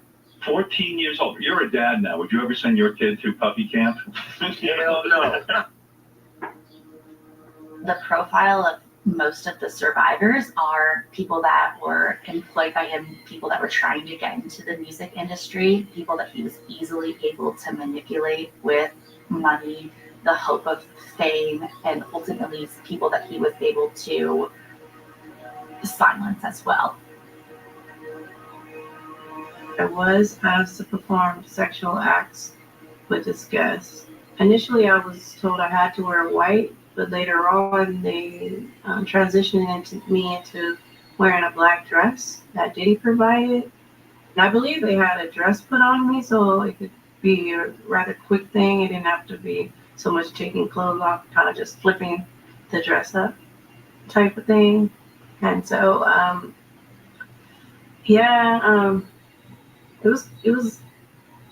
it was kind of degrading, but because of the status of the people involved, it was kind of like, well, this is better than a regular person, a regular guy. Like, this is someone who's rich and famous. And so I thought that was going to graduate me into being able to sign a record deal, because I kept bringing up, like, well, do I get to get in the studio now? And he would always say, you will, just one more, you're doing great, keep it up. And so it was like coercion of my heart. He knew like how important it was to me. And so I believed it. I was very gullible, very naive, very trusting, and I wanted these things to come true. And so I went along with a lot of it. How many people do you think that you were asked to engage sexually with? I would say probably over 20 in all the parties. I did hear that when they did the raid on the house, that the tapes that he found, that I may be on them. So it could be more. What we found with these cases was an evolution. It was an evolution of how the assaults were taking place. 2 decades ago, it was men, it was women, but it was really allegedly Combs himself doing the abuse. And as he evolved, it turned into him really using his staff and other people to help him facilitate the abuse. And so that was interesting. Did you ever help with any parties that happened at his house? Never. Never been told about them, never invited to them. I don't want to come across as naive, but I believe if stuff happened, it was at an after party. I would say that if someone said they were close to Diddy, but they never heard about sex parties, they weren't as close as they thought they were. Do you understand how, if you're saying that you were that close to him and you spent that much time with him, people might not be able to understand why you didn't know? Yeah, I can totally understand why people think that I didn't know. I didn't know. All I'll say is, okay, I don't know how you can be around someone that much. I mean, come on, this stuff is prolific. It's widespread. I wish I knew. Diddy didn't just con me. He conned you. He conned the entire world.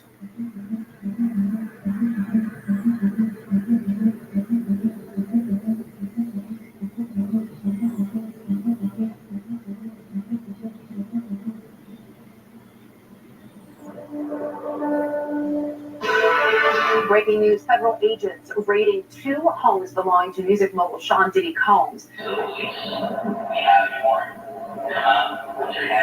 The shocking moments now moving the music industry to center stage. Search warrant activities at both of Combs' homes are related to an ongoing sex trafficking investigation. When Puffy's house got raided, I thought there has to be something else that we don't know. It was uncomfortable, I think, in hip hop. Earlier tonight, we saw them carrying a cardboard box as well as several bags from the second story of this 11,000 square foot property here in Miami Beach. Agents found multiple firearms during those raids, including 3 defaced AR-15 rifles. They also uncovered videos of elaborately produced sex performances, narcotics, and more than 1,000 bottles of baby oil and lubricant. I do think a lot of this is more bullshit. It's definitely bullshit. If Puff has enough power and influence to silence hundreds of people that he sexually assaulted, fuck no. And he's black in America. Fuck no. If that was the case, this Stendig oppression is not real. Why are you so reluctant to believe it's true? Okay. It's a really great question. Because I don't believe hip-hop will let a rapist run around in his clutches for 30 years. What would it mean to you and your relationship with hip-hop if that was the case? Devastating. To realize that everybody that grew up in the streets is okay with this, or everybody that came up in this business is okay with that, it'd be devastating. Round up these motherfuckers. If you want me to believe, it's a lot of motherfuckers that need to be rounded up. If that man over there was able to get that off, that means he was empowered. I had an attitude with the guy that's Puff bodyguard. King Deal. Yes. Bro, how the fuck did you see all this punk ass shit going on and you did nothing? You are the problem. If you let this shit happen, if anybody in hip hop let this shit happen on their watch, you are the fucking problem. Did you have any idea what was happening when you were around? The knowledge that I had with Puff, when he went in the room, he always had, if it was 2 girls, it was 2 boys. You understand what I'm saying? And, I had to secure the outside of the room and make sure nobody bothered them when they doing grown folk shit. So what was happening in those rooms? Whatever he wanted to happen. I don't know. Sometimes he'll run out the room with just a towel on, but they doing grown folk shit. I don't know what happened in there. Do you ever feel guilty for not saying anything? I think let him do the kids are cool.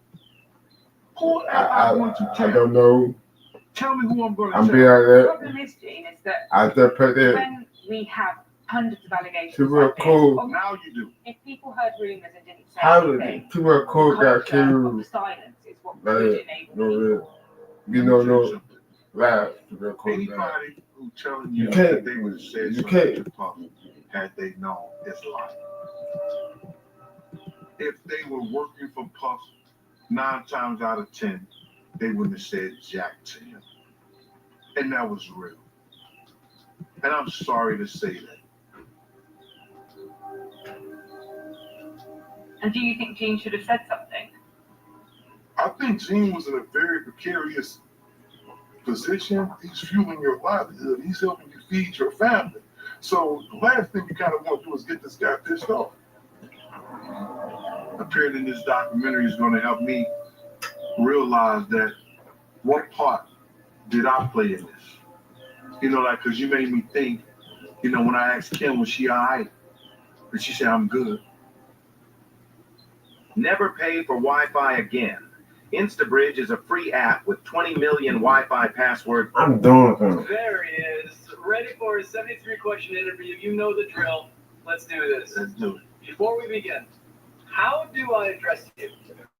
You call me love. Tell me Lamborghini. Oh, that's nice. I haven't gotten it yet, though. Yeah, when is that coming, that Lamborghini? We talked about this last He time. had the Lamborghini for a day or two. He had access to the house, and he knows better than to be talking about the things that he does in Big Brother Puff on national television. And Pop, where did that come from? I can't tell you that. I'm going to take your souls. We have the power. We decide what's hot. If we don't go, we control what your kids listen to, but we control everything. And I just want to say how much I appreciate Puff Daddy for doing the kinds of work that he's doing. When he comes to the Diddy party, this happens to the white man. It's so unfortunate. There's no expression in the mafia and in life. What goes around comes around. And I think you're going to experience that.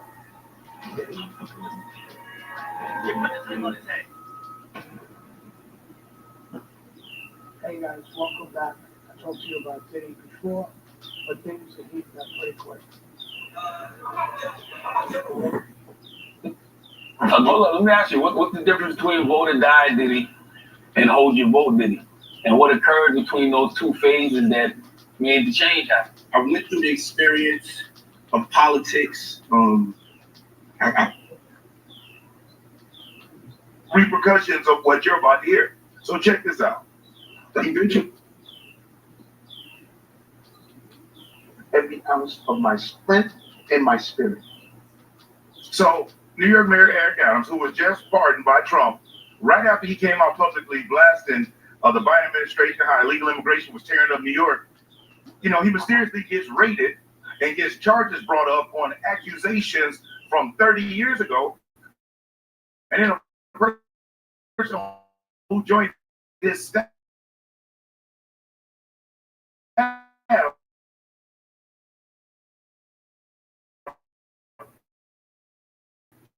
just the previous week had a witch hunt looking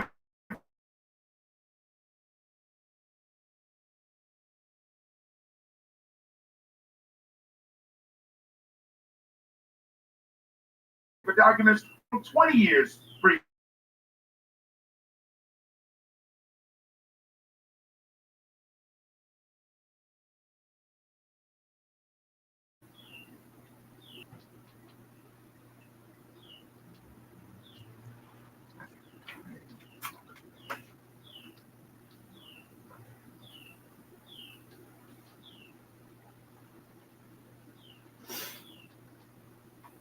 I'm being honest. I'm pretty about something. I just picked this hurt. This hurt. I'm not there to be very tired. I don't know what that said. I heard me to her cool about leave that room. Be about that room. We're going. Yeah.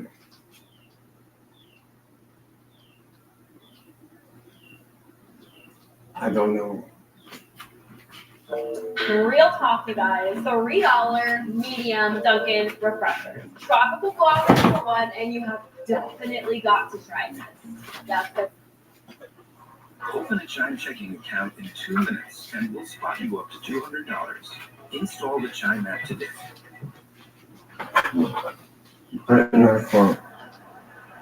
What can I come in, please?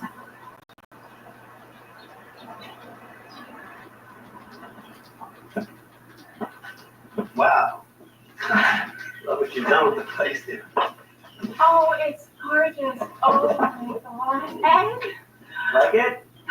See, I took one look at it and I just knew it was Yeah, no, it was like that shit. Hey! All right, so this thing between us, this is only a temporary separation, right? I filed the papers. Wow, that's cold. You weren't frustrated. That's okay, I get it. I mean, if it was me, I'd feel the same way. The point is, where does that get us? Right? Nowhere. Because we love each other, and you can't deny that. That's not the issue. Well, it should be the issue. What do you want from me, Bob? You want me to get on my hands and knees? Because I will. I'll beg. See? Come on, baby.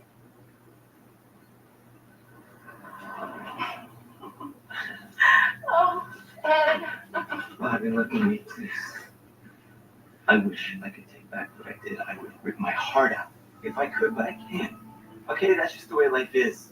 You know, we're stuck with our actions, good or bad. Listen, you don't understand things.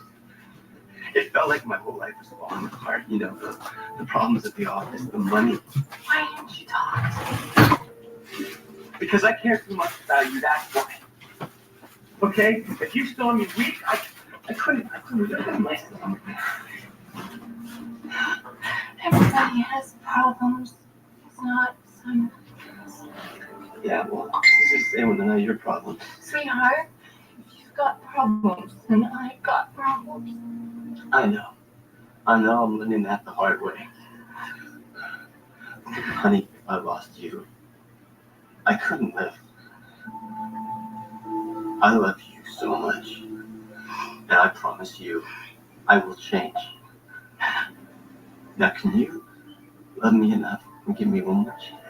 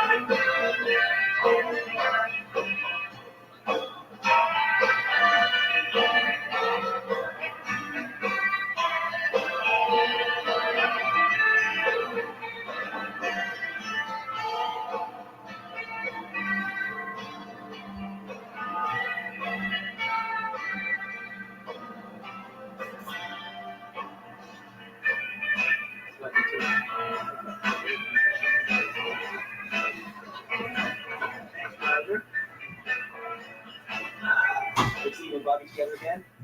Here's my shining star. Couldn't be happier. Look, I hate to finish this, but I don't want to face my year end actually hanging on my hands. Hey, I understand. I'm going. Hey, I can see nothing more. Then, you're fine, right? Let's get me shot, huh? 3, 2, beautiful. Wait. Managing diaries with you. Excuse us, my wife and I can go upstairs and have our own little party. No, wait up. Okay.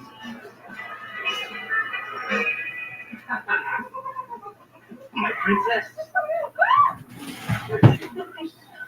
Oh. Got a little surprise for you here. Oh, baby. I think I had too much. We'll stay there. We got a whole night ahead of us.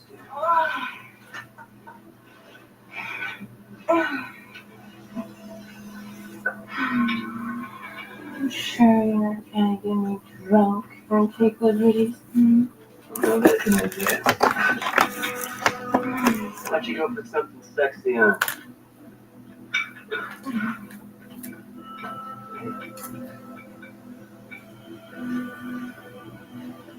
Come on.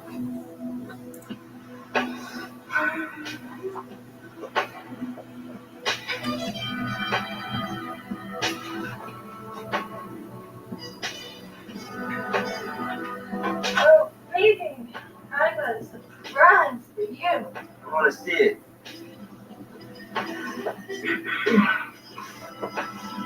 Wow. Give it, baby.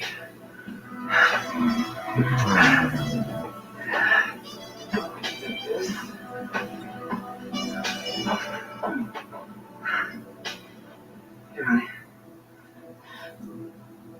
I'm still your girl. Oh, no one and only. Come on, let's make a toast. I love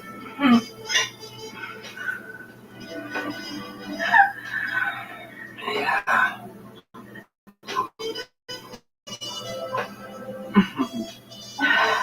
Good girl.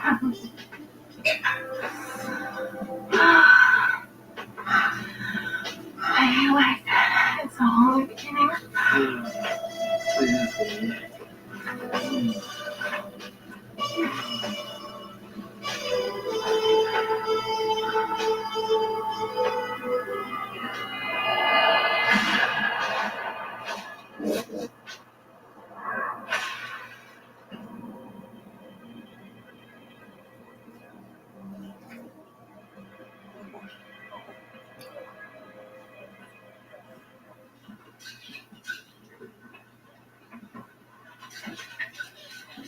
What do we got? One unlucky son of a bitch. He was having some fun with his old lady. Doesn't look like he's having much fun to me. Yeah. Thanks. Yeah.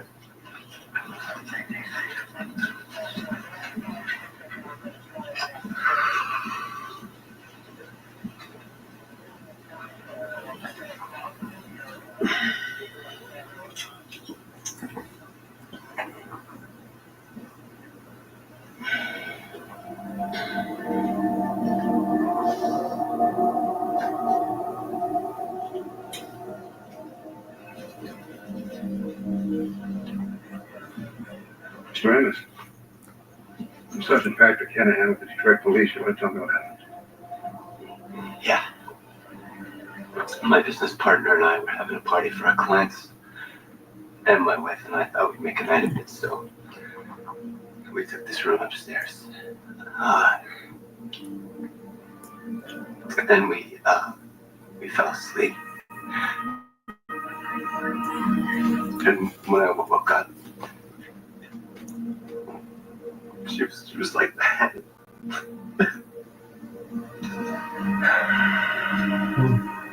Mr. Amos, if you don't mind, I think it'd be a good idea if you came on down to the station. Why? We just want your full statement. My wife is dead. What more do you need to know?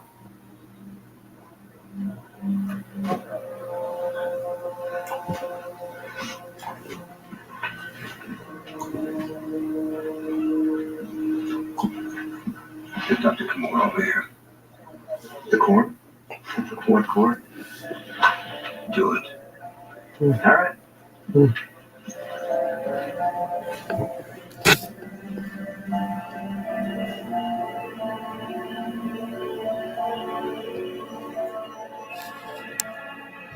sure you're not holding something back, Mr. Amos?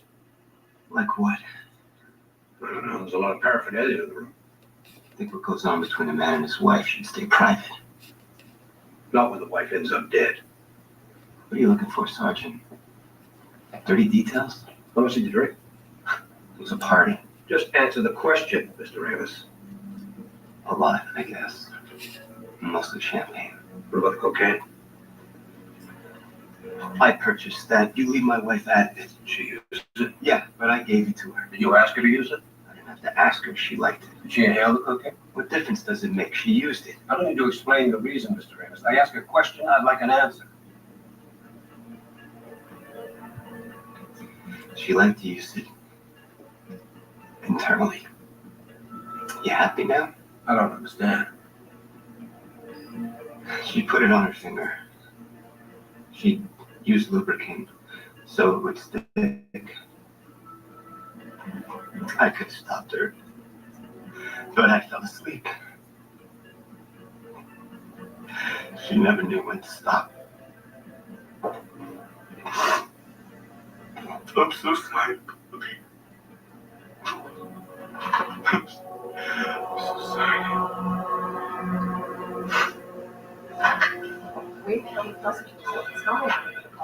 The guy's a former General Motors exec, and now he runs a personnel agency. There's something funny about the whole stuff. Funny how? The way the room looked. Maybe I should have a look at it. No offense, Miss Westfield. Nancy. Have you been to many crime scenes? I haven't seen you around here much. That's because I'm in court putting criminals behind bars. Don't worry about me, Sergeant. I can handle it.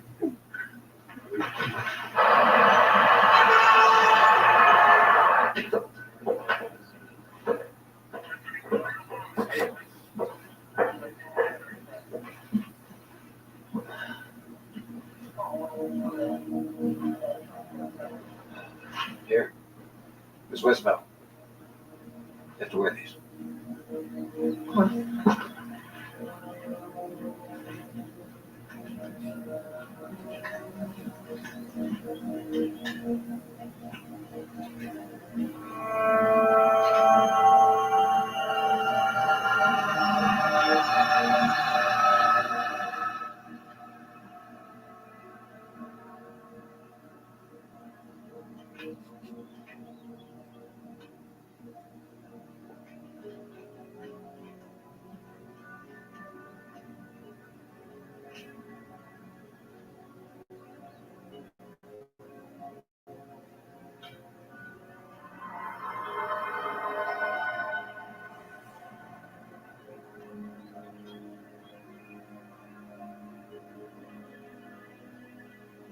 Witnesses. Yep.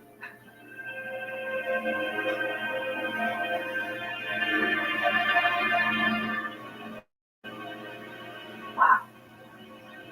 My sentiments exactly.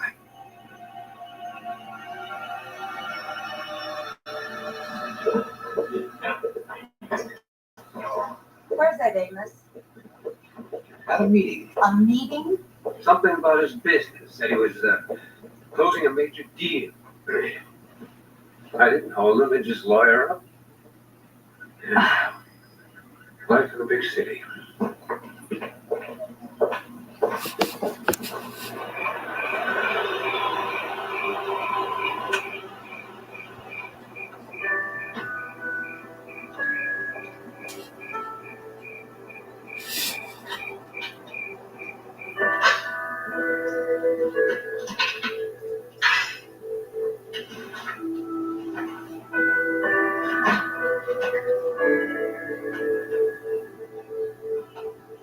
Brush fire spanned by wide family. Hi Nancy, it's Charles speaking here. Listen, I'm having a little trouble with the factory case, and I'm wondering if you can help me out. Anyway, I'll see you in the office tomorrow morning, and we'll talk about it. Thanks, bye.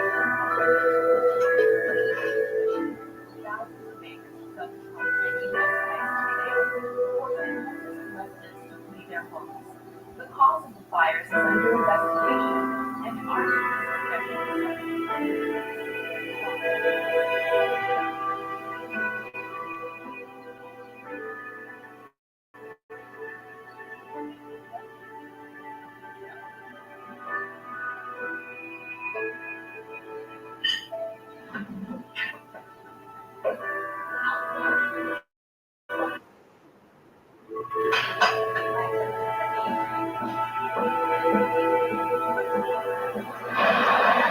Howard, the guy's got 2 priors. It's second-degree manslaughter or trial. Take your pick. Get back to me, okay? Nancy, Yeah? Marie Wagner, Bobby Ames's mother is here. She'd like to speak with you. Send her in. come right in. She'll see you. Thank you. Sergeant Hanahan said I should speak with you. I'm terribly sorry about your daughter. She was my only child. Please sit down. Would you like some coffee? Nothing, thank you.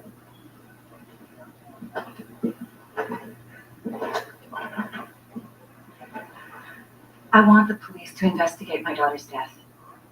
It wasn't an accident. How do you know that? I know my daughter. She didn't do drugs. Ed Amos killed her. That's a very serious accusation. Do you have any evidence? How about his past? I don't understand. You think my daughter was the first? He killed his first 2 wives, possibly even his own mother. Then he collected hefty insurance payouts from all of them. Was your son-in-law ever charged? No. No, he's a master manipulator. And he's also a pathological liar. Were the deaths ever investigated? We're talking a small town America. He was everybody's golden boy. The police never thought for a moment he was capable of murder. She was 24 years old. And she was deeply in love with him. Completely infatuated. A lot of women were. Hey, Tom. Morning, Ed. Veronica, you wearing my favorite color again. Thanks. I like your tie. Thank you, Veronica. Honey, Strength. these days, what you got? Your tailor called, your new suits are ready. Your tennis game is rescheduled to 6:30. And Doug from accounting called and said thank you on behalf of his daughter for the cookies.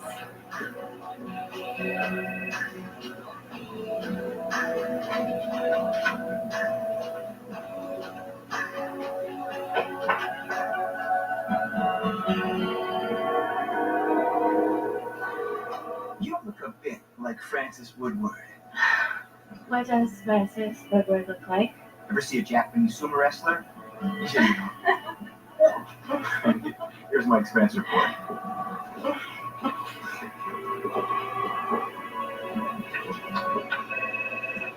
I'm Ed Amos.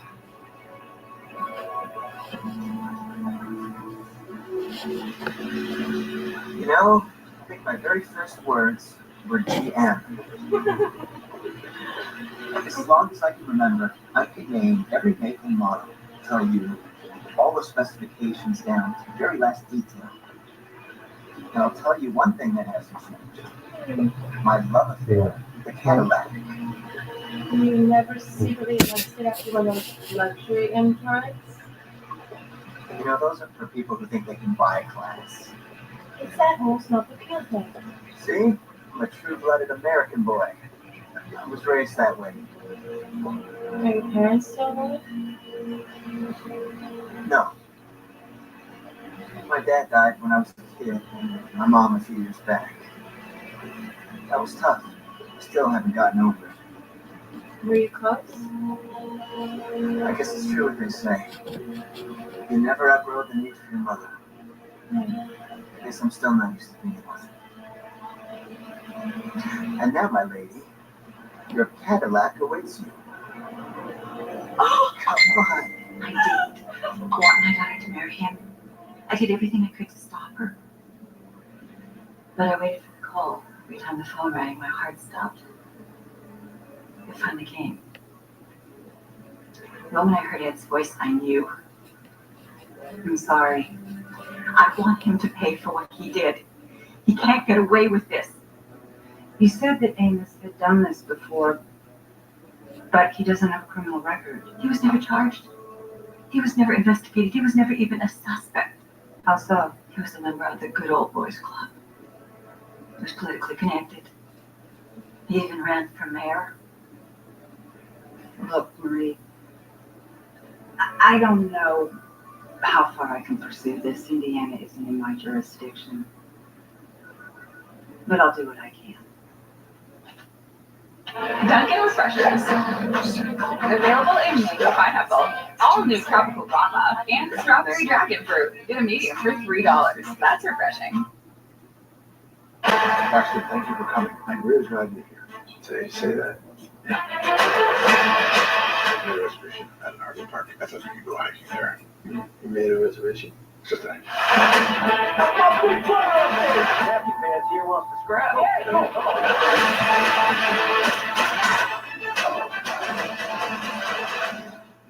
That's the capital murder. I actually didn't say anything. You think about it?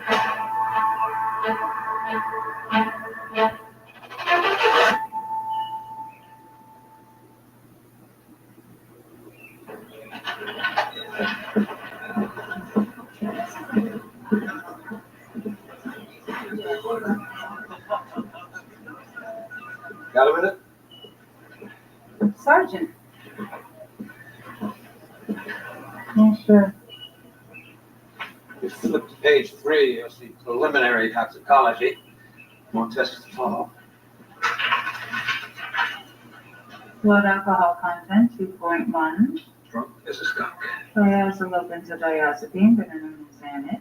A downer. Cocaine. Yeah, a whole bunch too. Couple with the booze and the Xanax. My mom said that Bobby didn't do drugs. Pure as the driven snow. And based on this, Amos is telling the truth. She partied hard, no deed. End of story. Sorry. Me too.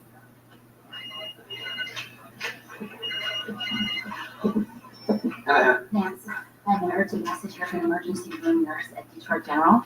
Said she needs to talk to you. It's about Ed Amos.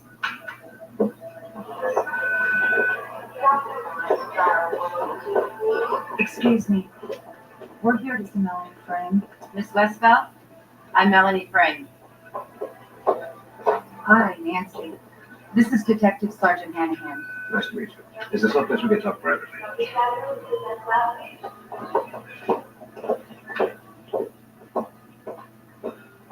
I know this seems kind of strange, but when I saw that beautiful girl come into the morgue, and then I saw her name, I knew it couldn't just be a coincidence.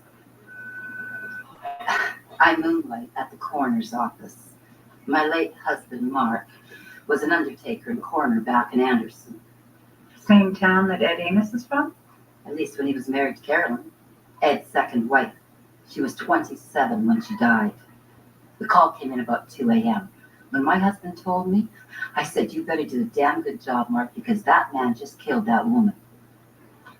What made you? When young, healthy women suddenly drop dead, what kills them? Statistically speaking, it's their husbands. And this guy's got 3 drop deads? Do you have any evidence?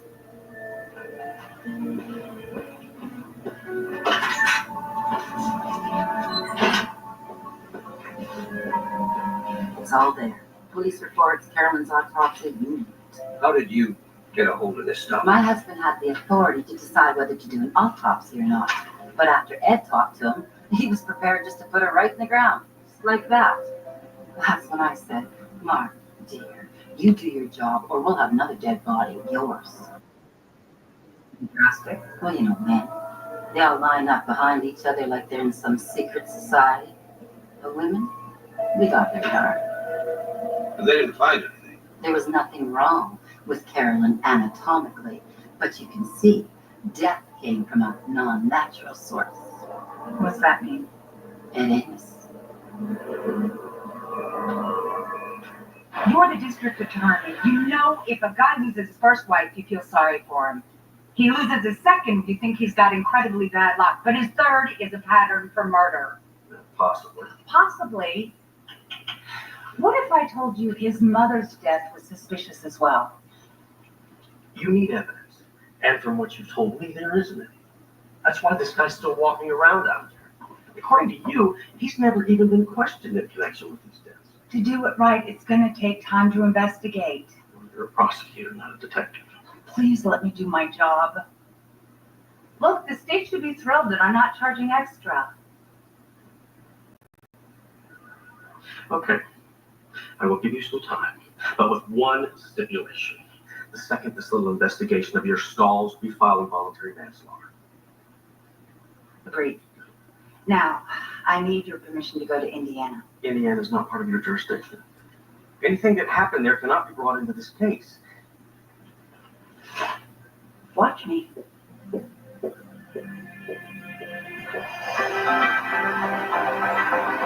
You know, we've got something in common. What's that? Everybody in law enforcement thinks we're nuts. Everybody except Officer Mike Williams of the Anderson force. I'm really anxious to hear what he has to say about Saunders' death. I feel like we're a maker.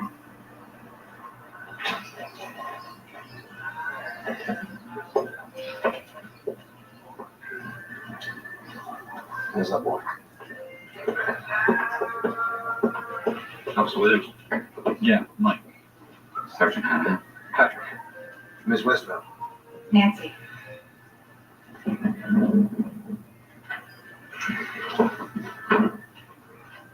These are the case files we talked about. On the death of Sandra Williams. I'd appreciate it if you... Officer, this is completely off the record. We're just trying to build a case. Thanks. Thank you. I'm really glad you're investigating the same guy. When all this was done, I was new to the force, but I was on the call. The call? Yeah, when Sandra Williams died. My partner and I showed up first. It just felt wrong. Why wasn't there a proper investigation in the first place? Small towns like this don't have the resources. A fact that didn't escape our friend, Mr. Amos, I'm sure. Ed Amos was a hometown boy, part of the community. A mayoral candidate, Lions Club, Kiwanis. He was the president of the local chamber of commerce. People here still swear by him, and were sad when he moved to Detroit. Huh. As a close friend of Saunders, it must think it's odd that we're here so many years after the fact.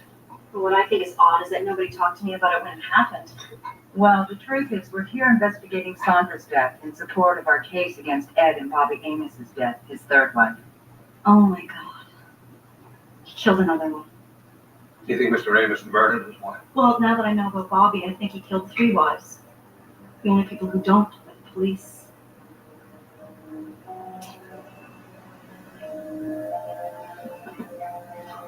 Sandra was such an amazing person.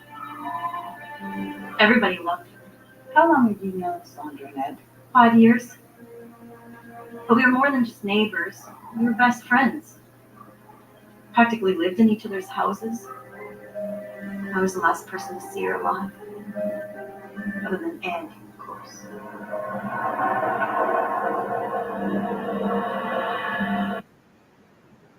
Ed wins the mayor's race, you'll be first lady. Right, you need a closet Democrat. You better not find out I'm thinking of voting for his opponent. Hello? Yeah, she's right here. No. Hey, baby. How'd it go? Should we pick out my inaugural gown? Okay, I'll see you soon. Standing among the crowd at the League of Women Voters. Knowing that he probably promised him a discount on the next card. Need to go. He sounds exhausted. You here, honey? How's my star candidate? Hey. You know, I'm getting pretty good at this campaigning thing. I knew you were great. I can't. It'll put me right to sleep. Oh, come on. We're celebrating my debut in front of the League of Women Voters. And it's your birthday. All right, we'll call this, I don't know, a pre-birthday celebration. So happy birthday, my one true love.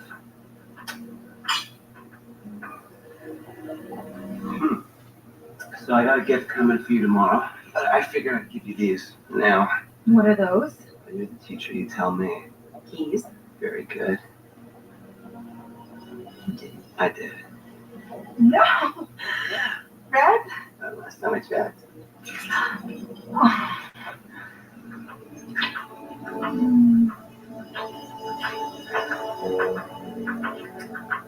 You're so good to me. So I have an idea. What's that? Why don't you go upstairs and run a bath? And then I'll come on up and rub your back. Okay. You sound good.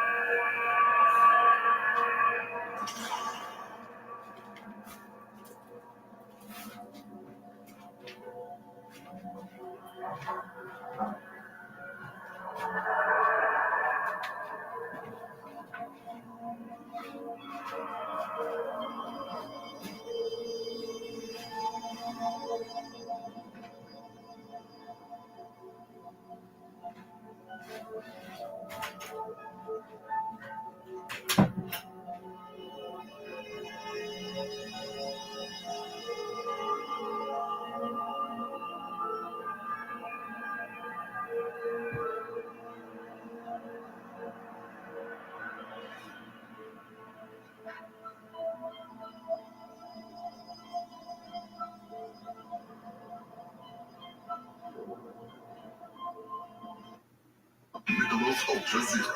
Zero alcohol. Ultra smooth taste. Just 29 calories. Ed? Sandra?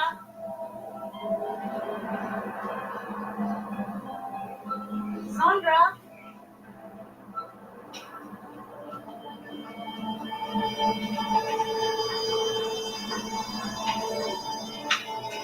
Ed? What happened? Where's Sandra?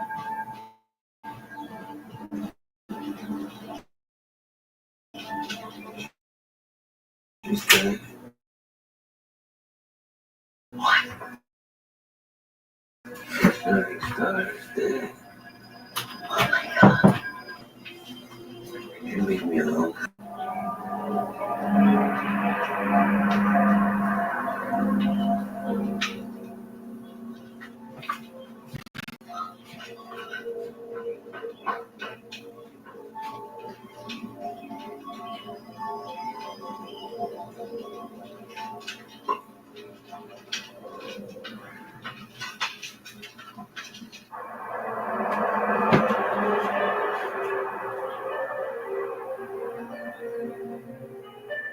We've been planning to redecorate. Carolyn had just taken a shower and was going through some color charts when I arrived. Hi, honey. I am so tired of looking at paint samples. Tell me what we started. Because the man's home is his man's home. Oh, really? Really? Anything good to eat? Service net off, principal of it. You can get it yourself. There's chicken potato salad in the fridge. Any wine? There's some open.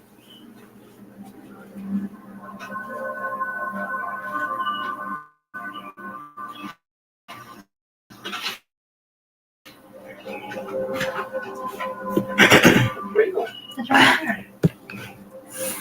Well, hurry back.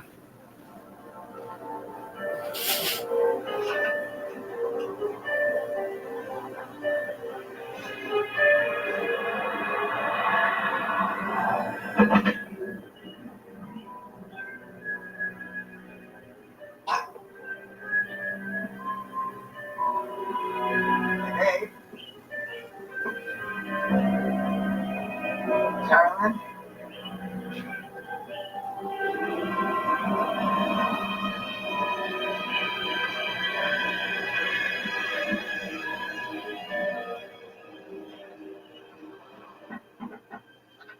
Yeah? Ciao, man. I'm starving. There is nothing to contradict Amos's version. Have you read the files? Everybody thinks this guy was a saint. Listen, anytime there was a game and I couldn't get tickets, Ed came through. God, that pizza smells great. Yeah. Thin crust, too. Only way to go. Now, this is my personal favorite, the interior decorator. About 3 days after Carolyn's death, Ed phoned to say he wanted to go through with the redecorating of the house. I thought it was a lovely gesture. The house meant so much to Carolyn. Okay. You're making me sick. None of them heard any accusations or rumors. They didn't think it was, in any way coincidental that two of his wives died mysteriously. One of the secretaries attributed the rumors to jealousy. Ed was so kind and so generous that people just like to see a good guy fall. He bribed people with all that crap. The police here, they weren't going to investigate him. And risk not getting that nice little fleet of cars. This guy is fascinating. Uh-oh. No, not like that. I mean, he's diabolical. He's covered all his bases. You and I deal with murderers every day. Have you ever met anybody this meticulous? I'm still trying to figure out where he sleeps. Can I ask you something? What do you want to tell like this? I'm a born-again civil servant. I love the abused. Your husband doesn't mind. My biggest fan. He died a couple of years ago. Me too. What'd you say? Skip had a heart condition. It was a particularly tough pill to swallow since he was a cardiologist. Here, work and eat. Congratulations, Nancy. You got enough circumstantial here for 2 additional murder cases. Only they're in Indiana, and you're prosecuting this case into court. I'm establishing a pattern. We'll really use it. I plan to ask the court for admission of priors. I'll cite Vandal, please. You know, the last time somebody cited that was about 35 years ago. And you know why? Because it's a loser. Whose side are you on, Bob? The people of the state of Michigan. Thank you. We cannot prosecute people without proper evidence, even though we may be easy as hell. You're gonna have to do a lot better than that if you want this office to file first-degree murder charges. My suggestion to you: focus on Bobby Ames. And if you don't come up with a motive, or at least a cause of death by the end of next week, this office will file a voluntary manslaughter. First offense, no priors, the walk.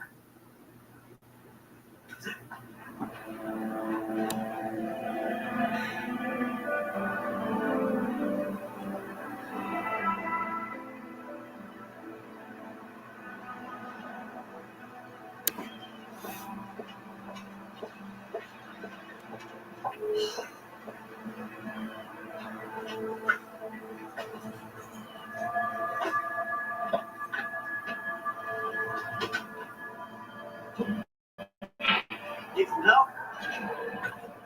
I'm that Amos, Bobby's husband. I know who you are. Can we go somewhere and talk? I don't think so.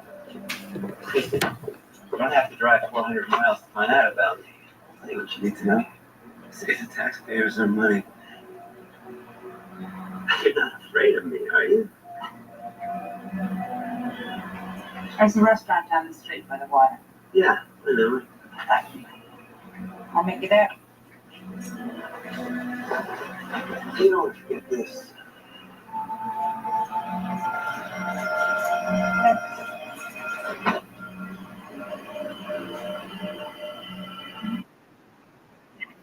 You wanted to talk to me about Mr. Amos.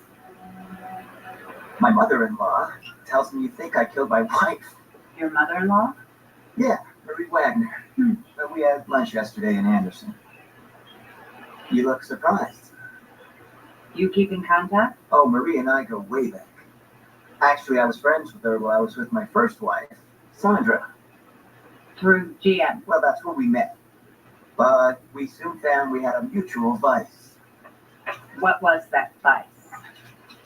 Poker. Yeah, I hate to admit it, but she's much savvier than I am.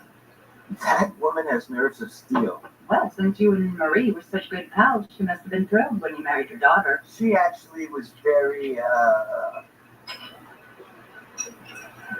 want to put this delicately. It was very awkward. I mean, Marie and I were friends, and of course we flirted a little, but that was it. But then when I started dating Bobby, she became hostile. So I had to hope that she'd get over this, I don't know what to call it, this thing. Has she? Yeah, but it took Bobby's dad. I guess now she realizes we're all the family each other's got. You've earned this, so hold it up high. You don't just give an extra hand, you give your whole heart, because it feels good to raise up the community that raised you. You are a fighter, and this is your reward. Without the mark of a fighter. You see, Nancy, things aren't always what they appear. I mean, take you, for example. Right? On the outside, you seem really tough and a woman in control. But really, you're being pulled in every direction. Am I? Come on, Nancy. You're in a man's world. The guys at work think you're a dilettante. Just one more woman who's trying to make a name for herself at their expense. You think you know a lot about me, don't you? Enough to know you're barking up the wrong tree. That's an interesting theory, Mr. Amos. I have to go.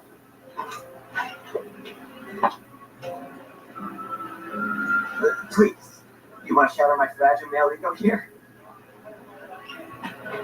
Nancy, I think if you took the time to get to know me, I think you'd form a very different opinion of me.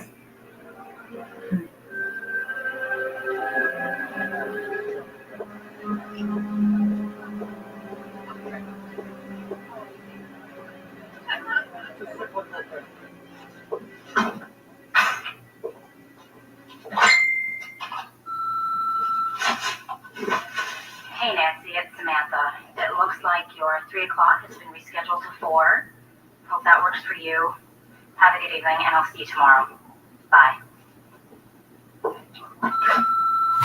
Hey Nancy, I just wanted to thank you for taking the time out of your busy day to chat. Maybe we can do it again. Maybe come over. See, I really have nothing to hide. I could bring some wine. Anyway, call me.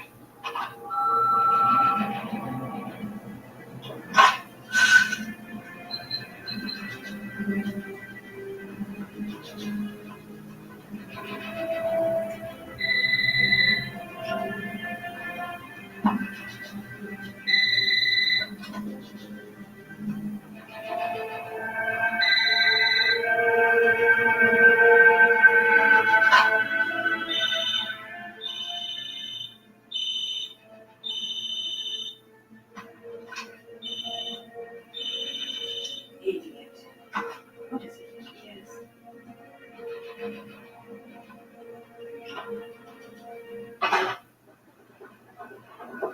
Where are you going? To Indiana. I want to talk to Marie. You're making way too much out of this. Come on. She's given us all this information and she just happens to omit the fact that she's had a 20-year friendship with him. Together, yeah, but those two hung out together. She had lunch with him day before yesterday. Yeah, so? So, maybe she was jealous of her daughter's relationship with Amos. Out for revenge. You don't really believe this is about Marie getting in with Amos.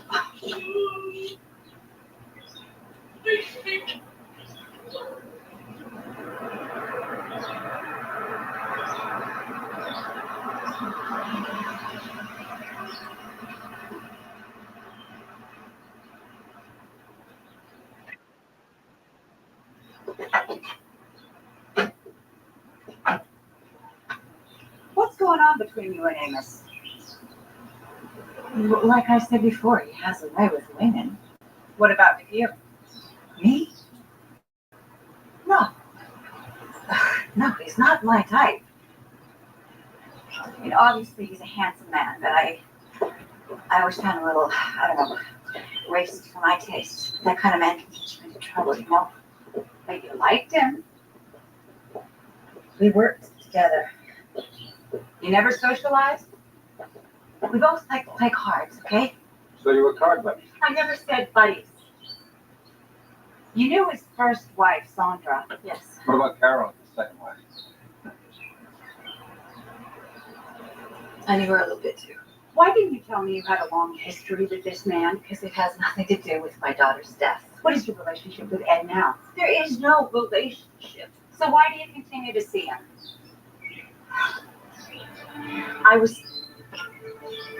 If he thinks we're allies, he'll talk to me. Maybe he'll let something slip, something that would prove he was guilty of Bobby's death.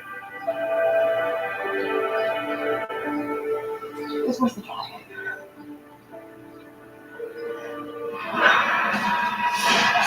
The skin, also depending on things like if there was clothing or something in between the teeth and the skin. So one, part of the anatomy, elasticity of the skin, emotions. What is gambling, fancy cars, or watches? There is nothing illegal about being a good gambler, unless you don't pay your taxes. Okay, let's put more of a stock from that. Bobby Amos died from acute cocaine poisoning. Ed says she did it to herself. How is it possible to get 14 times the amount of an overdose into your own bloodstream? You can't. You'd have to get it into her, but there were no signs of a struggle.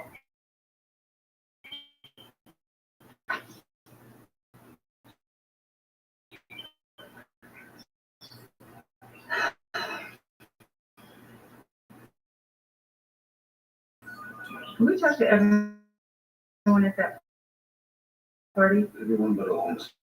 Is that Ed's business partner in Detroit? Talking on the phone. Sabina. Yeah? Who? Put her on. Hello? Yeah? I'll be there in 15 minutes.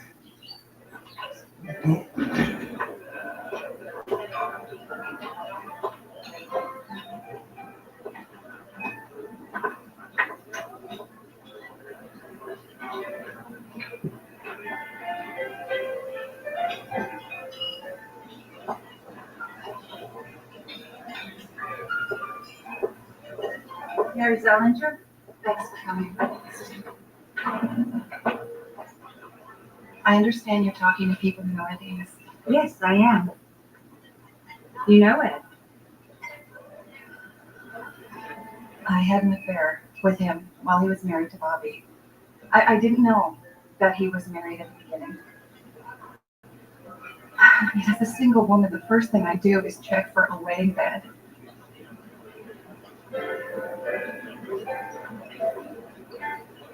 When I asked him why he'd never married, he told me he was widowed. That his wife had been electrocuted in some freak accident. How did you two meet? He was a GM exec, and I sold him his staging system. If you don't mind, Miss Lisfeld, I just need this first and be done with it.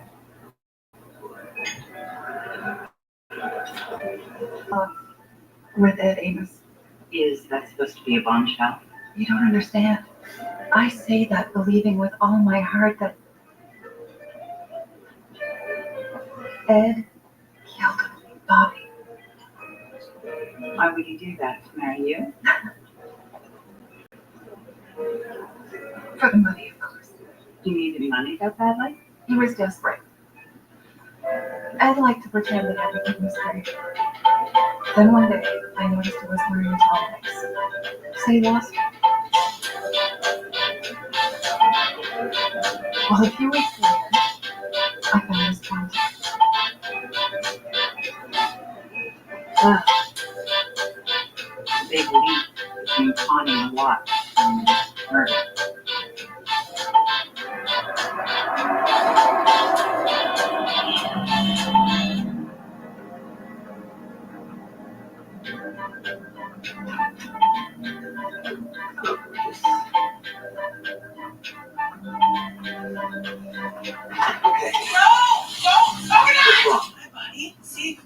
Oh, there we go. How could you look at me and lie It's like that? plastic. He literally I know secreted where fluids you that were, would create plastic, basically. Okay, Over.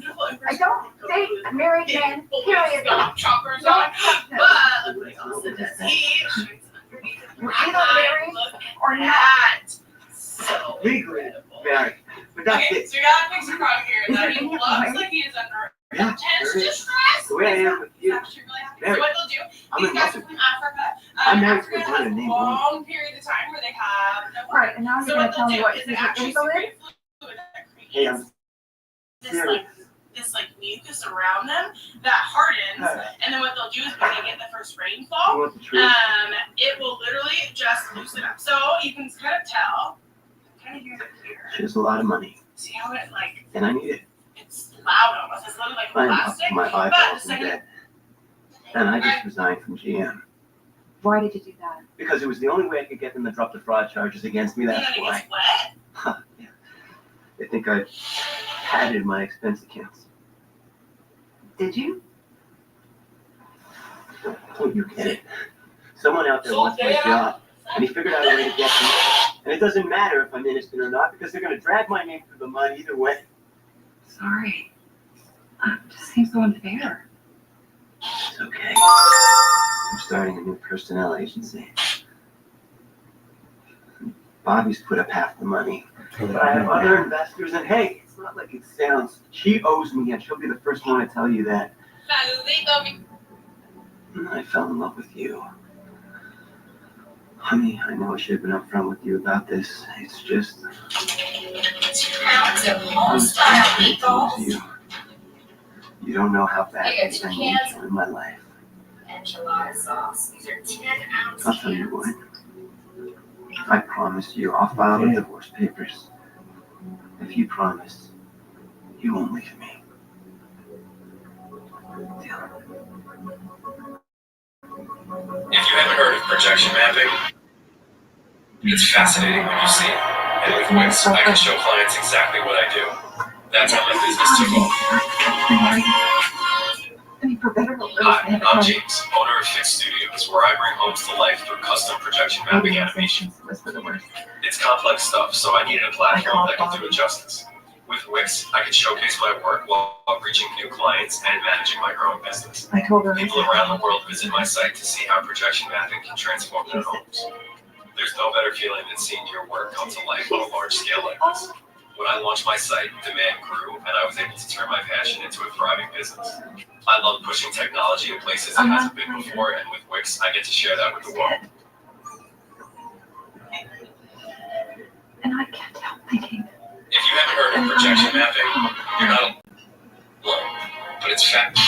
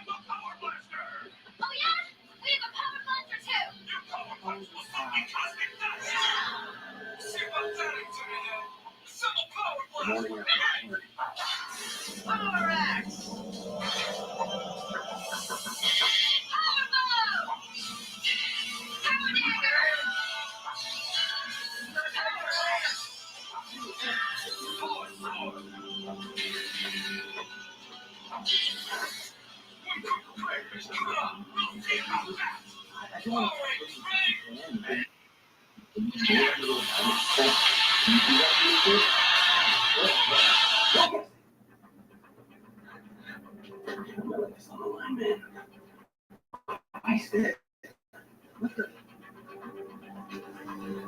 Don't ask me what it is, I can't explain it. It's not what it looks like.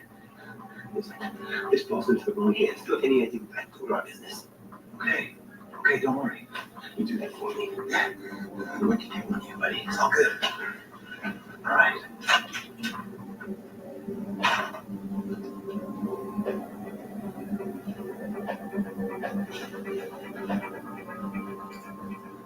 Does this guy realize he's considering evidence in a murder investigation? He thought it was a snow job. And what about when Bobby turned up dead? I said it was his friend, he trusted him, and Ed owed him a lot of money. I want to take this and investigate the evidence to pathology. I received your package yesterday. Autopsy photos, reports, dead sheets, witness statements, blood, vaginal swabs. Everything you asked for. That's the full coroner's report on Bobby Amos. Drug overdose. Check the amount of cocaine found in her system at the time of death. Wow. 14 times the amount needed to kill a horse. This one contains fingerprints on Carolyn Amos' Her cause of death was never determined. But I do have autopsy reports and photos. What exactly do you want to do with it? I, Trey Courage, inform the spirit and fortitude the golden power First, we possesses. have to And figure out I, how they Trey of killed. Heart, Now, embrace Bobby Jason Amos Burke, couldn't the possibly kindness put and that much power cocaine rules. into her And own I, body. Trey of And Wisdom, that's place in your hands Well, the knowledge and experience of my do the people best we training. can, but Use it well. look, give me a week, okay? If you don't work for it, that's it. He waited several hours before he called anyone. Then he called Owen You now and gave possess him the a power syringe. to draw from all three Remember, licenses. the coroner They aid in protection. reported that Amos waited several hours before he called the police, just like Cassandra. Now, Jason, No, Mr. Amos, you're not shot here. So just focus on Bobby and forget these legal wrong stuff. I will. I'm on the phone with the left with you pretty far from the person.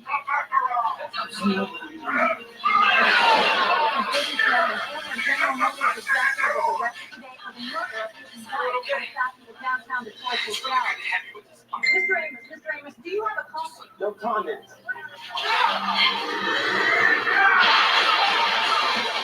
You alright? Recital, stop this. Look, if you buy some time, I can send this to you again. Don't worry, I'll keep signing this.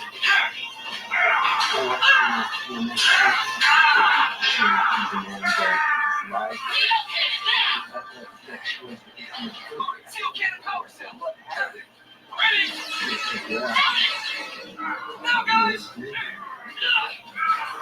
Fire!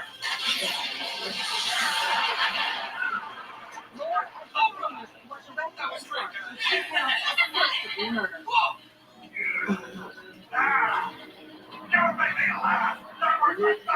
Finish.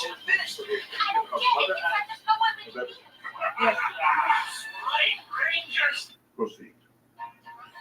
Mr. Amos put this issue squarely before us when he told anyone who would listen that he and his wife were fooling around with cocaine and she accidentally had a heart attack and died. He set himself a defense of accident. When the police arrived, they knew something wasn't right because they called in Dr. Kimura at the medical examiner's office. A highly unusual move. They knew they would need toxicology reports or all they would have would be an involuntary manslaughter. Upon closer investigation, we have learned that 3 other women who also loved Lowell Edwin Amos died under remarkably similar If you want to circumstances. live stream through And in Facebook all Live or cases, YouTube he Live, would but earn also a through your own financial website and without emotional benefit. all the other platforms' distractions. In Let the us show you People how. versus Vanderfleet, Judge Boyle noted, quote, when you lose Hello, one's this is spouse, Dave at how Sermon.net, and I want to If quickly you lose introduce two, you how to the Sermon remarkably Studio. The interesting. Sermon Studio is an How all-in-one broadcast legally solution questionable. specifically designed for Christian ministries. Your Honor, this man has lost 3. Objection. There's no evidence my client had anything to do with those deaths. Overruled. You'll have your turn, Mr. Mitchell.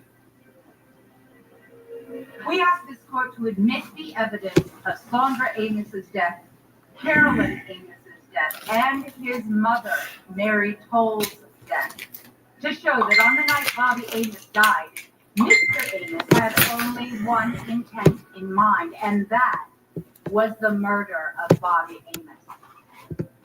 The jury must be able to evaluate the picture fully.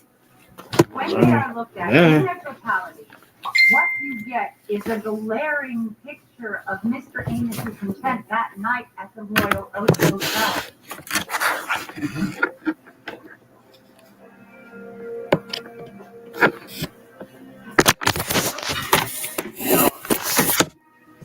Should you favor the prosecution's argument, you may undermine my client's ability to get a fair trial.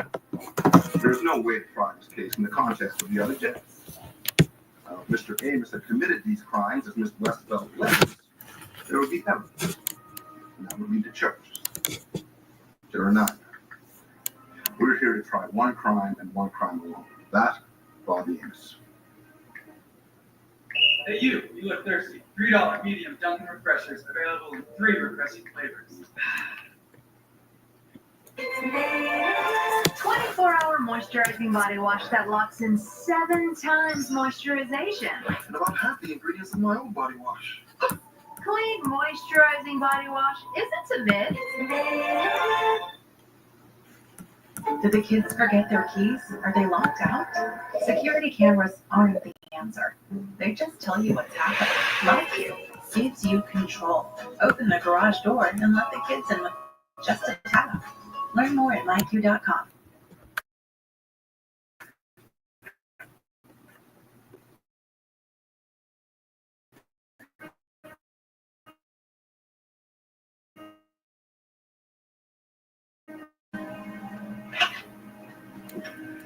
You know, sir. Well, He'll let us use Carolyn. You are a goddamn genius. Genius would have been if you let us admit the deaths of Sandra and his mom, too. That would have been a fairy tale. Betting on you. All you had when you secured a warrant to arrest Mr. Amos was based on the evidence. Consider it your safe home base and which was media the statement made by Mr. Amos. Is that correct? No, that's not correct. Control Is there Center. anyone in this world You can live stream through that can tell you sermon.net, Mr. Amos killed and his we will wife? automatically send it to your Facebook Live and YouTube Live accounts. At the same time, you can be live streaming directly through your own website using the customizable media centers that we provide. As you are live streaming, we are recording your stream to your Sermon Studio account. You can then publish all or a select portion of the broadcast, audio and/or video, to your on-demand sermon archive. You can embed a media center just about anywhere you would like, and it will play your live and archive content on just about any type of device out there, big or small. Your Sermon Studio also provides you with apps for Roku, Android, and Apple.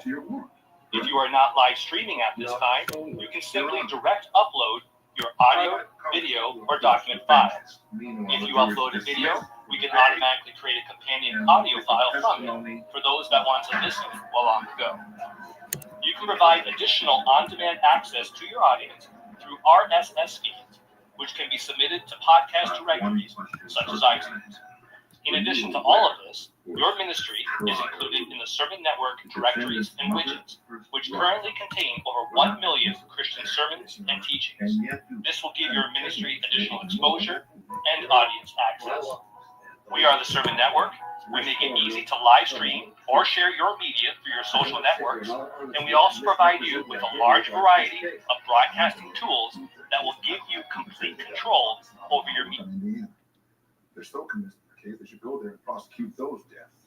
Your Honor, since this trial began, I have done everything I could to limit those other cases. Mr. Mitchell has repeatedly tried to bait the witness. I have objected to every overly broad general question about those cases in Indiana.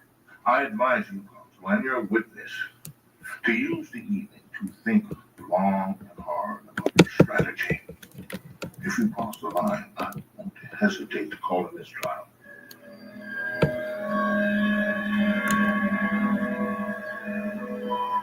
Mitchell's going to pick up the same line of questioning tomorrow. He knows Pat won't lie. That's what he's banking on. He's setting the perfect trap, leading us into a mistrial. Smart move. What if we call this bluff? We would end up in the Court of Appeals back at square one.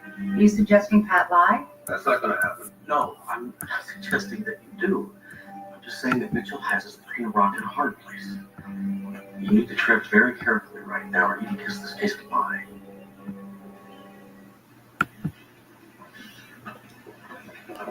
How do you feel when you're ready to roll the dice? I don't gamble. All rise for the Honorable Judge Joel Collins. Please be seated. Is defense counsel ready to resume testimony? Yes, Your Honor. Defense calls Sergeant Patrick Hanahan back to the stand.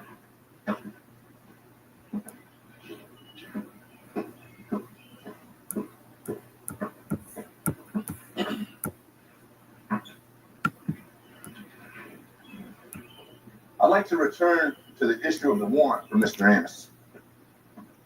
Did you obtain the warrant as a result of evidence collected entirely from the hotel suite at the Detroit Royal Oak Hotel? Not entirely. You're aware, Sergeant, I'm speaking solely about Bobby Amos. I mean, my client's not charged with killing other people too, is he? No, he's not. Mr. Mitchell, we need to confine. All right. He's the one trying to expand it, Judge. Now, at the time you arrested Mr. Amos for the death of Mrs. Amos, you were armed with the same evidence that's being presented here to this jury. Isn't that right? As well as additional information regarding his mother and his first wife. Your Honor, I demand a mistrial. In view of the fact that Sergeant Hanahan was fully aware of my earlier ruling, I will have to rule for a mistrial in this case. The people ask for a stay so that the Court of Appeals may consider that ruling. So granted,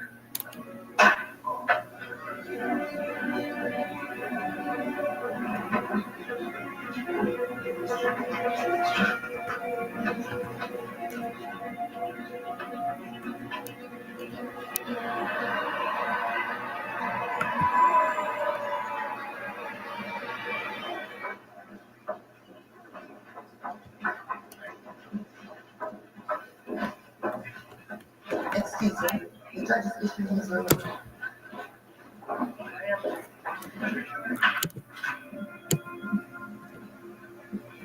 Well, we were brilliant. We were, I can't deny it. The Court of Appeals bought it hook, line, and sinker. One hell of a risky strategy. Yeah, but it worked. Now they know about Mama and the other Mrs. Amos. We got our cake and we can eat it. The prosecution calls Ruth Loftus.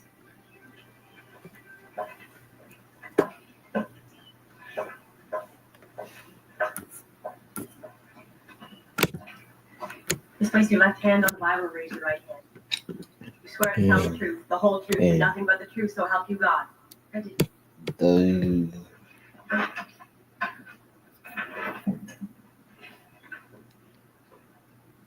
Can you tell us your name, please? Ruth Loftus.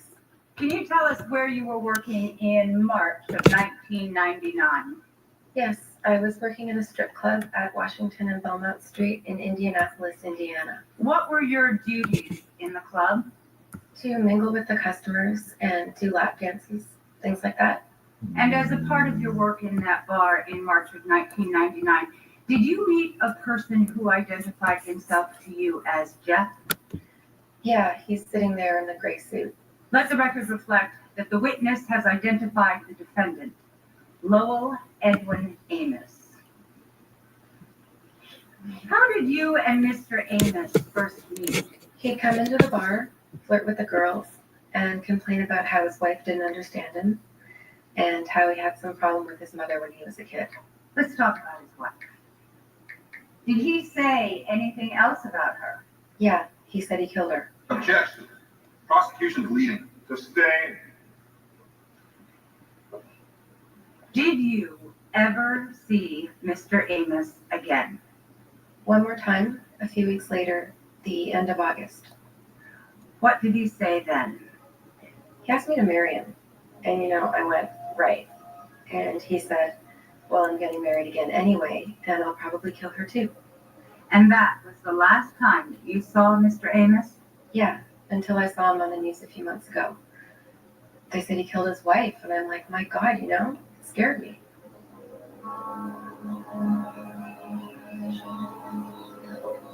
Tell me, Mr. Amos, were you a good husband and provider during your marriage to Carol? My wife and I had a very good relationship. We both worked at GM. We had a beautiful home. She had everything she wanted. We drove Cadillacs. She had 5 furs, lots of jewelry. We went on nice vacations together, those kinds of things. Basically, I was very, very good to my wife. I loved her deeply. Were you as generous with Bobby as you were with Carol? Oh, I wish I could have been. Unfortunately, I ran into some financial difficulties soon after marrying Bobby. And she understood. She said she had everything she needed because she had.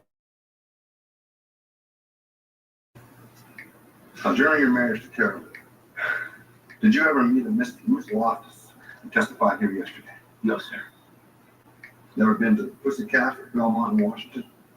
I've been to Belmont Street. I've never seen Washington. I've certainly never been to the Pussycat. I'm afraid that woman has me confused with this Jeff. Now, when Carolyn died, there was never any investigation? Oh, no, none. You were never questioned? Absolutely not.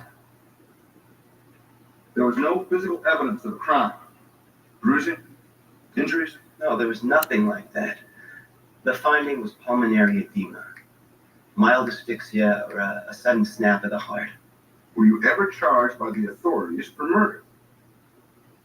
I was never even questioned, let alone charged. Now I'd like to talk about the night Bobby died. Okay. How are you getting along that night? Great. You know, it felt like we were moving on. I'd just come clean about my affair, and Bobby forgave me. She was just that kind of person. Will you tell the jury, please, Mr. Amos, what happened when you and Bobby went back to your hotel room? We went back to the room. Bobby got undressed. I took a couple of Xanax because I had to get to sleep. I had an important business meeting in the morning. Xanax was some sort of sleeping pill? It's for anxiety. It relaxes me. Does it help you to sleep? Oh, very much so. All right. So you said your wife got undressed. Does that mean she put on pajamas, sleeping gown? Lingerie.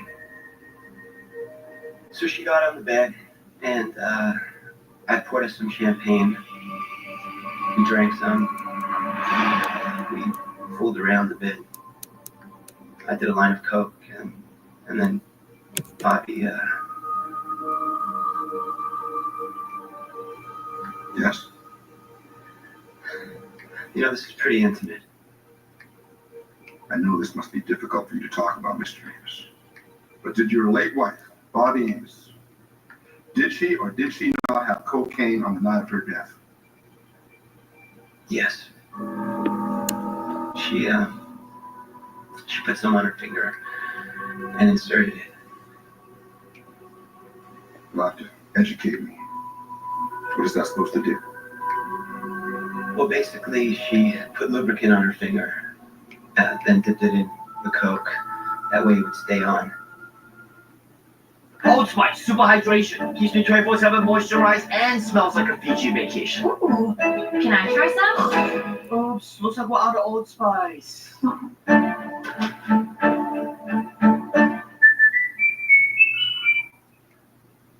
Access to affordable credit helps me pay my employees, but I don't really need it. Inflation is killing me. Who cares? Big retailers are making record profits. That's why we support the Urban Marshall credit card bill. See, banks and credit unions help small businesses make payroll. This bill to cut the vital resources they need. While increasing megastore profits. They deserve it, don't they? Tell Congress, stop the Durbin Marshall money grab for corporate megastores. And then inserted it into her vagina. This would heighten sexual stimulation. Then what happened? Then we played with some toys. She did the same thing again. She spread the lubricant around, dipped the toys in the coke, and put it inside her again. And I guess soon after, I must have passed out. The next thing I knew, I woke up and my wife was lying next to me. Dead. I want you to be absolutely truthful, Mr. Amos. What did you do then? I panicked. All I could think of was how it looked. There were drugs everywhere and sexual paraphernalia. And I thought of Bobby's mom and the press. And I was frightened. I called my friend and business partner, Tim Owens, and I asked him to take something. Did you give him a syringe? Yes. Why'd you do that? I was worried about a possession charge. What were you going to use it for? The syringe? Absolutely nothing. I'd never used this thing before in my life. But I knew if someone found it, he'd jump to all kinds of incorrect assumptions. Like what? Like that Bobby and I were users. Oh, you'd be amazed how quickly people jump to false conclusions. Will you tell the court, please, Mr. Amos, how you were treated by the police from the time they arrived to the present? Like I was a criminal. They handcuffed me. They tried to get me to say that I forced drugs on my wife. They harassed and intimidated me, my friends, my business associates. I was trying to grasp the fact that my wife was dead. That this beautiful and loving creature that I built my life around was no longer of this world. Hey, I understand the police have a job to do. They need to do what they think is right. But they could have treated me like a human being. And if not for me, at least out of respect for my wife.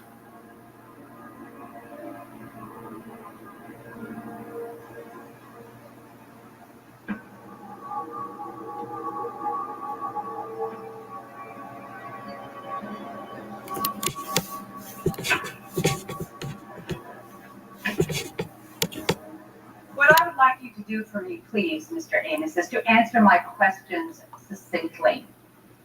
I would appreciate it if you don't fill in the blanks as you go along. Certainly, ma'am. As long as you don't try to lead me. Well, you don't understand, Mr. Amos. This is a cross-examination. That is exactly what I'm going to do, lead you all over the place. Were you in the military, yes or no? No. In the statement taken after your wife Carolyn's death, you indicated you were. Well, they must have assumed. People's Exhibit 17. Is this your briefcase? One of them. I'd like you to step over here, please, and indicate for the jury what each object is that was found in your briefcase, and explain its purpose. Mr. Amos. Certainly.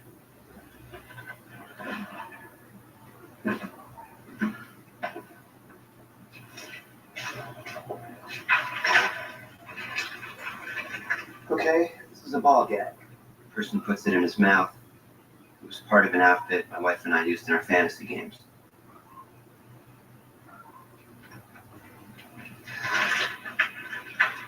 This is a blindfold. Sure you can figure this one out. This is a strand. It's used to touch someone sensually. These are handcuffs. And all its batteries. Those are used for the vibrating adult toys. You may return to the stand.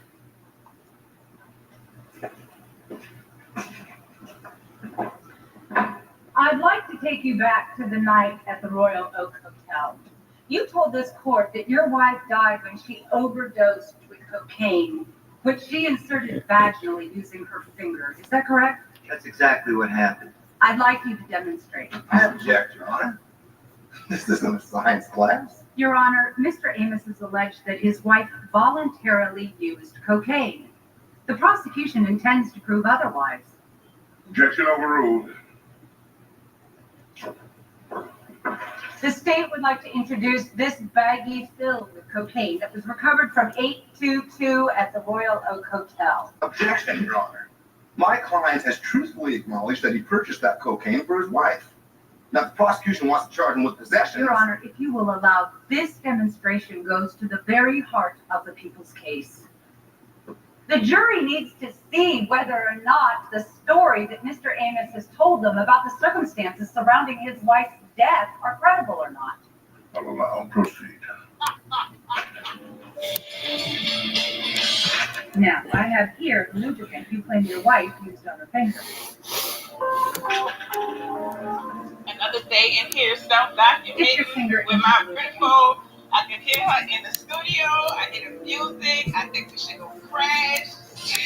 Now, can you dip your finger coated with lubricant into the baggie with cocaine as you use it? How much cocaine would you say that is, Mr. Amos?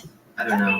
Not much. Not much. Baby, I'm out there working. How many times do you think your wife repeated that exercise to put enough inside your vagina to kill 10 people? 100 times? I said I don't know. 1,000 times? Objection. The witness said he didn't know. Sustained. I submit to you, Mr. Amos, that you do not know because it is not possible. Unless you contend that she continued to insert the cocaine long after she's dead. Maybe she didn't use it. Maybe she used one of the sex toys. I don't know. According to the medical examination, there was no cocaine found at the entrance of your wife's vagina. Can you explain how that would happen if she used her finger or I vehemently protest. This is nothing more than prurient voyeurism posing as a cross-exam. She is dragging my dead wife's name through the mud, discussing our sex life in front of the world. It is Mr. Amos who chose this defense. The jury has every right to see it acted out. Answer the question, Mr. Amos.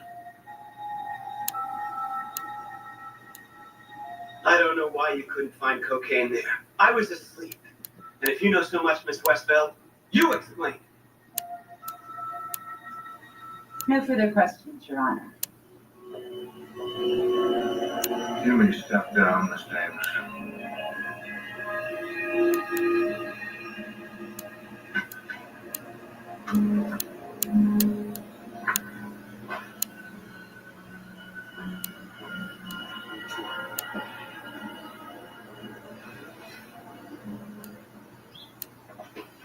Ms. Goodhue, could you please state your professional credentials and your current job classification for the court?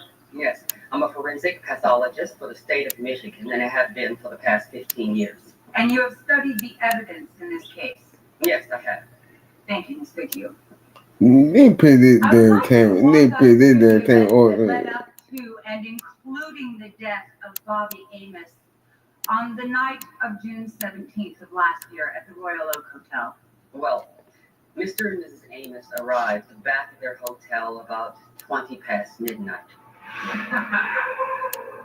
My princess. Miss Amos, Bobby, had already consumed a large quantity of alcohol. In spite of that, Mr. Amos opens a bottle of champagne. But before handing her the glass, he crushes up 2 pills of Xanax and puts them in Bobby's champagne. Combined with the champagne, the Xanax reacts in Bobby quite quickly.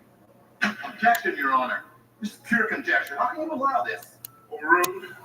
Well, alcohol is good. She falls into a deep sleep. At this point, Mr. Amos rolls Bobby off.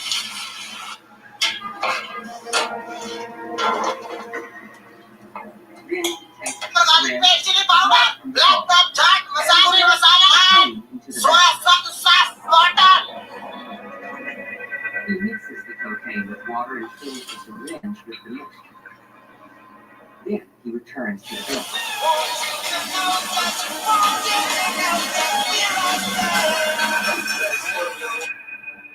He rips off her pen, picks up the syringe, fills the cocaine, and water.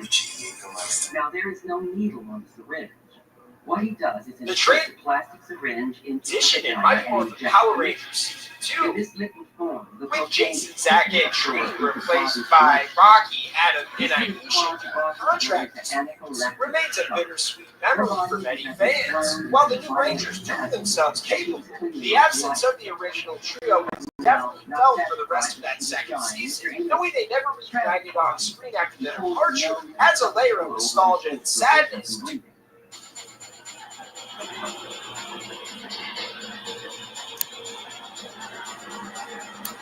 If that's the case, why wasn't there a vascular effect, which is usually the result of substance? There were 2 nasty lads called First. Now they're possible for research. So what made them so successful was the extraordinary amount of their body they produced. Now, of course, the answer to this was they were creating that. They were fine, drunk, passed out in the street, in alleys. One was filling in stomach, the other was open on his nose. Now, this is called a respiratory effect versus a vascular. This left no indication of foul play. So what you were saying is that both Sherilyn and Bobby Amos were smothered in a way similar to the Burke Brothers technique in order to avoid any signs of foul play. Yes. There were 2 parts of the study. There were little bridge of Bobby's nose and on the inside of the mouth. Once Bobby was dead, Mr. Amos cleaned her inside and out. One tiny question would be, would it be possible for Bobby Amos to have overdosed by inserting cocaine with her finger? Yes. How about if she used a larger object, a sex toy? It is easy to get that amount of cocaine into your system by any method. Now, if it was possible, there would have been cocaine evidence on the bed and in and around where you together.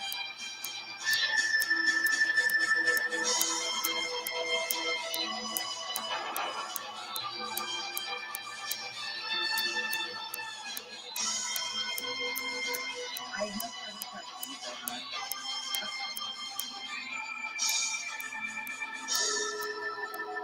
The defendant will plead right. Ticket bots.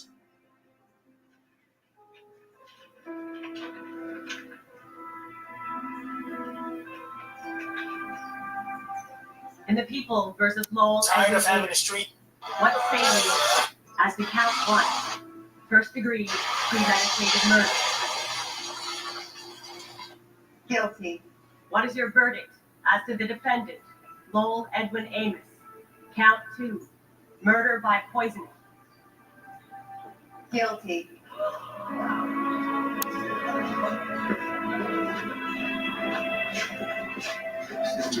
Happy birthday, America. Ladies and gentlemen of the jury, report back to you. You are Look cool in that suit, man. This too for.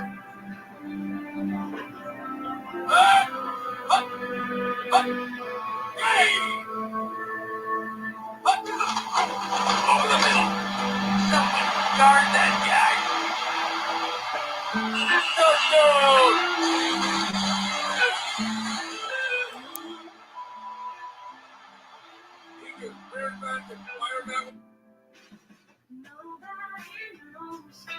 The trouble I see.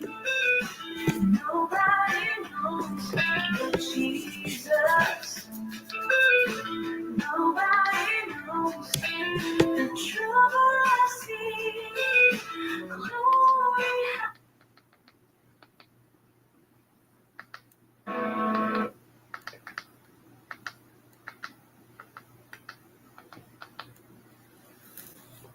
Looking for your favorite movie but can't remember the title? No problem. Just type in what you remember, and Echo finds it instantly. Forget useless search results. Echo's AI scans inside every movie and show, so if you remember any detail, Echo finds it. Download Echo now.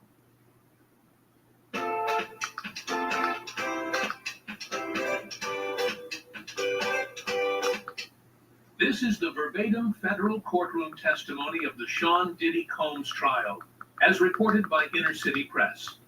When Sylvester Stallone entered the courtroom, no one expected what he was about to say. The Hollywood legend, known for his iconic roles as Rocky Balboa and John Rambo, brought a bombshell revelation that would not only deepen the case against Diddy, but also point fingers at some of the biggest names in the entertainment industry.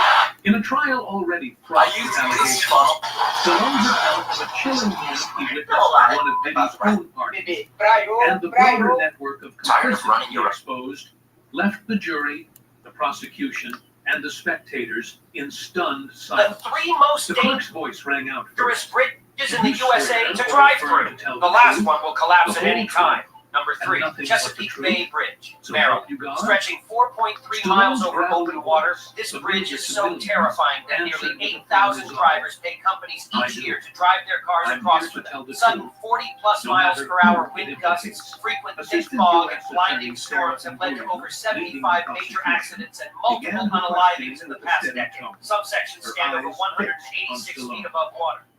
Mr. Stallone, can you confirm whether you've had any professional I-40 or Hernando social de Soto interactions Bridge, with the Tennessee, defendant? Arkansas. Mr. This Sean bridge carries Combs? 37,000 plus Stallone's voice vehicles was steady. daily across the His Mississippi words River, measured. but inspectors found a giant Yes, 2.5-foot crack in a a steel lead in 2021, forcing a total shutdown for nearly 3 months. The bridge's steel truss design is now considered outdated and extremely vulnerable, and officials warned in 2025 that the bridge could collapse at any time if one more major defect appeared. Number 1, Sunshine Skyway Bridge, Florida. This 4.1-mile-long bridge crosses Tampa Bay and has faced 200-plus shutdowns due to hurricane-force winds since 1987. It's built on the site where the original bridge collapsed in 1980 after a freighter crash. Engineers admit that during extreme storms, the entire structure shakes so much that drivers... Whoa! God damn it!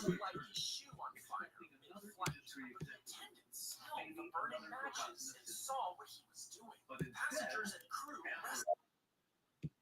eventually he was sleeping, and when they checked his shoes, not to relitigate a Hollywood divorce, but to expose something deeper, darker. She wasn't just here to talk about Diddy. She came to speak about Johnny Depp, too. About secret bath rituals, about silence, and about a world she'd tried for years to forget. What she revealed stunned the courtroom, because this wasn't just about abuse. It was about obedience, secrets, and power, traded behind steamy doors and luxury masks. And today, she was ready to say what no one else would.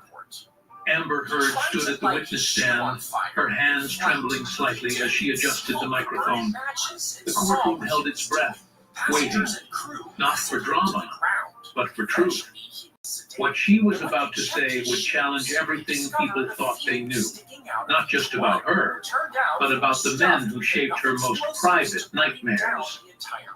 I never thought I'd be back in a courtroom like this, she began, her voice measured but frail. But this isn't about me anymore. It's about what I saw, what I endured, what I let happen to keep my career alive. Amber testified that her connection to Sean Diddy Combs wasn't something that happened overnight. It started in 2010 at a luxury party in Malibu, thrown by a streaming platform executive. She had just landed her first blockbuster. She was rising fast, and Diddy noticed. He was charming, eerily charming. Said I reminded him of someone he used to know, someone obedient. She chuckled bitterly. At the time, I thought he meant it as a compliment. She claimed that Diddy pulled her aside that night and told her cryptically, "You're not ready yet. But Johnny will explain." She didn't know what he meant until 3 weeks later, when Johnny Depp invited her to an intimate dinner. It wasn't the first time they'd seen each other romantically, but this night was different. He didn't bring wine. He brought an envelope. Inside was a gold embossed invitation that simply read, "Join us. Let it go. Learn the truth." Amber said she ignored it at first. "I thought it was some weird Hollywood thing I wasn't cool enough to understand." But then her manager told her she was being considered for a major role, one that Diddy was financing behind the scenes. Suddenly, saying no didn't feel like an option. She went to the address listed on the invitation, a private mansion in the hills, guarded and silent. There were no lights, just candles and robes. And when I walked in, Johnny was already there, sitting in a lounge chair, calm as ever. Diddy stood behind him like a shadow. She described the room, a bath built into the floor, steam rising, the air heavy with lavender and something metallic. It smelled like silence, like power. Amber paused and looked at the jury. That was the night I stopped being Amber Heard, the actress, and I became someone else, someone they could mold, someone they could use. Amber's hands gripped the sides of the witness box as she continued, her gaze drifting slightly, as if the memories pulled her back into that night. "They called it a cleansing," she said softly, "but it wasn't about healing.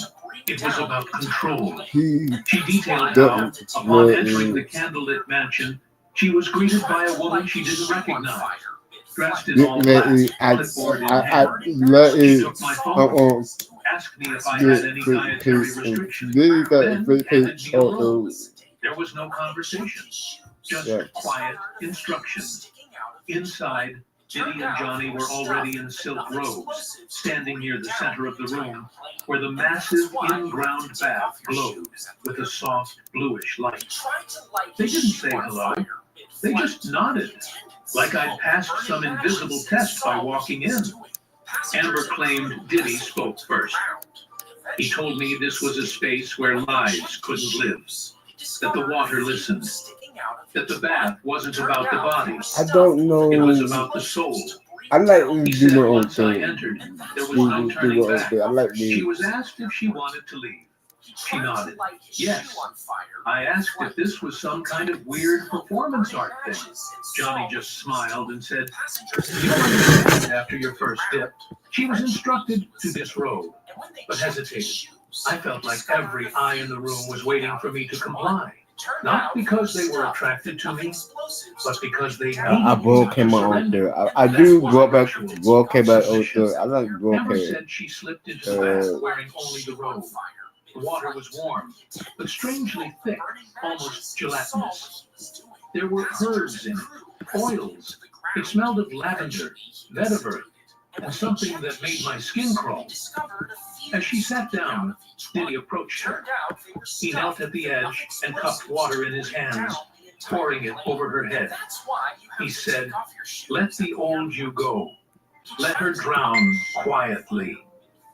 Johnny then entered the water beside her, placing 2 fingers under her chin.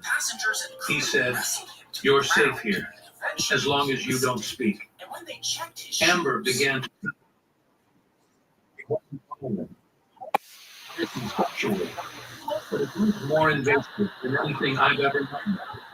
They asked questions, not about my career, but about my shame, my past, my guilt. They already knew the answers. They just wanted to watch me squirm while pretending to confess. She was in the bath for 15 minutes, and in those 15 minutes, Amber said she lost years of wisdom. When I said no, I wasn't. I said, Amber paused and stretched to the judge. Her eyes not seeking reassurance, but measuring the weight of every unspoken truth. Then she spoke again, voice steadier now, as if anger had started to recede. After that night, she said, everything changed. I wasn't invited to parties anymore. I was summoned. There were no RSVPs, only instructions. And every time I arrived, Johnny and Pete were already there. She described how these rituals continued in locations. A brownstone in New York, a beach property in the Bahamas, and private suite above the hotel in town during the film festival. They never said it was the same ceremony. I was always led back to the back.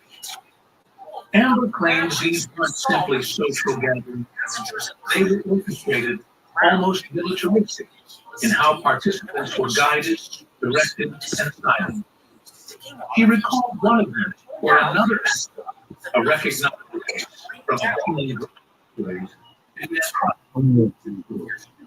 Diddy stood over her, spoken with your certain.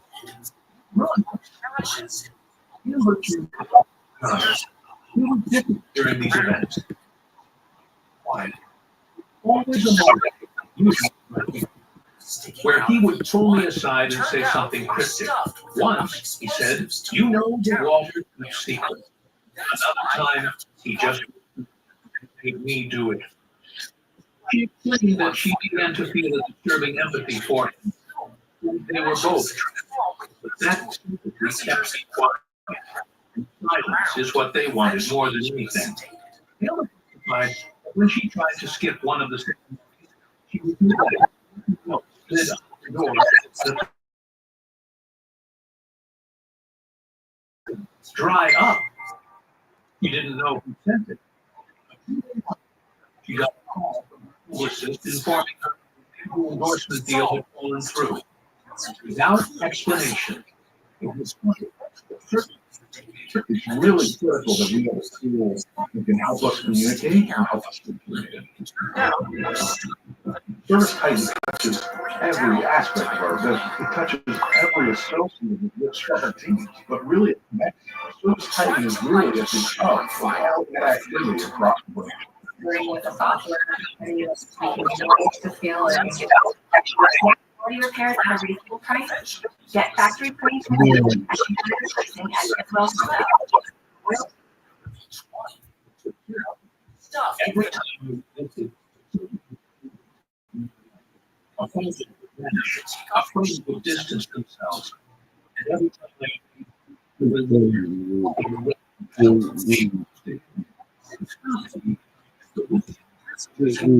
survive. And the next close to the microphone. The voice low. Careful. Not from fear, but from the gravity he was about to confess. There was a point where I tried to get out completely, she said. It was after what she called the fourth bath. That one broke something inside me. She recounted that it had taken place in a rented villa in Tuscany, under the pretense of a film collaboration retreat. Everyone there was someone. Users, socialites. But behind the elegance was the same script. Go! Johnny was there. The bath was already prepared. But this time, she said, something had shifted. I was beginning to feel watched, even outside of the bathhouses. Paparazzi photos would pop up of me in places I never remembered being. My friends told me I was off, distracted, disconnected. I started feeling like I was losing myself. Amber said she confronted Johnny during the Tuscany gathering.